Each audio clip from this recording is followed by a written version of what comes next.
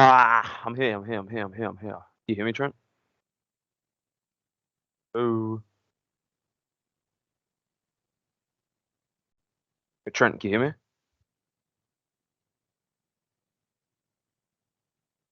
Hey, Trent, can you hear me?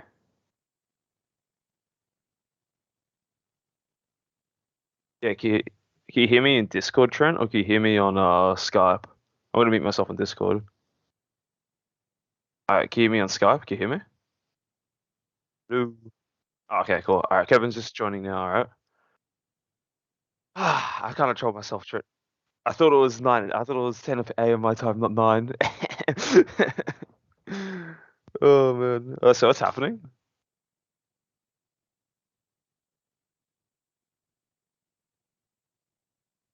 That's alright.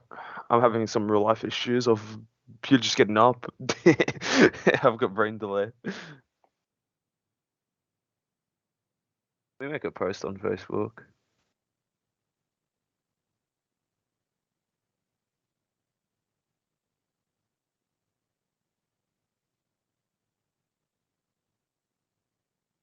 Ah, Trent, sure, Trent, you actually have to get table two because Tyson's gonna win table one, so we'll see him round two anyway. Surely we need to go table two.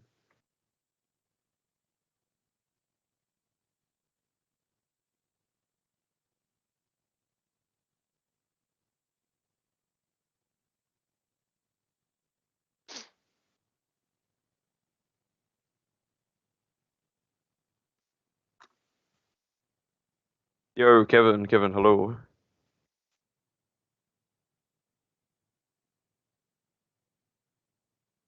Kevin?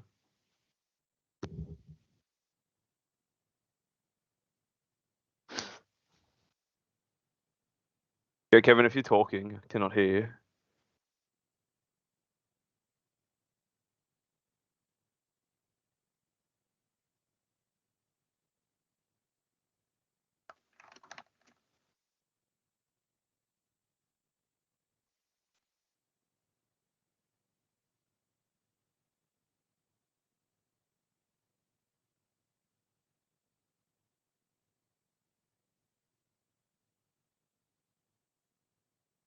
You still hear me all good, Trent? Or can you hear Kevin at all? Or because he's joined, I don't know if he's talking or not though.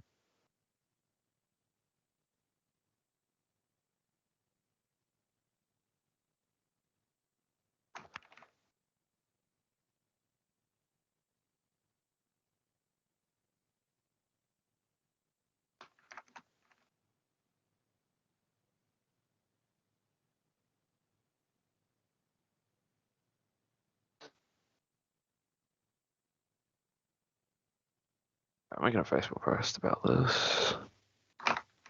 Dragon or super.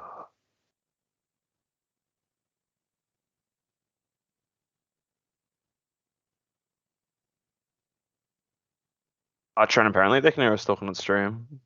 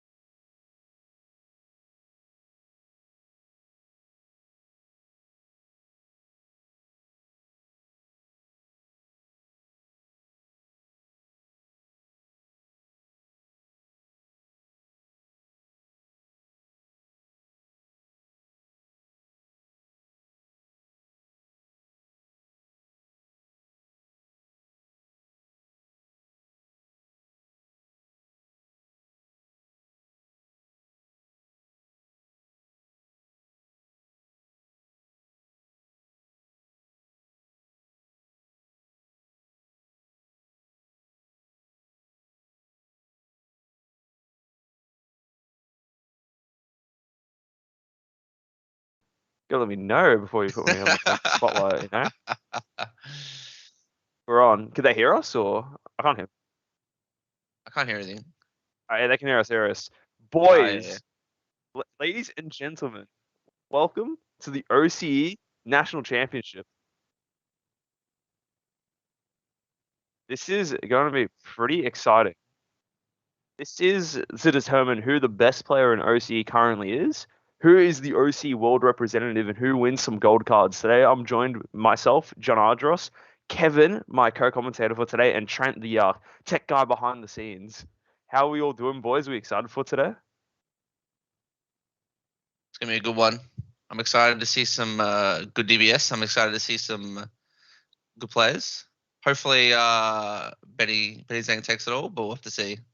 Yeah, I think it'll be tough to say because we're lucky that this is pretty cool that we've got 6 unique decks in Top Cut. I know also in America there was like I think 10 or 12. There was a bunch of unique decks as well, right? So it just shows how diverse the meta is, and I think the most unique deck we have here compared to the American Nationals is Margin Vegeta. So that should be really exciting to see. Curious to see how it goes. Looking at Top Cut, I think maybe King Piccolo can take it today. It's a good deck into Gohan Icarus, so we'll just have to see how it plays out. Which is that'll be one of the matches we get firstly on stream. Yeah, we'll see if we can do it. Looks like it has a pretty clean run if it can get past this deck for sure. Depends whether or not it has to face the rogue that is Mind of Vegeta though. Of course. We'll be starting the first game shortly, guys. Yeah, Margin Vegeta's in Top Cut piloted. The game will start. All right, well, the game is starting according to Trent. So yeah, Margin Vegeta is in Top Cut. It's on a different table. I'm just gonna quickly hop into the Discord and get these boys to begin. Just 1 second, please.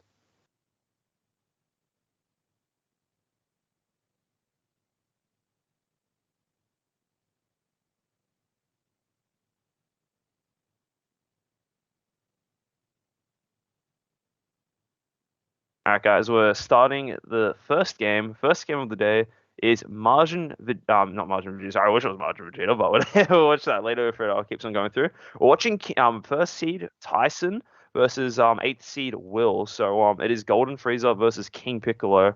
What are some of your quick thoughts on this matchup, Kevin? I think Golden Frieza just needs to play defense for the first couple turns, try and leave up energy, stop the onslaught, and then on the crackback, once they've used most of their resources, then just go in with the old big boy Goku. Yeah, I think if Frieza is able to stabilize, getting the 8-drop Goku out, which is the Dragon Fist, for those of you who do not know what it does, it is a 3-drop if you have 4 energy and a unison in play. When you play, you get to KO 2 of your opponent's battle cards, and on top of that as well, it has another active main for Spirit Boost 2, where it gains dual attack, and if your opponent when this card's attacking, your opponent can't activate battle card skills on 7 or less battle cards. So it's very powerful. It turns off super combos and battle card negates. So if Golden Frieza is able to get that out, that'll probably be its main win condition. Maybe even the 5-drop Golden Frieza as well to clear the board, just because King Piccolo just spits out battle cards left and right. He's got so much free playability, and it's just kind of oppressive in the early phases of the game, as you're saying, Kevin, if he can hold it out. Yeah, for sure. Seeing all Mecha Freezes will be pretty important, I think, to try not to die. Yeah, exactly. I think Riposte is huge in this matchup. The one thing that I'll say as well, I think King Piccolo is a deck purely off of the King Vegeta unison. Not the the Piccolo Junior unison. Sorry, just being able to instantly clear any card when a counter attack skills activated is just quite oppressive, especially for these yellow decks when they're constantly using counter skills such as the Goku and the, as we were saying, Riposte. So if I were to put money on it, it would be a bit started on King Piccolo this one. I think it's a great matchup for it and a good meta call for Tyson. I think it's pretty heavily favored just based on Piccolo unison alone. Any counter play that gets used, because it's not once per turn, just all get KO'd. So it's going to be very hard for Golden Frieza to stick any cards on field once that Piccolo unison goes down. Well, this is a very interesting line of play from Will. So another big thing about King Piccolo, right, is that it's able to draw a lot of cards just from using the using cards such as this 1-drop. I think it's a piano. This one, I don't know all the King Piccolo cards' names, but he's using this 1-drop card in combination with the 2-drop that puts cards under the unison, or the 3-drop. Sorry. And what Will's done, he's swung with his leader to get some early pressure on the King Piccolo, and also tapped it. So he switches his Mm, card the rest mode, and because all the Freezer army cards he's playing are 4K power, he can actually pressure it early because he sacks them anyway, gets an energy back, and draws a card. I think that's pretty smart from Will. He must have been yeah. theory crafting this last night. Yeah, normally they can bring the piano back by turning one of their turning one of their life face down, its face up. But because he hadn't had a chance to attack yet, he actually got to remove it pretty cleanly. Yeah, it's quite nice. It's like so. Will, yeah, I think I remember I was talking to Will last night real quick, and he was talking to Benny as well. He was a bit unsure of how to go about winning this matchup because again, I think red is fantastic into yellow, but it just even the turn one theory crafting like this, him doing this alone, it's not an actual neg play for Will. It's just fine. And it's actually just limits long term. It can limit a lot of drawing from King Piccolo. So I think it's a very just heads up play. And it also looks like King Piccolo's missed the unison, not playing completely on curve. Will's smiling here. I think this is looking good for him so far over the first couple of turns. Yeah, playing 2 searches turn 2, not the most ideal thing you can do. It's going to be slow him down a little bit. Yeah. And funnily enough, I just thought of this now as well. The fact that Tyson is first seed might actually be a little detrimental to him. So how for those who don't know how Top Cut works, you are forced to go first every single round, right? And King Piccolo is a deck that I would arguably say you prefer to go second because you're able to awaken turn two and be a bit more aggressive. So I think that's actually a little unfortunate of how the rules work for Tyson, funnily enough. That is It's true. actually pretty crazy when you think of it like that. Hill Twins are in the chat. What's up? What's up, the Hill Twins? How are we doing? Yeah, we're watching some Golden Fraser versus King Piccolo. I think it's yeah, I think Will's playing the early turns fairly well already. Getting rid of the one drop boy immediately as soon as it was available to clear. Mm, popping it up with a leader ability, untapping one, drawing one.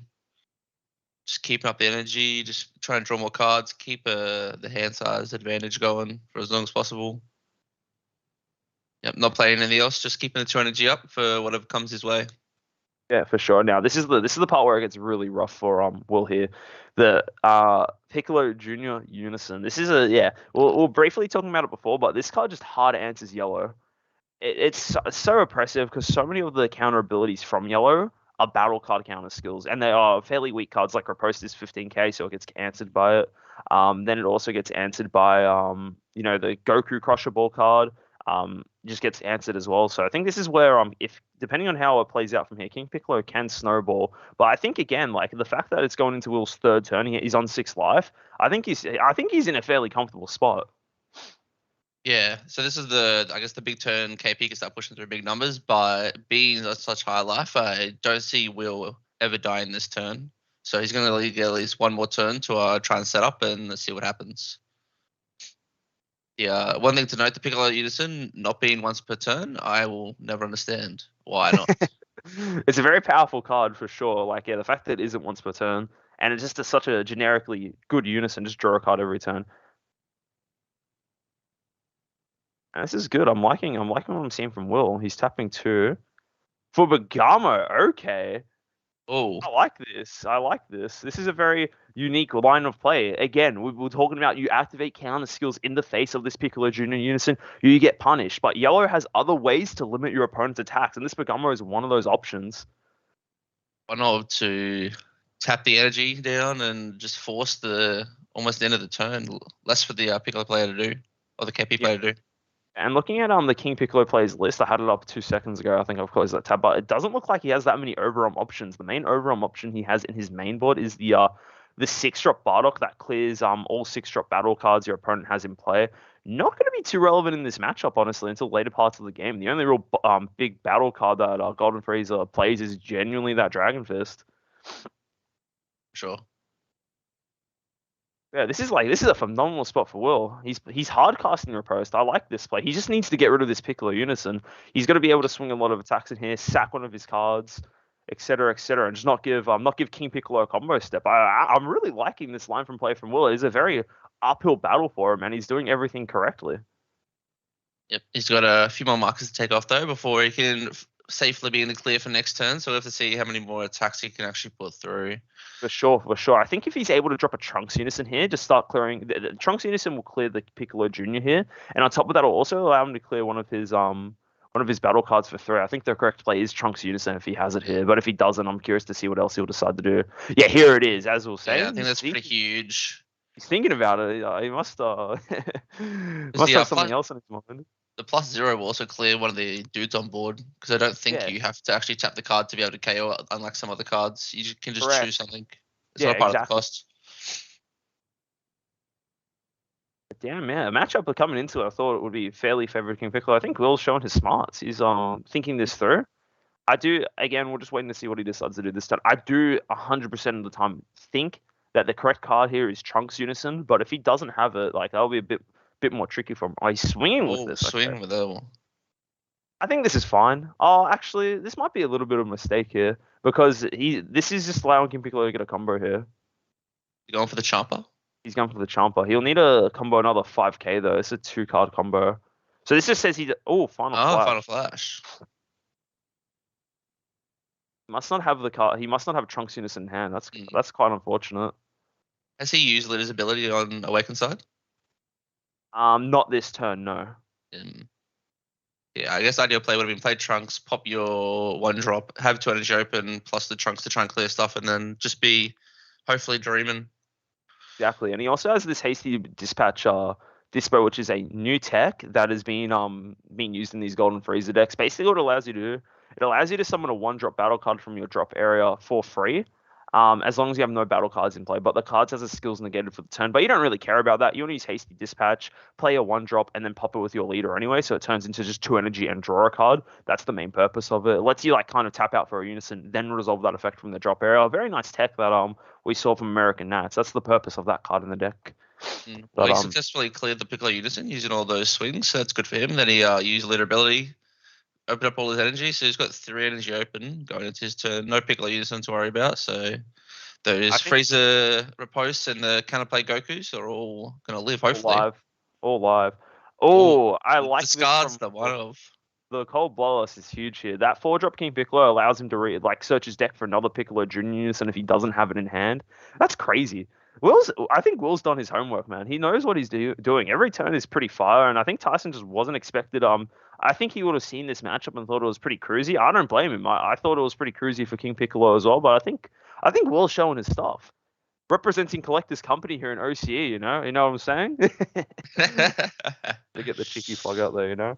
Yeah, gotta get your stuff in. But now, if we're talking about specifically, what can King Piccolo do to kind of like get himself back in this game, right? King Piccolo has access to cards such as the Gogeta Unison, and King Piccolo also hasn't really started doing his come into play shenanigans. So I think if he is able to start trying to be a bit aggressive here, trying to chip down Will, I think he can maybe force through a couple of damage. Like King Piccolo is able to get such high combo power in certain situations and get just such a wide board. It's just going to take a little bit more time now, since though he has been delayed in his game plan. And as well, I think the 4-drop, what do you call it? The 4-drop.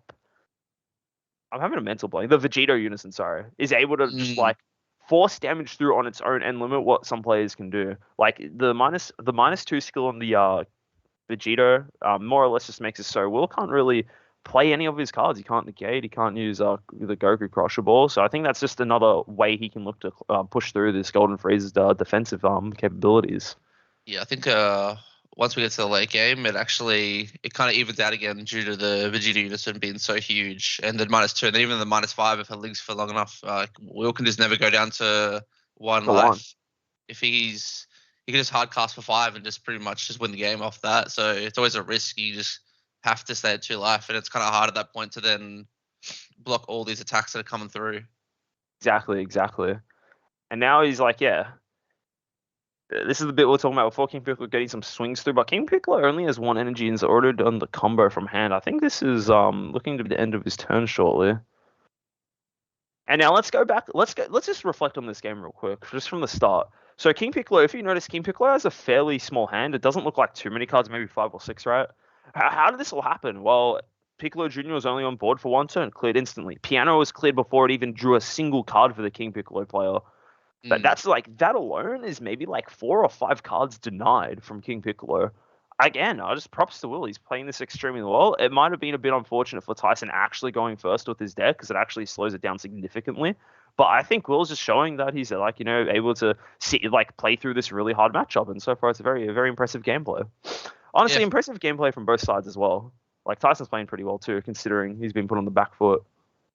yeah, for sure. He's still putting out a lot of attacks and putting on a lot of pressure. It's not a walk in the park for either of them right now. They're both going to be playing to their best. Looks like it's starting off to be Will's turn. Just a cheeky swing to lead and then combo time, just to get the draw here. Yeah. Of course, nothing too crazy here. It's kind of what you'd expect. Get the King Piccolo swing out of the way. The King Piccolo skill out of the way. Yep. And it also doesn't look like, this is kind of rough for Tyson. He doesn't have the greatest life. He's got 2 super combos in life. Like, yeah, sure, we'll give him the hand. But, ooh, Kai SCR. Here it is. Kai SCR is here. It's here. I think it's a pretty good SCR for King Piccolo. I think a lot of players have been starting to eyeball through Pan. I can see that. You can pretty much play it for free on your turn 3, guaranteed, just by your board alone. So I can understand why you would go through that. 40k beat stick for free, never the worst card in the world. Yeah, exactly. I do think the deck might have some trouble with boot unison though, so that card does just remove it for free, which is great for hit. And this is going to be a disgusting turn for Will. Tyson has 4 battle cards in rest mode. It doesn't matter if Kai's on board. He's got to be able to get a couple of swings with the trunks, and definitely knowing that Kai's there, there's no oh my god, dude. Will is smurfing this game, guys. He's got it. That is crazy. Will is playing out of his mind here. What a good play. He's going to use Power of the Super Saiyan, tap the Kai. He's got 3 energy up. He's going to use the -3, draw a card, clear the board. This is looking so rough for Tyson here. Will's just actually going insane. He's channeling some Ultra Instinct or something, He's using the actual Golden Form Frieza. He's about to delete that board. That's crazy. The -3. Doesn't look like he's chosen the card yet for Power of the Super Saiyan. I think they're just... He's resolving a hasty dispatch right now. I think they're discussing something. Not sure though. Yeah, but yeah, I think we all can see what Will's going for. He's using Power of the Super Saiyan to tap the Supreme Kai, gets the draw card, and then the Trunks -3. Going to be absolutely huge here. The value of this is just insane. He's discussing that because of the Kai you can't attack with unisons. That's right, but it doesn't matter. Trunks has done its job, dude. Yeah, that's correct. Yeah, just such a good. Yes, yeah. He just summoned with HP. He just summoned something off the HP. Yeah, that's right. Sorry, I couldn't remember the exact word in the car. I'm just used to seeing Pan nowadays, guys. It's too popular, So that one's just battle cards only, But yeah, still, what a crazy play from Will. This is like ridiculous. King Piccolo has just been put such on a back foot this first game, and finally able to establish his second Piccolo Junior unison. But it might be a little too late. We're getting to the part of the game where Frieza's able to play these big bombs that aren't really affected by this Piccolo. This does give him more card draw though, which is what Tyson is missing right now. His hand size getting a little bit small, and without the unison, you can't place cards underneath. You can't get draws with the symbol, and without a piano, you can't combo from leader and draw cards as well. So without those 2 cards, you kind of just lose all the draw power in the deck. Yeah, exactly. And now the fact that we're saying it we've said it multiple times this game already. It's like this King Piccolo just can't draw without his battle cards. Where Golden Frieza, once Golden Frieza starts drawing cards, it feels like the hand just becomes just never ending. Like you just see Will fanning out his hand here, and there's just so many cards there compared to Tyson. So, I think again, I just props to Will. He's been doing really well in this matchup. I'm curious to see how Tyson's going to adapt for game 2. It ain't over yet, though. I wouldn't say it's definitely a dub for Will yet. Tyson still has 4 life. He has 1 face down. Not sure what it is. Still got plenty of swings. Still got the Vegeta unison to potentially come out eventually. It's still looking very close. Will's on 3 life. If he goes down to 180 point, could just be game over, just like versing in Android 16. Yeah, versing Android 16, versing Invoker. Just these decks with alternate ways to do damage just can catch your opponents off guard. Sometimes he's not thinking about that in the longer games. Definitely hard this early in the morning as well. Playing for 10 hours yesterday, keep your mind fresh, thinking about every card that can be in a deck and what they all do, and then just trying to play around all those. Yeah, exactly. It's just like yeah, a lot of it's pretty hard, especially in these online events. It's a bit more tiring as well because it's a bit harder to like fully grasp your opponent's board state. You constantly have to ask them how many cards in hand, how many cards in drop, etc., etc., or like what cards in drop, just so you can see a bit more clearer. But yeah, but so far it doesn't look like that's been really bothering these two players. We'll have to see how it plays out for the rest of the day though. Sure. And King Piccolo's swing here doesn't didn't look like Tyson put cards in life, or he's waiting to see if Will's going to negate this attack. One of the two. Mm. He's didn't do anything in life. Damn, that's just telling. Like if he didn't change his life around there, it just means that Tyson doesn't have any more Piccolo or Demon Clan cards in hand. Looking very rough for him. If he missed that, then yeah, it's definitely looking like a rough game for him. Let's see what Will decides to do here. Of course, open up with the Freezer swing, most likely into the Unison, I'd assume.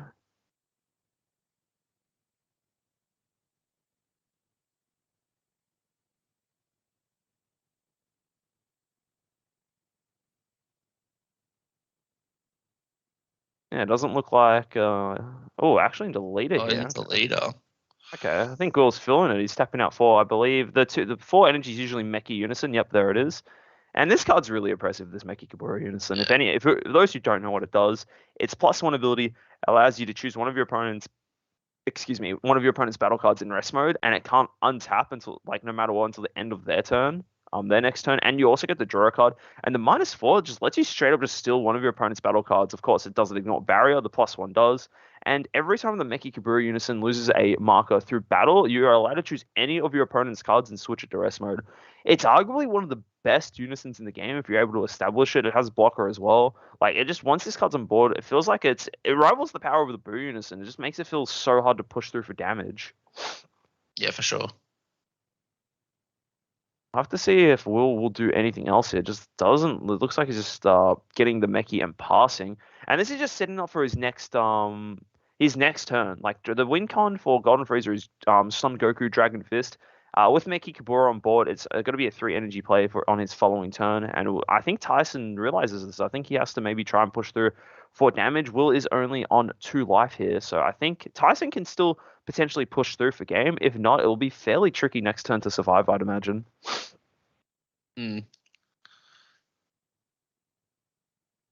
Oh, sorry, Unfortunately, Will's on 3 life. It's a bit hard to see from this particular yeah. angle. Yeah, if he can get him down, I guess he has to take 2 life. So, and then play Virginia. So that's one win con. Otherwise, just Yep. swing with lots of boys. That's another option. But I don't think he has too many left. If he has none in life currently. So he has to put more in there to be able to combo them out. Yeah, it doesn't look like there's any in hand. The fact he's only changing one card like that is rough. And he reposts. Yeah, Riposte is fairly good here. Even though it doesn't get to Yep. sit on board, you don't care about it sitting on board in this situation. You care about just being limiting your opponent's turn, right? Like what King Yep. Piccolo only has this energy really to work with, which is just rare from the deck. It's just, you usually get free play and they're just not really looking that amazing game one here. Yeah, every time he swings, he now needs to tap down another card, except for Unison swing. So this will be the last free swing of the turn for Tyson. And yeah, you can just tell, like, you can see just looking at. Oh, looks like this is interesting. He's actually decided to rejuvenate this turn. Okay. I think this is not a bad play. If you're worried about the Dragon Fist, maybe putting yourself up at a bit higher life. He added the Cyberman negate to hand, where he will be actually able to use it to negate. And he's Right. playing the Vegito as well. Yeah, this is nice. This is Yeah. one of the things we were saying he had to do. This is very good. He used Rejuvenate, get into higher life range, can't get cheesed out by the Son Goku Dragon Fist. And now Vegito, he can literally -2 and not have to worry about that. Looks like Will's thinking about responding to this. He's tapping one. Ooh, for his SCR. Okay. Ooh. This is a pretty interesting play from Will. I kind of like it. The reason why it's interesting is because he gets to clear a battle card here, and it also he's getting it out for his one live energy before the -2 skill procs from the Vegito, and he would have to hard cast on his following turn for one. Is this just giving him a bit more value for his buck, get that extra energy used on his opponent's turn here. Yeah, use what he can. And I making assume Kabura is he's still blocking. Yeah. Tap on down. top, and on top of that as well, it also denies the -5 skill from the Vegito too, right? But I don't think Tyson would have been using that this turn. No. He needs to, yeah, he needs a -2 just to survive the potential Goku next turn. And now we're going into Will's turn. Okay. I think Will, depending on what cards in his hand, he should be able to push for game here. Honestly, Mm. to see what he's got though.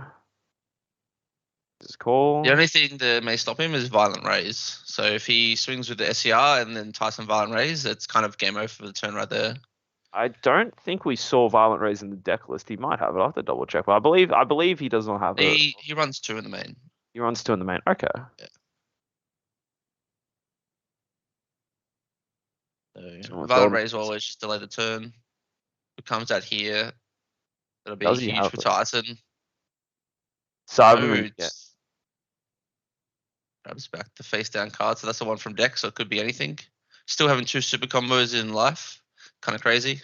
Yeah, if he is to take the damage, he'll probably just take one of those, and then he can use the leader skill to actually combo it from life. It's pretty plus. It's like +2 True. kind of the leader. So pretty nice interaction. That's why a lot of people run this super combo in the King Piccolo deck over the Raditz.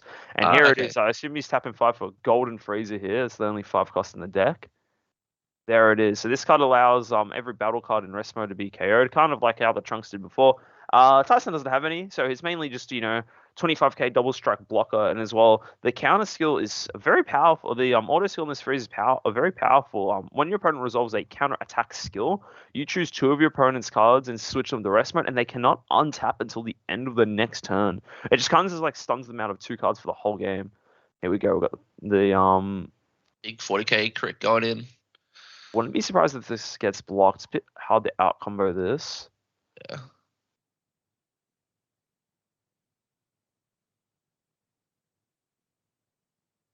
If you are right and he does have the Violent Rays, that would be huge here. But now in the situation where Golden Freeze has been established, it's a bit scary to Violent Rays. It kind of limits you for your following turn. Like, I'm not entirely sure. Oh, he's actually going to... You let it through. Looks like we'll just pause something real quick. He's just probably just reading up what this card does. It just lets him combo from deck. This is a good player. Even if he does take this, essentially this lets you search for your 1 of drum, because the reason why King Piccolo hasn't played as much, a lot of the best cards in the deck have been limited to 1, right? Like, it makes this deck a little less consistent. One of the big things being this drum being one of the best defensive tool the deck has. Usually use Demon Clan to search your deck. Like, your leader skill lets you search your entire life already, and then you just use Demon Clan to see the last one, And nice. Tyson actually. He's actually going to out combo this as well. Wow, 40k. I'm pretty surprised about this actually. I think he's actually fairly worried about Dragon Fist then, because Dragon Fist he can't deal with using his blockers, but this one he can out combo. Okay. He doesn't have a way to restand the energy. I don't think that SCR is poppable with the leader. I have to double check. That is correct. Yeah. So he doesn't really have a way to play Dragon Fist this turn. But drum's huge because it can give the Freezer -10 now, and then that card just becomes a non-threat for the turn. Yeah, exactly. Still a double strike swing. He can still use his leader to pop the Golden Freezer just so he can get the 2 energy back up, or he can just play another 1-drop, draw a card, and pop that instead. That is true, yes. Looks like he's just using Meki to draw a card here. Would be funny if he can steal something with Meki, but I don't think that is the case. And Dragon Fist also turned off this turn as well, because the Vegito did -2, right? So you can't even play cards with skills, so... Yeah, correct, yes. So, Dispo turned off as well. Dispo, Freezer's Call. A lot of small things turned off. For sure. And honestly, I know we've been talking a bit about how Will's coming into this like harder matchup, playing it extremely well. Also huge props to Tyson. Like, clearly this game has not gone his way, right? Like, he's been put on the back foot. He's been thrown off a little bit from his normal sequencing, but he's still holding on. He's still forcing Will to have to like sweat a bit for this win. It's not like he's getting it. It's not like he's just smooth sailing after like his game plans like working out almost flawlessly so far. It's like Tyson is making him work for it. It's not like it's a free win for both players, and that's kind of what you're expecting from a top 8. It's been a fantastic first game of the day so far. Sure, man. Always fun to watch players play well and have a bit of back and forth. No, it's always the worst when you see a one-sided match. Yeah, a big just a, in the finals. Alright, guys, be closest to the blowout. You know, it's always never fun seeing that kind Yeah. of stuff.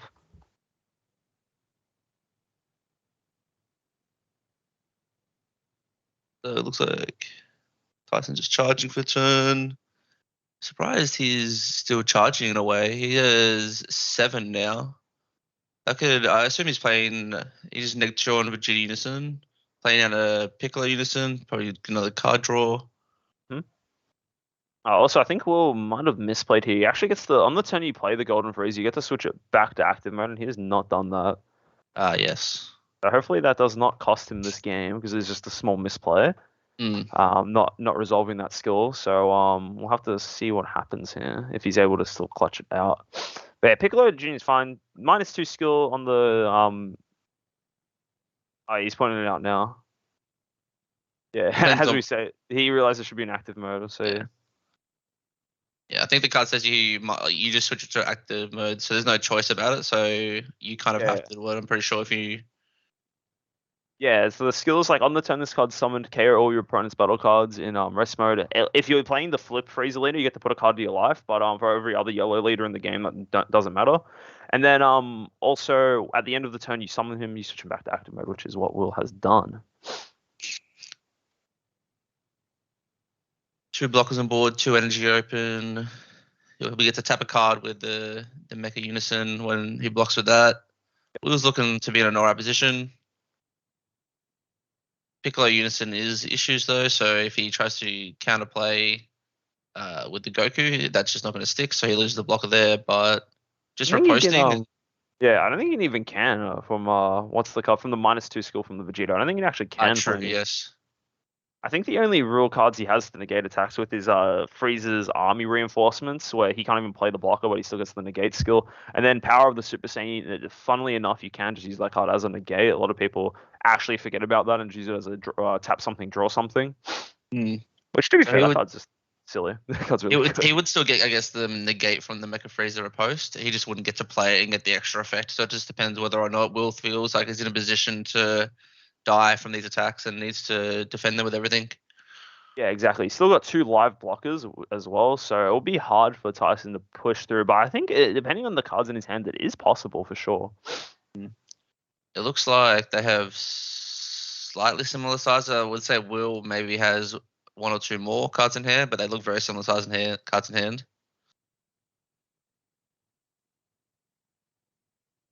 Will's board state is in a bit of a healthier position though. Yeah, I'd agree. I'd agree to that one.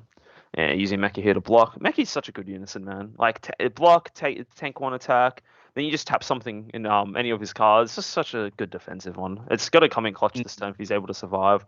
Just knock down Sure. another energy. I'm just Definitely quickly can't play another Vegeta Unison this turn, so Will be beginning to play cards of his skills next turn if he gets through this one. That's for sure. I think he's eyeing off that Dragon Fist, man. I think that's how you push through in these tight spots. For sure. Yeah, I was quickly getting up both the list, which I probably should have done earlier, but yeah. Doesn't look like Tyson has any more late game bombs other than the Kai. He does have some good sideboard tech that will help, like probably Crown of Retribution and some other bits and pieces. Have to see though. No Koitsukai on the side for all these. I guess you don't need the Koitsukai if you're killing all of what they play with the Piccolo anyway, so it doesn't really matter. Yeah, I don't think Koitsukai is really needed in this Piccolo Junior deck. Koitsukai hurts King Piccolo. I think I remember playing King Piccolo at locals and getting demolished by a Koitsukai. Benny, thank you. Koitsukai, good card. Damn, Will's just holding on here. He's just defending, blocking, doing all sorts of tricks just to save his 3 life. Been a bit of a slower couple of turns, but it's still pretty insane. It's just the back and forth is like really close in this. Like both players are just defending pretty well. And then the Piccolo Junior, the judge one coming out, not being able to get through. And now it's gone to Warp. So this is going to be a very big turn for Will. Tyson does have Topo live now as well. I'm quickly checking if he does main board it. He does not main board Topo, actually. So he doesn't have that live, but he's got Violent Razor up if he's got one in hand. Freeze's Death Ball as well. The Piccolo Junior negate that he added into his hand before the free one. If he got a Unison out, plenty of defensive tools. But again just Dragon Fist. That's the one card here I think that closes out for Will. It's just such a good card. I love turning off my opponent's skills, and he's tapping 3 for it. He's tapping 5 for it. Another Golden Frieza, I assume. It is another Golden Frieza. This is pretty good. This is actually really scary now. You can't actually afford to negate as Tyson because there's 2 Golden Friezas. That's 4 of your cards getting locked up. It is nutty. He does have the drum on board, which can still activate block if needed as well.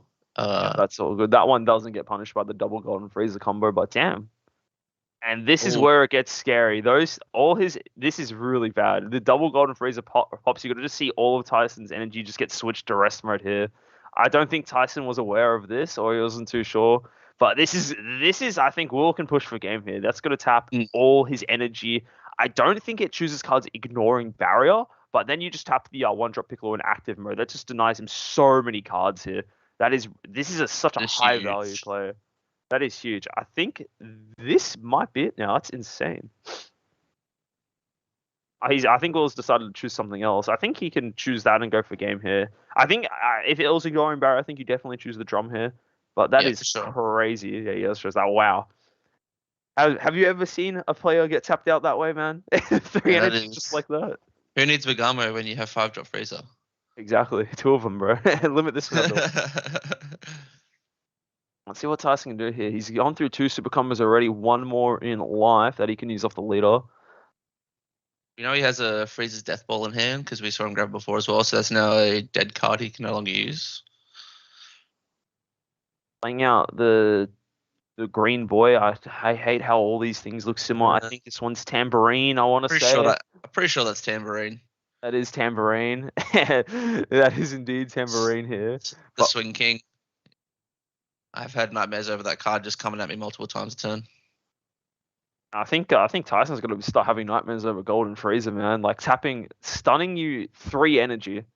That's crazy. I've never seen a higher value Golden Frieza before in my life.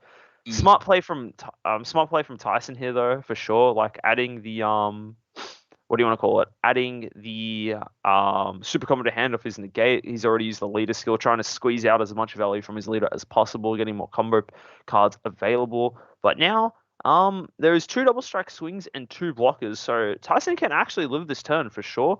But now it just depends on what some of the last cards in his hand are. Oh, it's counterplaying the token coming in. Yep, I think that's the correct play. He's got a swing here. Because I keep on saying Dragon Fist, but we need to I keep on forgetting that how good Vegeta Unison is, because that card is played by a skill. He has another one. Okay, wow. Okay. Ooh. Down to 1. Yeah, you can see Will's hand. You can see the Dragon Fist there. And he's popping this to untap 2, draw 1. That's correct. Does Will have only 1 card left in deck? Is it 2 cards in deck or 1 deck card? That is crazy. I think that's just 1. He has to win this turn then. He has to win this turn. He can't super combo, but yeah. There's the 1 negate, then he has to negate with drum here. If he has 1 card left in deck, can't even super combo. That's crazy. I think he can Krillin super combo, because Krillin you can actually choose 0 cards to return to deck. But damn, I never thought I'd see this game go to deck out. Luckily, this is not a real matchup. Jesus, game 1, we've got all the things. We got 1 deck it out, tapping in infinite energy. Jeez. Yeah, so Krillin super combo. You don't actually have to bottom deck anything here. You just choose 0. Then you just don't draw. That makes sense. So you just want the 10k power. He's dumping hand for game. This swing has to go through. Yeah, you don't actually these new super combos that say bottom deck a card, draw 2. You don't actually, if the wording says if you bottom deck a card, you can draw 2 cards. You don't actually have to do that. You don't have to bottom deck anything here and draw 2. It's getting up. It looks like it is 50,000 power here. Tyson might be able to outcombo this. He does have a super combo in hand. 2 super combos in hand. 35. Will just didn't go all in because he has a blocker on board. The second attack's never going to get through. I actually don't think he can. I think the rest of the cards in his hand are dead. Okay. I didn't see much. Oh, Oh, and he clutched it out. Will Oh, squeaking in that win, dude. Tyson, not enough cover power in hand. Wow. All right, that game was that actually was crazy. ridiculous. Holy, what an amazing game one. That was actually so hype. Like that's crazy. That literally came down to the wire. That was only game one of this best of. Yeah, Hmm. what's up to it?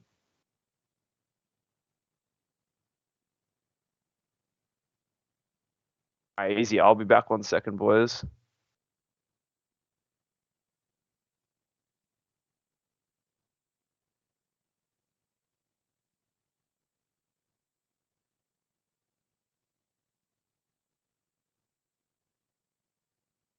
I wonder what they're gonna side deck. Looking at the list, it doesn't look like there are any hard counters to Golden Freezer and Tyson's deck. Real Uh, quick, Trent. What do you want to? What was I gonna say? Apparently, Tyson doesn't have a Dragon Ball mat on him, right? Apparently. So I'm just quoting. I'm just quoting. Anyway.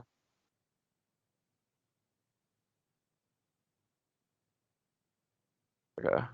Do you want to maybe go do that while we and Kevin talk on stream? Is that all right? Or I'll just go.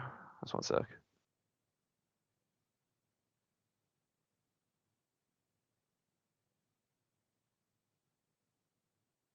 uh,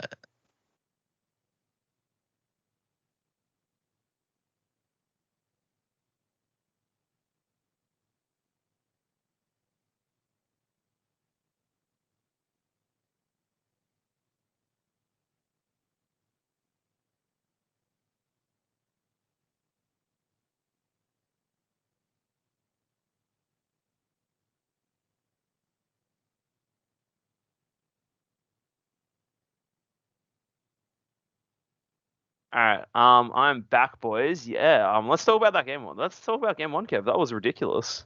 that was insane. Down to the wire. Last card in deck, dumped hand, won by what it seemed like 5 or 10K. Was down to literally the closest you can get to a game of Dragon Ball. Yeah, that was like ridiculous. Like, Will 1 card left in deck. Tyson defending that like really well, perfectly sequencing blockers in that, preventing the auto loss to the Dragon Fist. That was a crazy game one, man. That was ridiculous. I think the game sealing bit was when Will was able to establish 2 golden freezes on board, and then Tyson having to feel the need to negate the big android swing. I think the better play would have been just to block. But then it's Yeah. like you resolve that negate skill and you lose access to all your energy. That's like if you had negating with violent rays, if you had it would have been significantly better there. Yeah, you're tapped out, but at least you can just use violent rays to stop both of the golden freezer swings, and you get an additional turn. Yeah, we saw him put it into his life, so I'm not sure when that what he was thinking, but yeah, it seemed like the better play definitely for sure because it stops 3 attacks with that one, those 2 cards. You're tapped out, but every other thing else you got to do anyway was also already tapped out anyway, so you knew it was coming. Maybe he thought he needed the double strike to win the next turn and thought he had enough to survive, and he thought that was the only way. I guess this is one of the things in the online events. Like if in real life you would have seen that Will had 1 card left in deck, you wouldn't have cared about trying to kill him next turn. You just think, okay, I've got to survive this turn. I just pass and win next game, win automatically. And so it's just one of those things where more information is available to you, then it's kind of hard to see that sometimes. Yeah, exactly. Like that's a big thing about the online events. But even speaking of that, I think the 2 points I wanted to bring up again. I know I mentioned it during the game, but we've got more viewers now. The 2 points I wanted to make. So Tyson is first seed, right? And when you're first seed in top cut, that means you have to go first every game. It actually might be working against his favor here because King Piccolo would actually much rather go second because you're able to start playing bodies from turn 2 onto your board. Whereas if you're going first, you only awaken on turn 3. So that's actually a really huge difference. If for King Piccolo specifically, and Hill Twins Golden Freezer won game one, like barely. And then the other thing as well I wanted to mention is that the reason why this game snowballed out of control is how close it was, how it did come down this close to the wire, is how fantastically Will played the early game. The first thing he did was clear the card that lets him draw cards. That is just monumental. If King Piccolo isn't able to establish his battle card draw engine and his unison draw engine, he doesn't have a big hand. Clearing turn 1, swing Golden Freezer, he power the Super Saiyan, putting it in rest mode, then playing a 1 drop that he was going to sack with his leader skill anyway to swing and killing it. It is just such high value.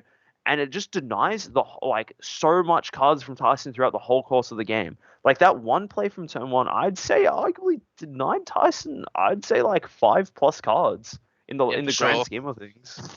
And then the follow up to remove the Piccolo unison, the turn it came down, probably then just snowballed into the loss of cards from hand. Can no longer place cards underneath it. Can't tick up. That's just 2 cards per turn just gone. He would otherwise be getting for free. Yeah, and like, and you could clearly see when in the later parts of the game where it's like, oh, okay, what cards is Tyson putting to life? Oh, he's putting no battle cards in life. It just felt like the game ballooned out of control. It'd be interesting to see what adjustments he has this time. Yeah, it does look like he's opted to go first a second time here. I do think I think for King Piccolo maybe is a little bit better to go second, just my personal preference. But I always understand the argument of like, more energy going first is better. Mm, I do think probably 9 times out of 10 it is usually better to go first, but I think for certain decks it is much better to go second. yeah, for sure. Intro. Oh, it's going for the. I think he's just going for the draw with that Power of the Super Saiyans, just wanting to survive. Hmm?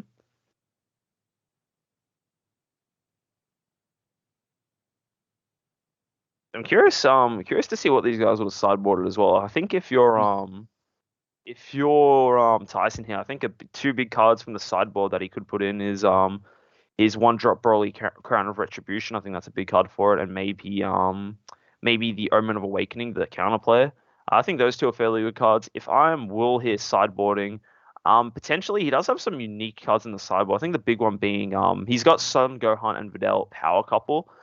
If those of you guys don't know, you get to choose two of your opponent's battle cards, ignore a barrier, and minus them 5k power. I think it's just a good way to clear the piano because the piano says when it's carried by a skill, you can flip a life face down and replay it with its skills negated for the turn. If you're just reducing its power to less than like to 0 and it just dies, it doesn't actually get to proc that skill because it's dying to a game mechanic, not a battle card skill. So that's maybe a card Will might have decided in. Have to wait and see what they decided to switch in and out. But yeah, I think oh, okay, he's decided to play Vegeta Unison. This card was from his sideboard. Oh, he decided to swing with it and then down tick. Not sure how I feel about this sideboard choice from Will. Those who don't know what the Vegeta Unison of Fury does, active main, choose up to one of your battle cards or this card and switch it to rest mode and add a marker to it. It's the big effect, which is the active main -1, is that your opponent can't attack with battle cards with an energy cost greater than their current energy until their next turn. If you're going second, or doesn't really, in this matchup, I don't think that ability is kind of good because now that we're at turn 3, all the cards from Tyson are um, usually 3 drops. That being said, I do see that 4-drop battle card in play. That yes, the Vegeta will get value this turn. Yes, okay. But That is majority, the one card deck that actually the one does card it affect. hits, the one card it Yeah, hits, it's getting the value. So maybe I'm just wrong. But it I also think did it majority up of a the swing, I guess.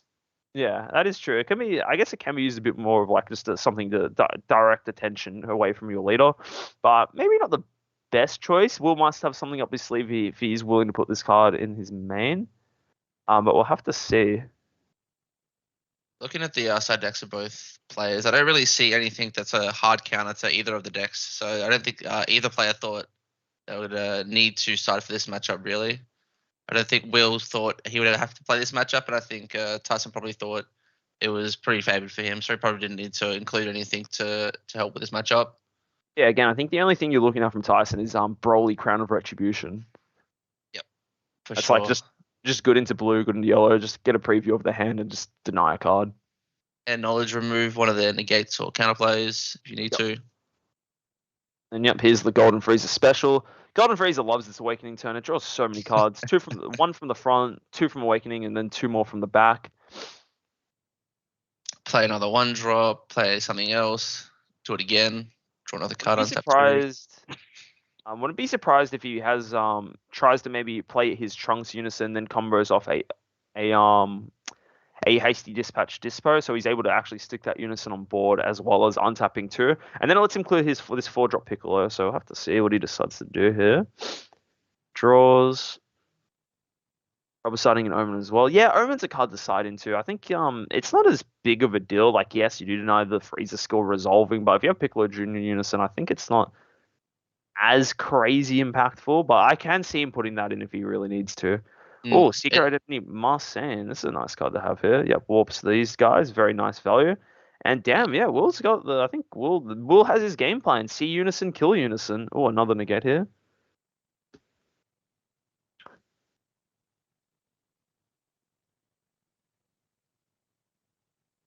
Okay, this is going to be a little tricky for Will now. Will actually, because he's opted for an overrun play instead of what I was saying before, playing the 3-drop Trunks, comboing a hasty dispatch, and using it to get a 2 energy back, he's actually limited himself a little bit in what he can fully do this turn.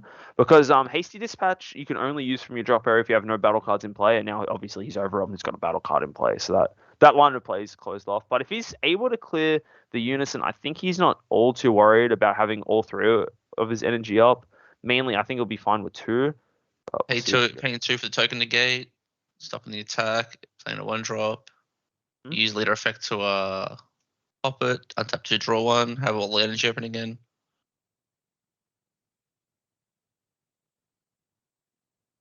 Who's gonna swing with it? That card is 4k base, isn't it? Yeah, so I need a combo 11k to get up to 15. I think it be interesting here because now there's an opportunity to block here from Tyson. Then he can start playing more cards out from his leader.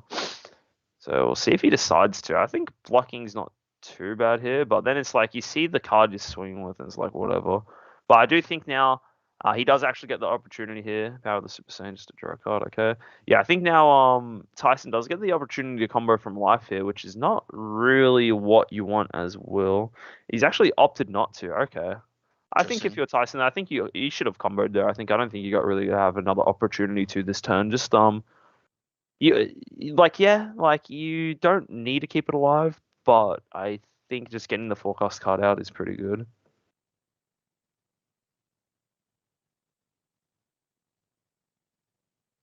On to Tyson's turn. 3 energy open for Will. Lots of counterplays and negates that can happen but not hit the field. Oh yeah, Will should have actually played 2 for a post. That is true because he did overwhelm. Yes, that is correct. Let me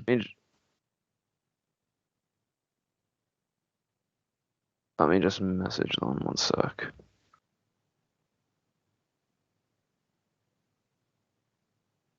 Because Will overwhelm. They only had 1 extra card available. He should have 1 energy less because of riposte.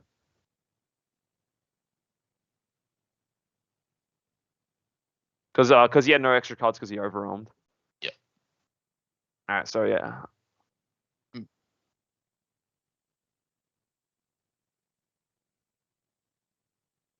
Yeah. Broly crown attribution him and made him drop 1 of the riposts. Yeah. Yep.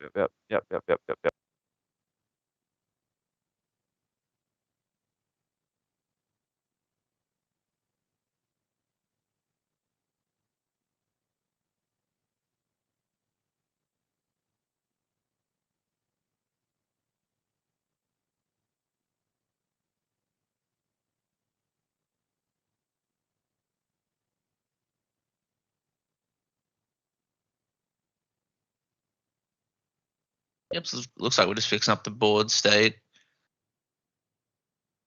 Easily repairable. He had the energy to make that play. It just means he should have 1 more tap now. So I think we're just going to do that and move on from there. All right, yeah, all fixed up, guys. Chat, you are amazing. Thanks for pointing that out. Me and Kev can only see so much. As you know, we're not in top 8. We're kind of washed, so we've got old man eyes now. So thank you for helping us point this out. Everyone assumes riposte costs 1 because everyone always uses it when it costs 1. So when it doesn't cost 1, you go, oh wait, what? Everyone's so used to this one, but yeah. Yeah.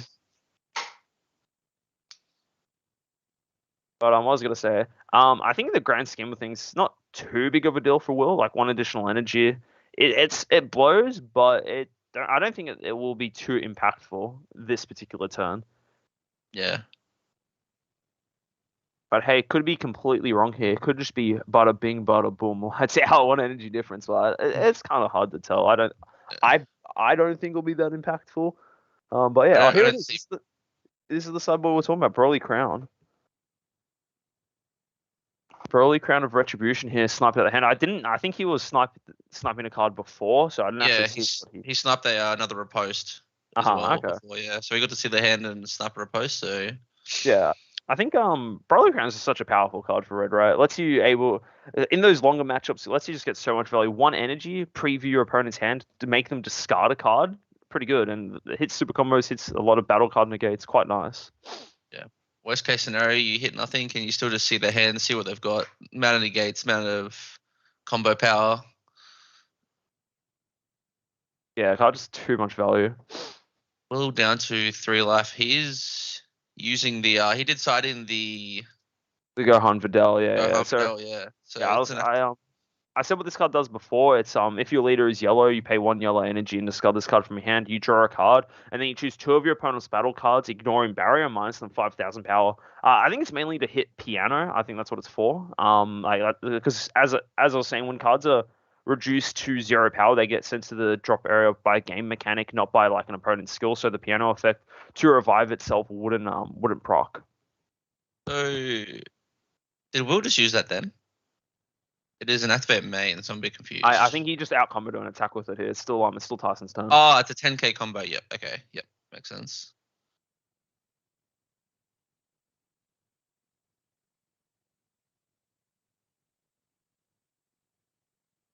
So now maybe Tyson that. does.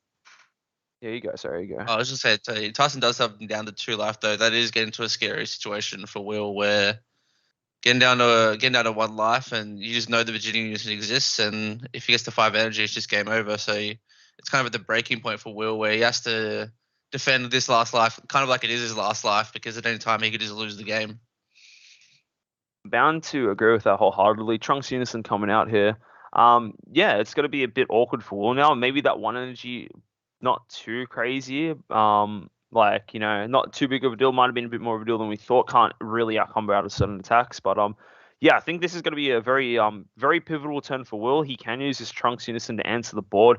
Maybe if he's lucky as well, it can clear the Piccolo Unison. And yeah, as you said, he's essentially on his life. Even though he clearly has 2 life, he's honestly just on his last. Piccolo, the Vegito Unison just saying burn 1, deal 1 damage is insane. And yeah, this is what we're kind of expecting. Paying 2 for the Cyberman negate. He's still on 6 life, so he has to tap energy for it. But it's just about keeping Piccolo Junior Unison alive for Tyson here. Yeah.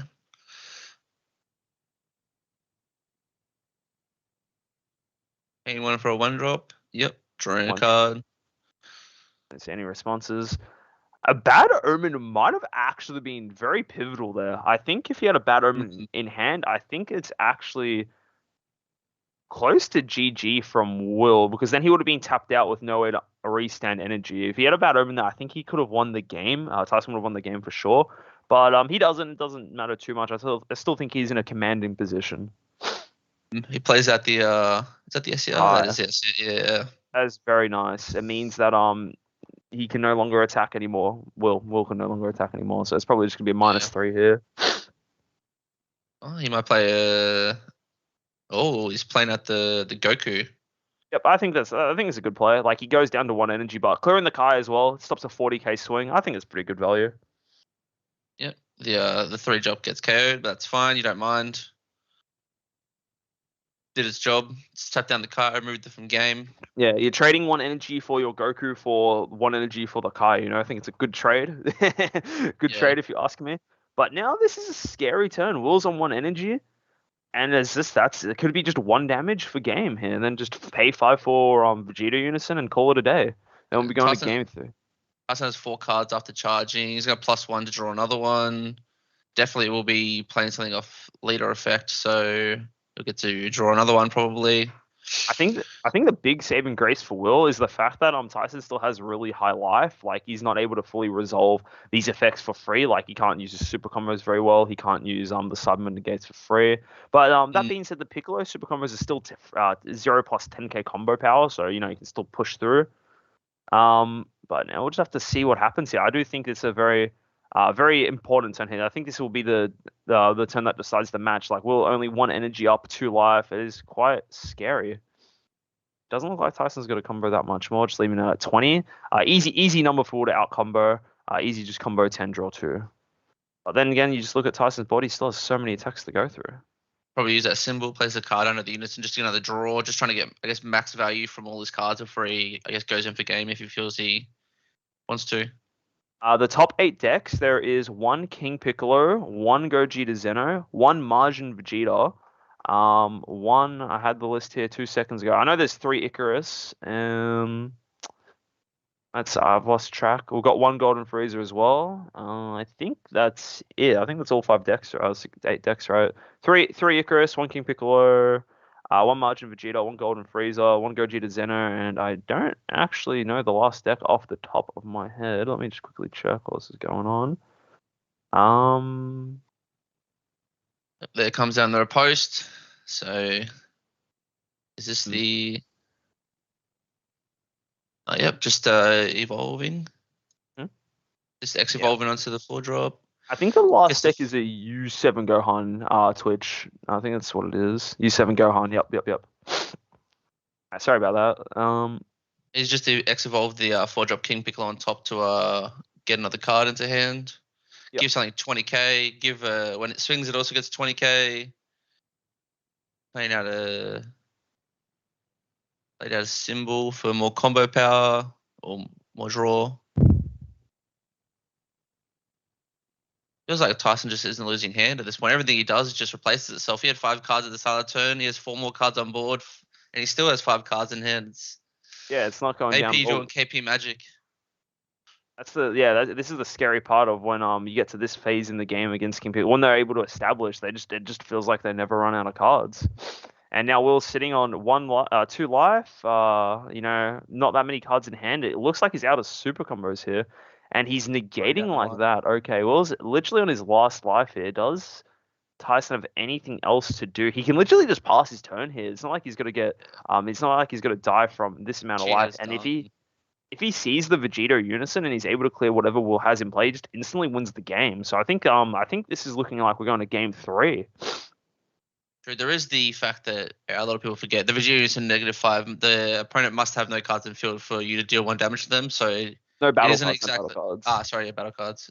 So you must do a little bit of work. There is a little bit of counterplay to it, but versing this deck, it's going to be tough to keep that going.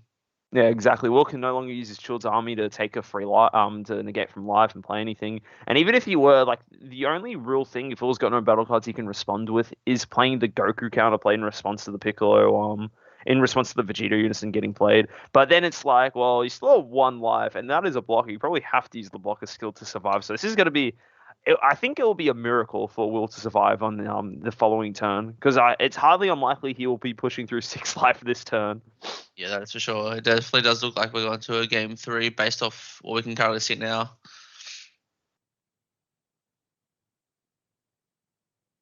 Will swinging in with leader, getting the draw.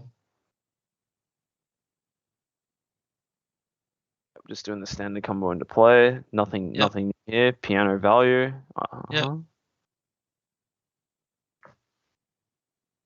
Now we can draw 2 cards a turn using 2 symbols. Card was made before limit exists, so they were card can do the effect. So when you get the multiple of those established, it just it feels bad for the opponent. It feels good for you. Yeah, when you're drawing when you literally get free draw per turn, it feels pretty good. And your Unison's getting markers as well. It feels pretty nice. Just chilling there, just getting all the markers in the world.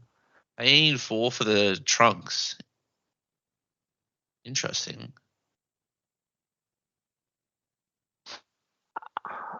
Guess Will wants to keep it alive. If he wants to neg 3, not sure why he would pay 4. Yeah, I'm not too sure what the point is behind that there. But I think he's just I feel like he's just feeling the pressure of the King Piccolo deck this game. He was able to pilot very nicely through game 1 to optimally get through. Tyson saw that. I think he's also adapted his lines of play as well, doing things a little differently, defending his Piccolo much more effectively, and so on and so forth. I think Tyson's played very well this game to keep the pressure up, because Not much. So they both were. He went first last game as well. So it's not like he went second last game. They got the first game advantage, first turn advantage. So he's just changed up his game plan, put some more cards in that he thinks are useful, and he's just executing really well on it. And now we're going into Will's. Will's past his turn, so now if Tyson just plays Vegito for 5, I think that's just it. I don't think Will can really do too much about that. And obviously as well, Tyson doesn't even have to do that first. Like he just put his bat, he just starts swinging first. You know, say, "Hey, Will, you got anything for me?" Yeah. Let me just draw 2 first with my unison. Not bad, good size. Let me just use a free Saint Instincts. Yep. Piano. Okay, he must not have the Vegito unison in hand. Okay. Or he's got 2 in hand. He's gonna uptick it as well. So yeah, swing here. And again, we're just saying that's just a guarantee to win in this situation. He doesn't actually have to do that. Like she should be able to push through for damage here. You know. Yeah. 2 energy up, so 2 potential negates. Will's charged all his token negates because he knows they're kind of becoming less useful. Oh, using the 1-drop as a negate. And just does the Piccolo Yeah, thing. I mean, it did its job though. It got the negate through. But he's switching, doing his still life got stuff 3 now, and the more. piano lets him draw a card. At least 3 more based on what's already on there. Definitely won't just be 3 more though. Yeah, he's got unison swing, symbol swing, can combo with leader, get another swing. Draw on the card. Seems to be equal sized cards in hand as well. I'd probably say like 7 or 8 to each person. I'm curious to see if Will has any more super combos, because last time he comboed out of a 10k swing with 2 5ks, so that's bound to make me think he might not have any in hand. So it's gonna be fairly rough. Defending 1 life with no super combos is quite scary. Yeah, Tyson can't draw off his super combos, but again, unlike the Piccolo super combo, this Piccolo is a 0 plus 10k. We said that before. Krillin is 0 plus 0k, unless you're 4 or less. So we'll be able to still get the 10k pump here. And yeah, he's just comboing his hand here. Yep. Death Ball is a 25k combo. Death Ball, another, that's 50,000 power right there. Will's on 1 life. I think we're going to game 3, boys. Game 3. Yeah. I don't think there's anything in yellow that can deal with this in the combat step. So we'll just take some scoops. Game 3. Game 3. Okay. So Will I think get this to go game first for the first time in this matchup. So that'll be interesting to see how he adapts to that and if he changes up his game plan at all. Yeah, I think Will probably will opt to go first. I think Tyson doesn't really mind it as much. I know I was saying before that King Piccolo is a deck that likes to go second. So if Will does opt to go in first, it's not too Tyson doesn't mind this at all. It's probably he might even enjoy it better, right? Because it lets him go way more aggressive turn 2. But we'll have to see how this final game plays out. It looks like Will's got to sideboard some more cards. Tyson's just shuffling real quick. So I wouldn't be surprised if he unsideboards the Vegeta Unison. It didn't seem to do a lot for him. Yeah, I'm bound to agree. I don't think that card was a very good option to bring that in. I think it doesn't really do much in this matchup. So yeah, looking at this sideboard, I don't think there's really much. No Kotsukai on the side, so unfortunate for Will. I don't think there's anything easy he can just chuck in and go, yeah, this is the answer for the deck. This is going to be it. But we'll have to see. He did win game 1, so game 3s are always fun. Game 3 is always intense, man. This is it. But both these guys, it's the top 8 here. What's right on the line for these guys? If you win here, you're already playing for a gold card, right? You'll be top 4. You're already playing for a golden card. All you need to do is win 2 more games, and you get a gold card of your own. That is huge for these players. So a lot riding on the line for this match. And it's just, a bit of pride as well. It's always good to win, show up who's boss, you know what I'm saying, But yeah, this is going to be a very...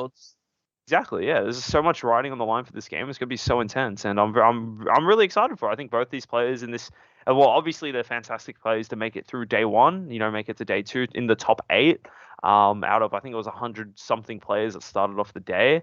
100, I think it was like 108, 109. I'm not entirely sure, but a lot of players, and to make top 8 out of that in online format, and just showing that you're a good DBS player in OCA. It's just feels good, for both these guys. So I'm excited to see this final match. Huge accomplishment just to make to this point, and yeah, maybe one day we'll get back there, John. Look, Yeah, I was saying before, my friends were giving me some teasing me a little bit. You know how a lot of professionals, once they're at peak their career, they become a coach or become a commentator. You know, that's kind of my storyline, but it is what uh, it is. That's all right, dude. It's all good. One day I'll come that's out of the right. retirement home and maybe be in Top Car. Who knows? I One believe, day, mate. man. As soon as they make a new Broly deck that is good, you'll be back in there, mate. Of course, dude. I'm waiting for Broly on U6 to be good once again. For sure. Yeah. And now, interesting to see if we'll opted to go first. I'm assuming that's a yes. Just starting off, with an extra energy is quite nice. And I want to see how different it's going to be. It's going to be the first game that Will does get to go first. So this game might play out drastically differently from the two previous games we've just seen because, Will gets that energy ahead, but then King Piccolo can awaken a turn earlier. So I'll have to see. Yeah, there's actually you almost do just want to go second, just so King Piccolo doesn't get the chance to attack you while you. In Will's case, he won't be tapped out because he is Golden Freezer, so that is good for him. Unfortunately, only having one extra card means he cannot repose first turn. Not sure if you would.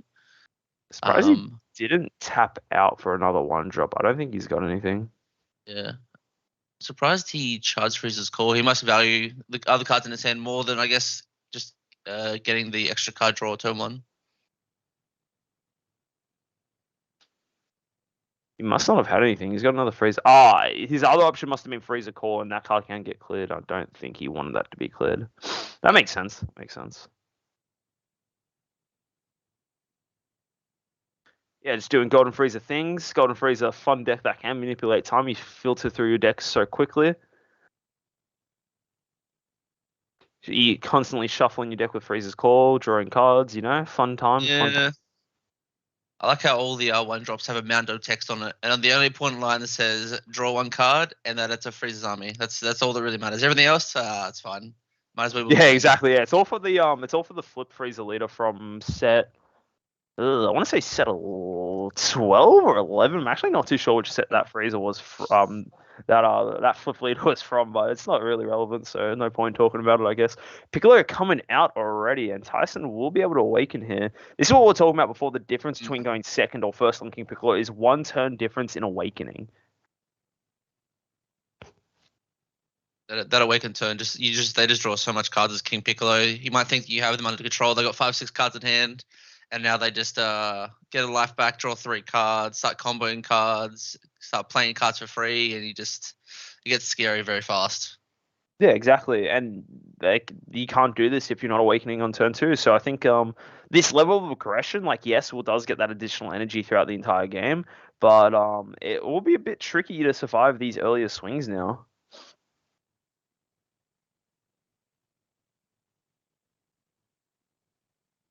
This spot's actually not too bad for Will. He is going to awaken. So the cool thing about Golden Freezer, again on the awaken turn, if you're able to proc the skill on both sides, you actually draw a lot of cards. And if Will does have Trunks Unison in hand, he'll probably be actually able to clear this this Piccolo Unison this turn. So we'll have to see what he has in hand.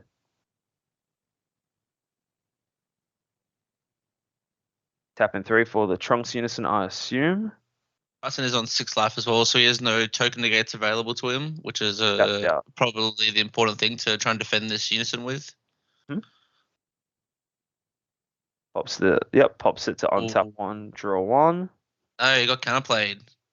He just lost it, so he will no longer be able to, unless he has hasty This is a dispo. nice jump shot. Yeah, this is a very nice. He has no way to untap now. He's gonna be tapped out turn 3, going into pretty much the big kill turn for KP. This is looking scary for Will.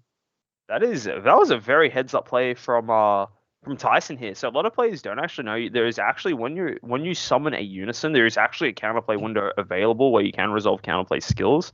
What a lot of people with the Yamcha Unison, it obviously being a very awkward worded one where it says you can't really target cards that are being played with it just because your card comes out before their card's being played. And you can't actually choose it. But if you're responding to the Unison, you just choose 2 other cards. In this case, being the 1-drop card there. I'm having a mental blank of the to Ginyu that one is to just untap, and that just hurts. So yeah. Yeah, it hurts Frieza so much. It's so heads up. Like literally, this Yamcha just kind of denied. This Yamcha is kind of like a Bagama here, just denied him a couple of energy. That's insane. And if I think I'm that I'm a little nervous here now. If I'm Will, yeah, zero. he's looking nervous. Yeah, I think that Yamcha could have just won Tyson the game. To be honest, no He just untap. He has he no just added access to any negates. He only has token negates really that he can do it with. Otherwise, it's just combo power. Is pretty much all Will has to survive right now. on top of that as well. Piccolo Junior's on board. Those token negates are just gonna die immediately. Ah, yes. That was really heads up from Tyson. Very Yeah. nice to see that he's adapted throughout the games. He's not done this once in any of the three games, denying the untapped potential. He's done it here where it counts the most. Will tapped himself out for this Trunks, and now this is gonna hurt here. This Mm. Tambourine will be swinging at a base of 40,000 power thanks to the 20k pump from Piccolo plus 5k pump on its own. I would be sweating if I was Will.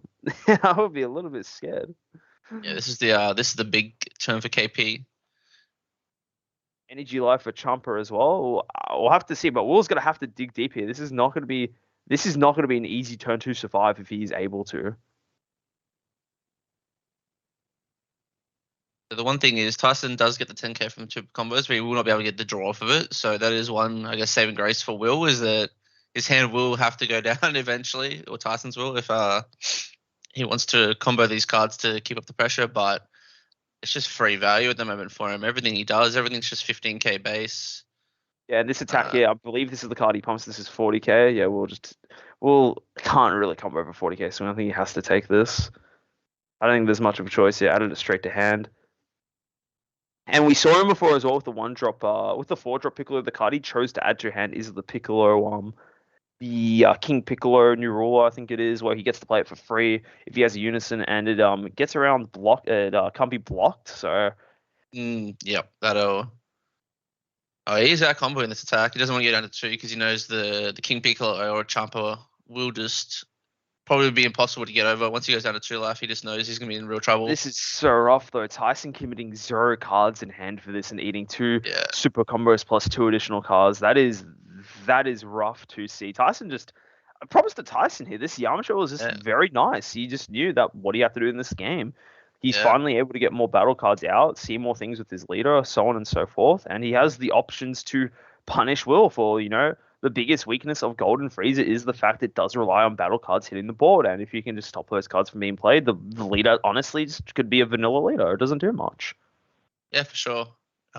It may be a bit different if Tyson had done this earlier and Will had seen the counterplay come in at some point, but I don't think we saw that counterplay at all during the first 2 games.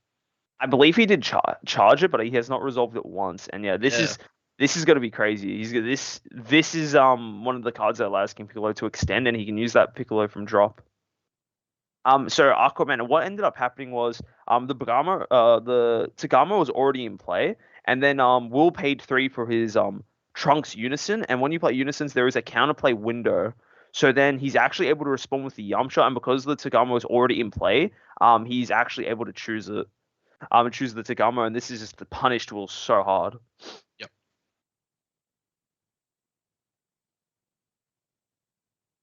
Like such an insanely heads up player. Like like again, a lot of people aren't aware that you can actually counterplay Unisons. So it's actually nice to see that's being fully shown here. And Will's gonna have to dump a lot of cards to get out of these attacks. I think even if Will is able to survive this turn, I think his hand has just been destroyed. I think this is Tyson's win. Looking at it, how it's going so far, this is another 40k swing, thanks to all the cards that pump it. Tyson's still on 5 life. Could take himself down to 4 if he has more of the King Piccolo first step revival. Get his super combos live, but yeah, I don't think he needs to. He's just chilling. Oh, there's the KP for double strike. Will's tapped out, 2 life. No cards in. He's 6 or 7 cards in hand.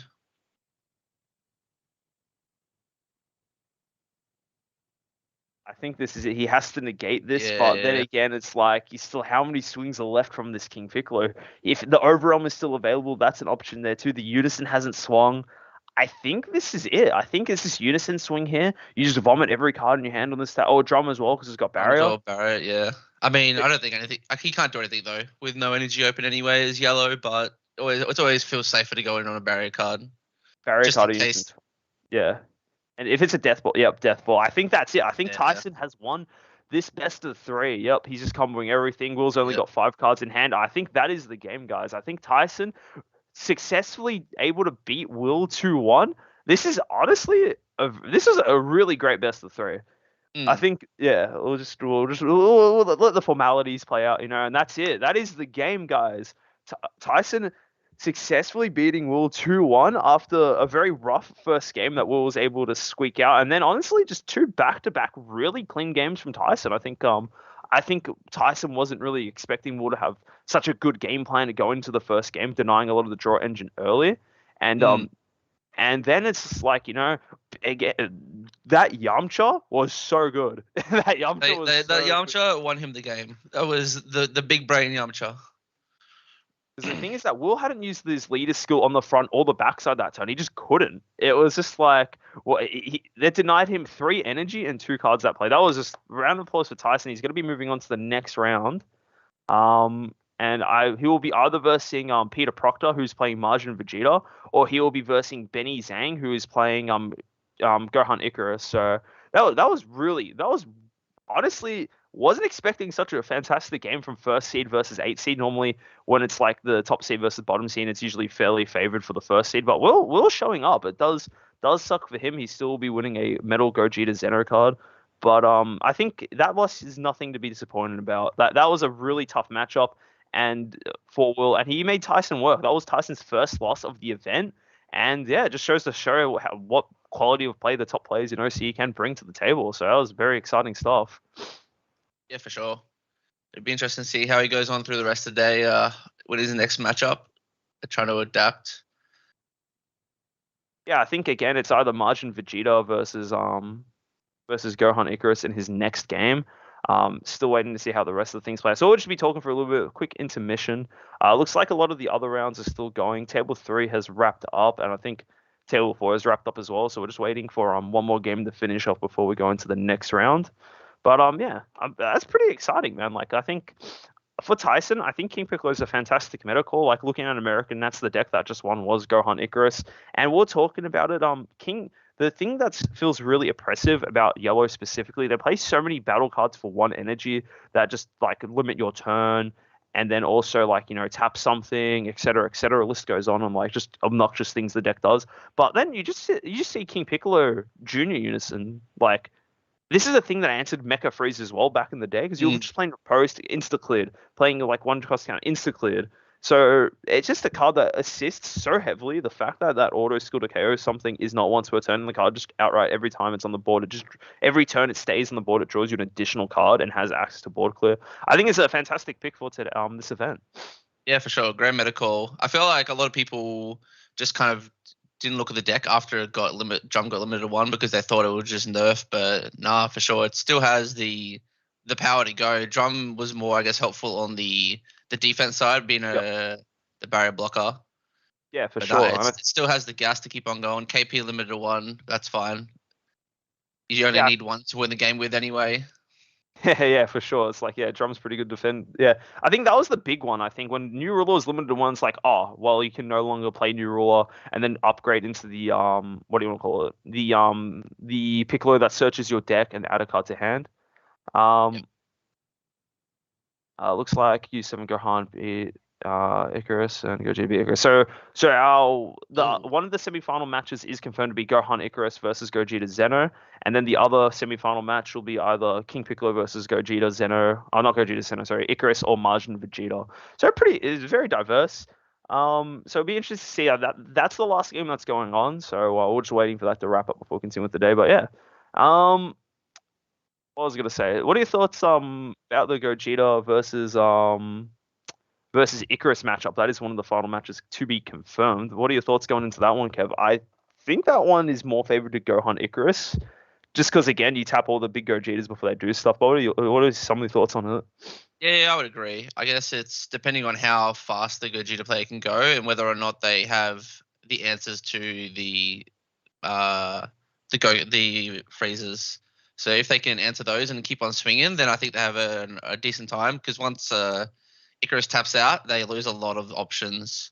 So a lot of these yellow decks now, that once they need the 1 or 2 energy open just to have the flexibility of the opponent never being able to go for game, because double strike will get negated with Fatal Flash. And so it's just always a risk of, okay, I can't dump on this double striker when there are 2 left because I might just go Final Flash. So if you can force them to tap out or force them to play awkwardly, then you have a good chance of taking them out. But I would say it's definitely slightly favored for Icarus just because they can play the slow, long grind game better. And it's just hard to keep the cards on board for Gogeta. Yeah, exactly. Like what the Gogeta Black inherently doesn't have barrier removal, and all the cards are being played with skills. So Poutine, if you're able to get that early out, is quite obnoxious to deal with. Then also you got the counterplay Goku. If Thwarting the Dark Empire doesn't swing, it's losing a lot of its value. And then yeah, I think it is a rough matchup for Gogeta Zeno, but obviously the players are both in top 4, so they probably have versed that particular matchup both ends a fair bit. So I think it's just about seeing how they're going to handle it. Real quick, guys, I'm gonna quickly just go to the. Oh yeah, Will, you're here. Will, you played amazingly, man. I think you did really well. Considering it was such an uphill battle, you were the first one to take a game off Tyson all day today. But yeah, that was such a phenomenal game, and it's made me pretty hyped for the rest of the day. You did really good. Yeah, congrats on getting this far, man. You did better than we could. So You're already smashing it, man. Yeah. I was gonna say I'm gonna BRB real quick. I'm gonna go to the toilet real quick. You can take a break as well if you want, Kev, or you can just keep the stream entertained. I'll be right back. Stream is all mine. It's all good. How's everyone going in chat? Which matchup are you guys most excited to see? Hopefully in finals. So it'd either be KP versus Icarus or KP versus Major Vegeta, and then Gogeta versus Icarus. It'd be interesting to see, I guess, the next round matchups. I think the current Icarus versus Major Vegeta is still going. It's a very grindy matchup for Icarus, whereas Major Vegeta, I played many times with Peter Bokta. His list is pure gas. He will just play everything as fast as possible and just keep on swinging every turn. The only way I can beat him is by playing Sin Shenron and locking that leader so it no longer swings, and then I don't get hurt as much. I think it would be interesting if Major Vegeta won, because then we have 4 different decks in top 4 and that'd be really exciting. So that'd be pretty cool. But yeah, Benny being a close mate, I would also like him to do good. So we'll have to see how that comes out. They're both very methodical thinking players, so it's understandable they're still going. They want to make sure that everything they do is as well as the best it can be, and give themselves the biggest chance of winning this. There's a bit of gold on the line, so it's always a bit more stressful. Got to take the extra seconds to double check everything. It is so the margin. So the Major Vegeta list it's kind of his own thing, but it's mainly just good green stuff where he just uses all of the, I guess, the core margin. Oh, it's on about Peter's deck. Yeah. So it's the core margin package, and then it's just the freezer stuff. But it's not really. It's just all the good green aggro cards you can fit in one deck. He's just chucked them in there, and then he's just slamming them into your face. Yeah, I'm just gonna say huge props to Peter with his Margin Vegeta deck. He's always played this deck no matter what the format is, and another big part of like my respect for Will is that he's not Will respect for Will, but for Peter, sorry, is the fact that he's always been able to create such an amazing decks on a budget. Like for the longest time, Peter wasn't running cards like such as Dormant Potential in his deck. He didn't buy them. He's like, I know he's saving up for a house. He is saying, because he's one of our local players, me and Kevin, so we actually get to see him all the time. And he's just such an amazing bloke, and he just puts a lot of effort into the game. He runs the King Vegeta's or the Vegeta Saint Army group, and he's just always done really well. Can we see the end of the Margin Vegeta game? That's only if Trent allows it. So we're just the commentators. Trent's the tech man. It'll be cool to get that game up. But yeah, I don't think we'll be able to, because I think it's coming to a close. But yeah, Peter always has the spice in his decks. Like he's running this Kabira Fang Greeting, which I had never seen before until we played it on me one locals. And it's just when you play this card, add one card from your left to your hand. When this card attacks, it gets 5k payout for the turn, and you play a 10k token. So it's a 10k itself, and then you get another 10k token. It's just two 10k attacks, which is just free value early on.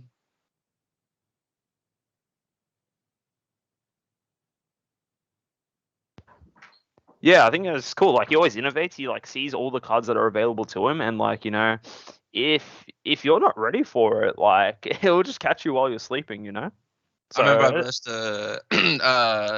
the guy called it a budget Icarus deck, and it was just the Icarus leader with the skillless unison, and it just played all the one drops and just was pure gas. And I was playing Sin Shenron, and I remember I went down to 2 life. His turn 2, I had 1 energy, and I was on 2 life, and I was like, okay, I don't know how I'm supposed to keep on going, but yeah. I eventually stabilized and won, but it was insane how many attacks that deck put through, and how much he still had probably 9 cards in hand after that turn as well, just because all the drawing he got to do as well. Yeah, like again, it's one of those things. Like if you're not ready for this deck, it will catch you while you're sleeping. He's got like I'm looking at his list now. He's main boarding Koitsukai.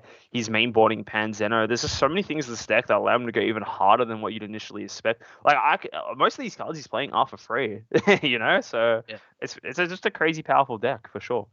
I feel like pure aggro is kind of underutilized or underrepresented in the meta as well. So it's not something a lot of people are expecting. Everyone expects the mid range more. Everyone has your time to set up your defense, get your energy going, but when you verse a deck that just goes, no, I'm swinging 3 times turn 1, 6 times turn 2, and just keeps on going, it's really hard to set up and stabilize when your deck's not ready for that. Looks like the game between Benny and Peter is over.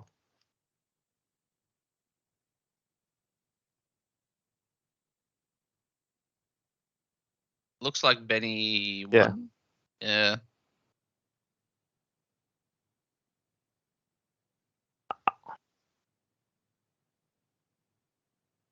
I'm just listening to what they're saying. Sorry, guys. I'm trying to figure out who won. I have no idea who won. It looked like, yeah, Betty won. So it'll be Icarus versus KP, and then Gogeta Xeno versus Icarus. So could have an Icarus mirror match in the finals. That'll be that'll be pretty boring. I was gonna say something else, but yeah, look, it won't be won't be as exciting as what we could have, but we'll have to wait and see. I know it's a very grindy match in the mirror for those two decks, so you just go try and outvalue your opponent and wait for the moment that someone else makes a mistake and go in. I feel like a lot of mirror matches are like that though, where you kind of know what your opponent's doing, so you got to just think ahead to what you can try and do to stop them from doing what you're doing. But we'll have to see what we get on the stream next. Can we vote the Mudge of Vegeta to get another game? Benny won. Benny won. I just wanted to confirm. Can we vote the Mudge of Vegeta to get another game? Oh, look, I asked for it to be put on stream, but look, I don't think we can complain with how amazing the game Will versus Tyson was, like King Piccolo versus Golden Freeze. That game was amazing. So this is the top 4 guys. So we got 2 Icarus, opposite sides of the bracket, and then one of them will be versing King Piccolo, which is even more doomed than the Golden Freezer matchup, I think. And then we got Gogeta Zeno versus Icarus again. So it'll be very interesting to see. Icarus is not wanting to verse King Piccolo at all, but Benny will be versing King Piccolo next round. I feel like that matchup is similar to Golden Freezer for the KP. It's similar in this, like, they play the same negates. Your Piccolo Unison does work still, and it's probably a similar game plan. Game 1, just go in ham and just try and aggro them down before they can get to the turn 4 or 5 stabilize and clap you back. Yeah, I think KP can. I think Icarus can beat KP, but it's such an uphill battle. Like we were talking to a lot of players yesterday. Benny is all actually versed Tyson yesterday. And he got smoked quick 2-0. I think that was his one loss yesterday was to Tyson, so he'll get the revenge arc to see if he can pull off the upset. Pull through. But yeah, sucks for Peter that he wasn't able to go through all the way with his Margin Vegeta deck. Huge props off to him though. Huge props to all of the players, man. Like everyone's worked really hard to get here, so we'll have to see who will be our eventual world representative, as well as the winner of all these golden cards. So we'll have to see. I know the Vegeta Facebook group is going to be happy that Imagine Vegeta made top 8. I think they were a little bit disappointed. No Vegeta decks made the top cut in America, so it'll be good for them to have some representation. Yeah, for sure. Like, yeah, Margin Vegeta's a fun deck, and well, we'll just have to see how it goes in the future. People might be experimenting to it, but yeah, it looks like our remaining 4 players, we have Tyson, King Piccolo, Benny Zhang. I don't know why I'm saying this one. Just Benny on Gohan Icarus. Max also on Gohan Icarus, and then David on Gogeta Zeno. I think any of these decks can take it. I think it'll be exciting to see Gogeta Zeno versus King Piccolo finals, but I think Gohan Icarus is favored in the Gogeta Zeno matchup, but then King Piccolo is favored for I think all the matchups as well. So it's gonna be exciting to see. We shouldn't be too long before the next round begins. I'd say a couple of minutes, but yeah, we'll have to see what happens. Even though Banner give me like you could have Mavstar. You could have played the medical stuff. It would have been pretty funny. That's right. If Bojack if they eroded the Bojack to be Bojack leader only, I would have played that deck for Nats. It would have been great. If they didn't errata my gold card, my Broly, I would have played that for Nats this year for sure. I promise. Oh, but anyway. We're just waiting to giving the players some time to chill out for a bit, so it shouldn't be too long before the next round starts. But yeah.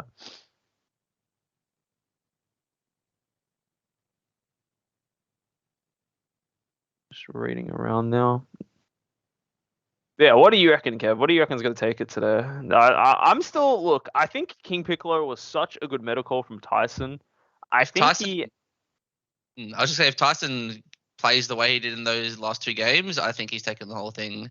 He's just playing at such a high level to know the best way to punish the deck, and then just the pure aggression coming in afterwards, sequencing pretty much perfectly to get the maximum value from each card. Against Icarus, it's going to be tough for Icarus to do anything. Against Gogeta, they both kind of go in. Gogeta may be able to cheese some wins because they have a lot of swings, and King Piccolo just starts at low life, so that'll be an interesting matchup if we get to see that one. But yeah, my pick would be KP. Which I'm bound to agree. I think KP will be my pick as well. Can we exchange the rules aside of blah, blah, blah? Look, we don't make the rules, dude. It just kind of is what it is. Table 3. Okay. We're just hopping over. So the matchup we're seeing is Gogeta Zeno versus Gohan Icarus. Let me just quickly swap over. The 7 decks that made Top Cup there's 2 Gohan Icarus, 1 Gogeta Zeno, 1 King Piccolo, 1 Margin Vegeta, 1 Gohan U7, and 1 Golden Frieza. Those are the decks that made Top Cut, I believe. Am I missing one? I felt like that was it. That was it. Yeah, that was it. 3 Icarus. So yeah. Did my post finally get approved on Facebook? I'm trying to promote the stream so people know it exists. That's all I'm here for. Oh, here it is. It got promoted. We're chilling. Let me edit this. Yeah, yep. I'm on table 3. We're looking.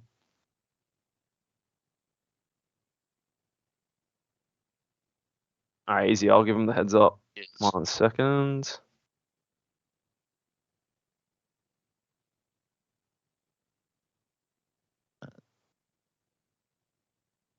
Get up the correct list so we have something to look at.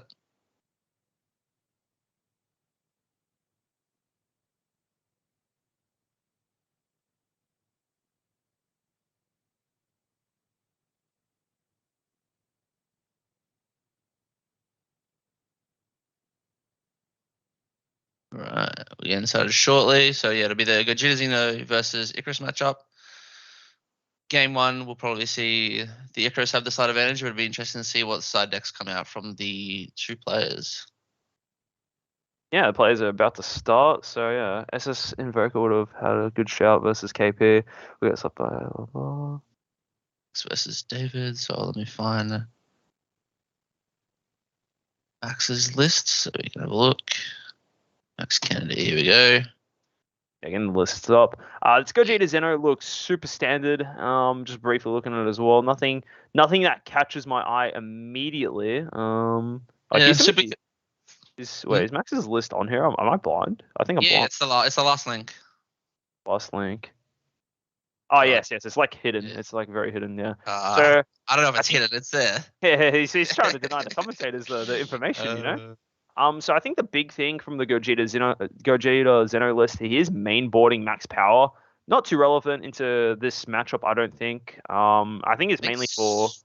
Sin it's good into, but not too For sure. important here. I think And Super then main board is pretty huge though. Being able to stop the riposte from actually hitting the board, getting to draw another card in the process, replacing itself, is going to be huge. If you can utilize those to remove the riposte and Max taps out and he still has plenty of swings, that might be the way that Gogeta wins the game. yeah, exactly. And Max's list is pretty interesting, I must say. He's running a lot of I think this is the very powerful thing about Gohan Icarus that kind of goes under the radar. Because the deck just draws so many cards, you're actually able to run so many just random tech options in the main. Like we can list a couple of things here. For example, he's mainboarding say on Scions, which lets him play 2 skillless cards.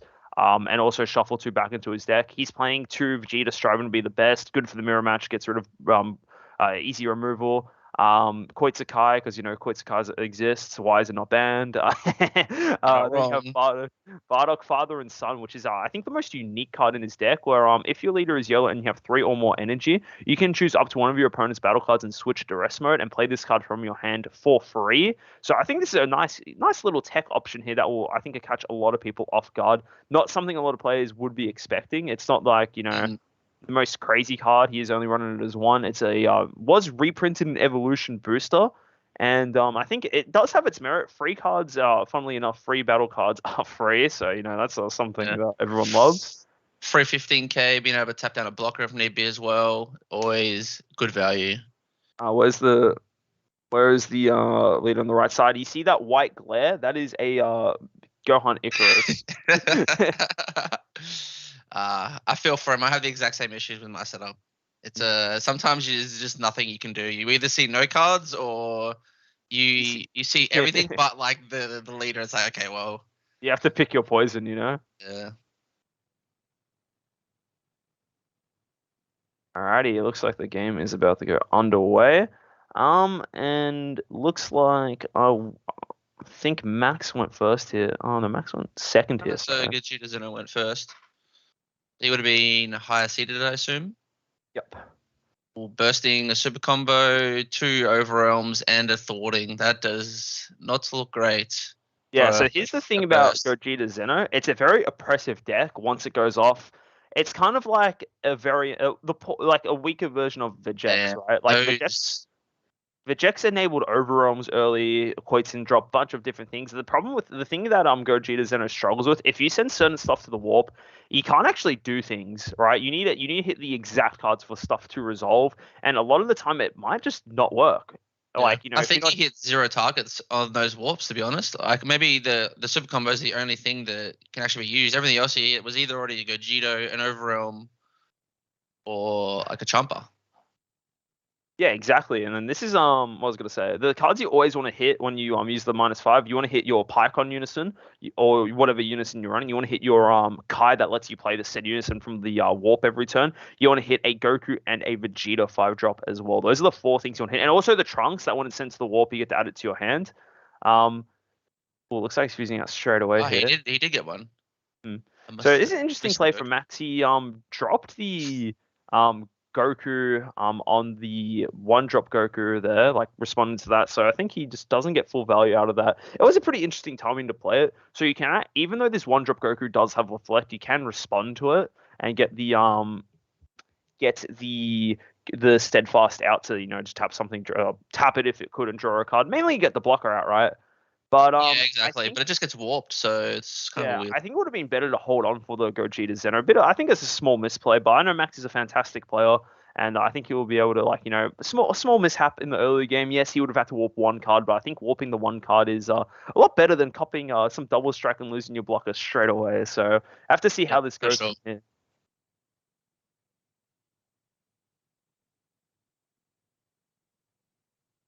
So let's see, 2 energy here, striving to be the best, just doing a cheeky swing +2. Striving kind of no use in this matchup, so good charge. I can imagine those Leaves started out immediately. yeah. Leaves all of his energy open for the defense. See what he Again, not the greatest Or- warps. At least he did get a yeah. Trunks he can add to had this time, but so far the Gogetas are not really hitting the best things in the world. I think they've been just like subpar things, like subpar Mm. warps. Yeah, no Kai in the warp. I don't think I saw a unison in the warp either, so has no real chance of getting a unison out this turn. There's the first riposte. The riposte. So Max will have to warp a card from hand here, and then it will Yep. just get warped by Gogeta here. Yep. Yep. That's all right. You Uh, don't particularly want to go down to 3 life, so that's a fine negate there, and also limits what the rest of the actions um that can happen for the rest of the turn from David here. So yeah, that's looking pretty good. Yeah, it is top 4. Yeah. The Goku counterplay should be warped. Yes, it should be. Yeah, just fixing it up now. It looks like. Oh, I'll just give him a quick message. All right. So hopefully they fix that up, but shouldn't be too big of a deal. David just thinking here because now his line of plays is limited because he does have to tap a card for every swing he does. He doesn't have a unison out, and even if he could establish a unison, Pycon unison can't actually attack unless it has 3 markers on there. So it isn't going to, be the most crazy thing in the world. He's just tapping energy for the leader swing. I think that's fine. You got to take a life and draw a card, and then your leader's an untap 1, draw 1 anyway. So I think that's not too bad. Looks like he just might want to combo here. David's hand's fairly big, actually. I didn't realize how many cards he was able to get. But he also hasn't really been attacking, hasn't been playing too many stuff, so see what he yeah, it's decides to do. So I think once we get into later phases of the game, I think a big thing that Gogeta Zeno can do to kind of hurt Gohan Icarus is sending the higher dragons to warp. That's one of the big draw engines of the deck. Like the whole thing is you keep on cycling Gohan Icarus from the drop. But if you're able to send it to the warp, maybe counterplaying it with a super Kamehameha, maybe Sam just leaves it. It's not Sam, sorry, Max leaves it in the battle area and it gets warped by Gogeta thwarting. That is one of the ways that it can hurt the Icarus's draw engine. Like once that's sent to warp, like you only have 4 of it. Eventually, you will run out if they keep getting warped, and you don't really have a good way to get back. Yeah, for sure. So we see him putting the kind that dropped an overwhelming again into the warp. So if he has unison there, he can now play it. That Trunks seems like a weird card for the deck, but it just gets so much value. You pretty much it's always just a +5 in your hand because it never leaves your hand pretty much. Playing the 6 drop. Yeah, there was Power of the Super Saiyan in the drop from the previous turn, and then he had his Energy Child's Army. The Freeze's Army Reinforcement, sorry, so that makes it 1. Playing Marvelous Might here, just barrier. And if he wants to, he could pay 1, bottom deck it, and grab 2 1-drops, play them. Yeah, this is part of the reason why this deck can feel crazy because the 1-drops that you play in this deck are so value, right? Insanely value. They'll have the best keyword skills and the best abilities you can for them, and then they become 25k base due to leader. And if you play the park on unison, it just becomes so much value. Yeah, exactly. It's like you're playing like literally some of the best 1-drops in the game. It's just so limiting. And now I think Max is doing a very fantastic job holding up the fort. Like he's been able to tap this Gogeta Marvelous Might. David's playing under a post, so like this turn, like it could have been a pretty big turn. Like Sam's Max is tapped. I don't know why I keep calling him Sam. I'm so sorry, Max. But Max is tapped out and whatnot. So yeah. Jonku, we've actually had some really spicy decks. We were saying it before.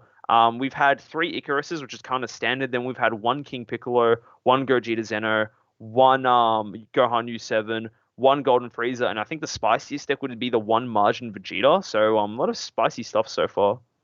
Good diversity. It's always good to see in the meta. It's I guess it's harder to test for because you go test against literally everything because everything's sort of viable, which makes it hard. But then it's more fun because you never know what you're gonna verse, and it's always more of a challenge to just see. Yeah, sit down and see what what am I versing and trying to like think about the game plan when you sit down. So I enjoy the format. I think it's one of the best formats I've played in. So I started in set 6, so I wasn't around for the days of Mecha Frieza, but I have experienced the pain that was Super Shenron. So I'm enjoying Yeah, this a lot yeah. I more than think, that for sure. yeah, this is definitely one of the more fun, but it's such diversity, and even the fact that like you can kind of win with whatever deck that you're like you feel like you can win on. It's just really crazy to see instead of just being like you have to play Vergex or you have to Yeah. play Super Shannon, etc., etc. So pretty nice stuff from David as well. He played the Unison from using the Kai. From Yep. the warp, just so he does get the additional swing. Like the Unison can't attack anyway, might as well tap it to get an additional attack in. And yeah, he's forced Max to he's on 4 life here, but Max is kind of chilling. He's got a, as you can see, Go Hunt Icarus is starting his essay. Got a He's got massive that hand. book going, yeah. Let me just draw 2 more cards guaranteed every turn, plus probably a bunch more. Yeah, and I think the big way to deal with this again was saying if you can warp the higher dragons, that just limits the draw power from Max. And here we go. Max Power Kamehameha. Really nice for Max. I believe it is a one of in his main. Really good to answer these bigger battle cards, such as we just saw here, thwarting the Dark Empire, and just again as well answering stuff maybe like Sin Shenron if he saw that throughout the day. Able just just break away these big battle cards just for 1 energy. I've got a very high value trade, and it's you're able to afford to run all these one of cards um your Icarus deck because the deck just draws so many cards. Like almost every card in this Icarus deck just says, "Oh, when you play me, draw another card." So you're able to run off a lot of these one of spices. Yeah, it's I think it also works well in this online format where time is a bit more of with the new time rules, a bit more of a pressing issue to play faster, and so you kind of feel like if you win game one, you have a bit more of an advantage because especially in this mid-range format, game one will normally take 40 minutes, and so if you use 2/3 of your time, if you win game one, it's huge. So I do like the choice of putting in some of the spicier side deck choices in the main deck, just because those decks will be around, and you just have like a freer time against those if you just see those cards.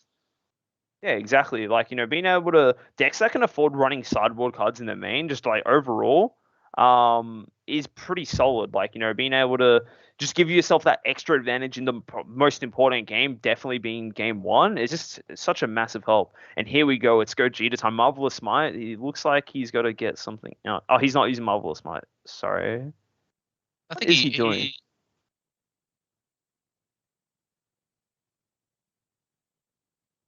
Curious to see here. I think Max is getting ready. I'm gonna slap myself. Max is getting ready to counterplay. It looks here. Yeah, so it will hit both those tokens as they come in. So because the Son Goku doesn't choose a card, it just It's just counterplays the whatever ones card's being being played. played. But the Vegeta does have deflect though, so the Vegeta should be coming out in active mode. But it looks like I think he's just union fusing here. I think. Ah, okay. I actually wonder what they're talking about. I think they're just talking real quick. That's why I was a bit confused, like what was going on. Yeah, it looks like it's just Gogeta Zeno time he's fusing here. This is always Gogeta Zeno time. Thwarting the Dark Empire. Does Max have another steadfast Goku in hand? Does look like he's not. So Oh, this is not good. This gets warped here, so he's not going to be able to resolve. Maybe he's got a riposte. another Okay. post. So now you kind of got a bit of an option here. I think it's still probably better to warp the Steadfast. It is a blocker. Yes, Frieza can attack you on the following turn, but you got to keep in mind, I don't think he's David, dying, so I don't think he really cares. He's on 5 life. He'd almost rather he doesn't really mind if he's trying to go for the kill next turn. He wants the life as cards in hand anyway. yeah, exactly. And think of that as well. Like David's on 5 life, right? Max hasn't really been able to pressure him. David's just been honestly playing at his own pace, and he's just been doing great. So interested to see how David like utilizes all these energy and cards he has available to. Like Leader swings a +2 plus the Awaken additional energy back. Pycon's a free target to tap. Still has Marvelous Might. Plenty of things to do for David. He's got plenty of options as well. And Max is kind of just like waiting and hoping for the best. Like yes, David is under a post, but I can see definitely like 2 or 3 more swings coming out of the way. Sure. I see that David does not run the 8-drop Gogeta in his main. He has one on the side. So he doesn't really have a boss monster. It's a lot more just the swarm tactic with this deck, which is probably better anyway because yellow enters that 8-drop pretty handily. Yeah, like Because if you're if it tapping, gets tapped, it just yeah. does nothing. Yeah, like playing. I don't think that's a card I would be looking at if I am David here to play. You just kind of want to aggro out Icarus, right? Like I don't think you need Yep. to go like for these mid range approach. Yep. And plus, like, yeah, look, it gets answered by one card is kind of rough. Yeah. Yes, that is correct. Max is not mainboarding Slug or sideboarding Slug. I think it was a bit of a meta call. I think he was opting for other matchups. It looks like he has like striving to be the best of his main to deal with opposing Slugs in the mirrors. And then he's also got more cards for like other decks, like Max Power for Gogeta Zeno, for example. Scions to deal with Cell Surge to an extent. So I think he made his main board more around the board, and Slug can be a bit of a like, it does take up, if you want to run the 3-3 split of the 3-3 drops and the 3-1 drops, it does take up 6 deck slots, and I think it looks like the way Max has decided to build his deck is to just go for a more well-rounded approach for like a much more variety of decks instead of just having the Lord Slug, which can hard answer a lot of decks specifically, but it also gets answered fairly easily as well in games 2 and 3. For sure. It loses a lot of value when your opponent can kind of just ignore it as well. Or if they have lots of removal, you don't necessarily need to remove the slug. If you remove everything around it, it has no bond to, and it also can't get the effect, which is also an easy way to deal with it sometimes.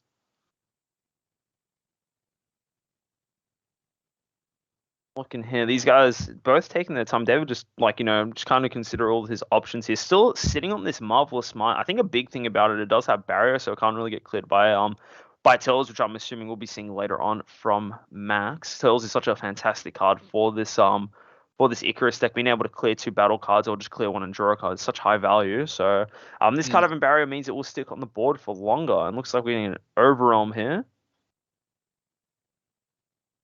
How does Gohan Icarus go against Gogeta? 6. I think it's winnable for Gohan Icarus. It is hard. It's not the easiest matchup in the world, but I think a good pilot can definitely win. I think because Playing you the have, Bardock. Sorry, go on. yeah, I was just going to, you just play the Bardock. So this card, when you play with Overwhelm, your opponent can only attack with better cards once during their next turn.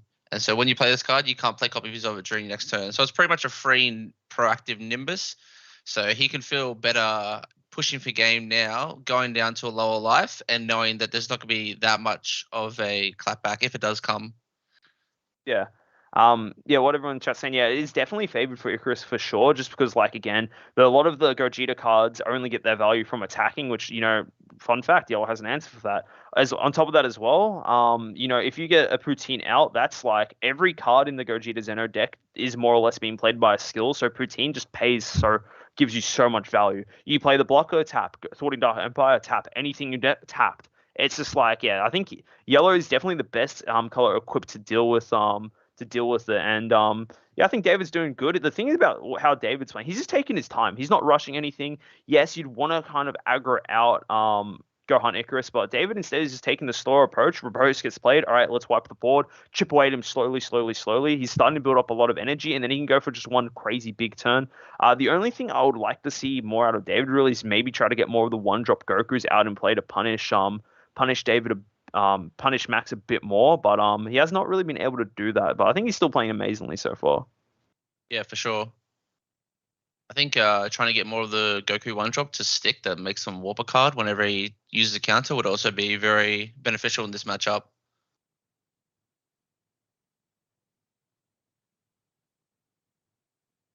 So like he is playing the one That of Bardock, which this is the this is the tech we were talking about before. Yes, which yes. allows him to play Poutine. That is huge. So that is a good enabler for Poutine. Actually, I did not think about that. So he comes in, Only tap something, plays Poutine, and now he's just David is going to have a hard time. Whatever the first card he wants to play for the turn is pretty much just going to be automatically tapped. And and he also wants to consider that when the Poutine doesn't automatically tap the card coming in, he can choose anything. So if he wants to sequence correctly, he may need to attack first with the cards that he wants to attack because they may get tapped down. I think the scary thing for David here though, he's tapped out, and like Tells is live. Tells will most likely be coming out clearing 2 cards. This Bardock is amazing though. Like the fact that it is free. Yeah, here it is instantly. Tells he's got to kill both these Gogetas so he doesn't have to worry about them in future turns. Just very nice from Max. This tech is coming out quite nicely. Being able to clear both of them. Like normally you can't really tap things outside of the combo step unless you're like Like you can't really tap things proactively if that makes sense. You can in the combo step with Power of Super Saiyan, but most of the times you're tapping things with Poutine or with the steadfast ally Goku. But now if you're with this cool one tech battle, we are briefly mentioning it before, it lets you get a proactive option, something at 15k body for free. Tap something, enable the Poutine again. It's like historically speaking in this game, stuff that has been free to play has always been good. And this Bardock has been a card that hasn't been even looked at in so long. It got reprinted in Evolution Booster, first came out in Draft Box 4, and it was a card that didn't really get experimented with. And Max finding it, putting in again Icarus the toolbox deck, just maybe we'll get maximum value out of that. And now we'll have to see with the board being cleared, running out of some Gogeta Zeno targets, it's going to be pretty tough. Yeah, he's running out of deck as well. It's getting a bit close on that. So he's losing the ability to burst as much. I think it was correct for Max to go into Unison. You just want to clear the board clear. You're never really in trouble of. You're never really going to win the game that turn. So there's no point in attacking and giving him 2 more cards for the chance for him to go in on you. So I think just clearing as much as you can and just going, okay, I can survive one more turn, and then the next turn I have 5 energy. I can probably just go in because if he wants to win this turn, he's probably going to take some more life, use leader effect to try and give himself the best chance, and then that gives me the best chance to go back in after that.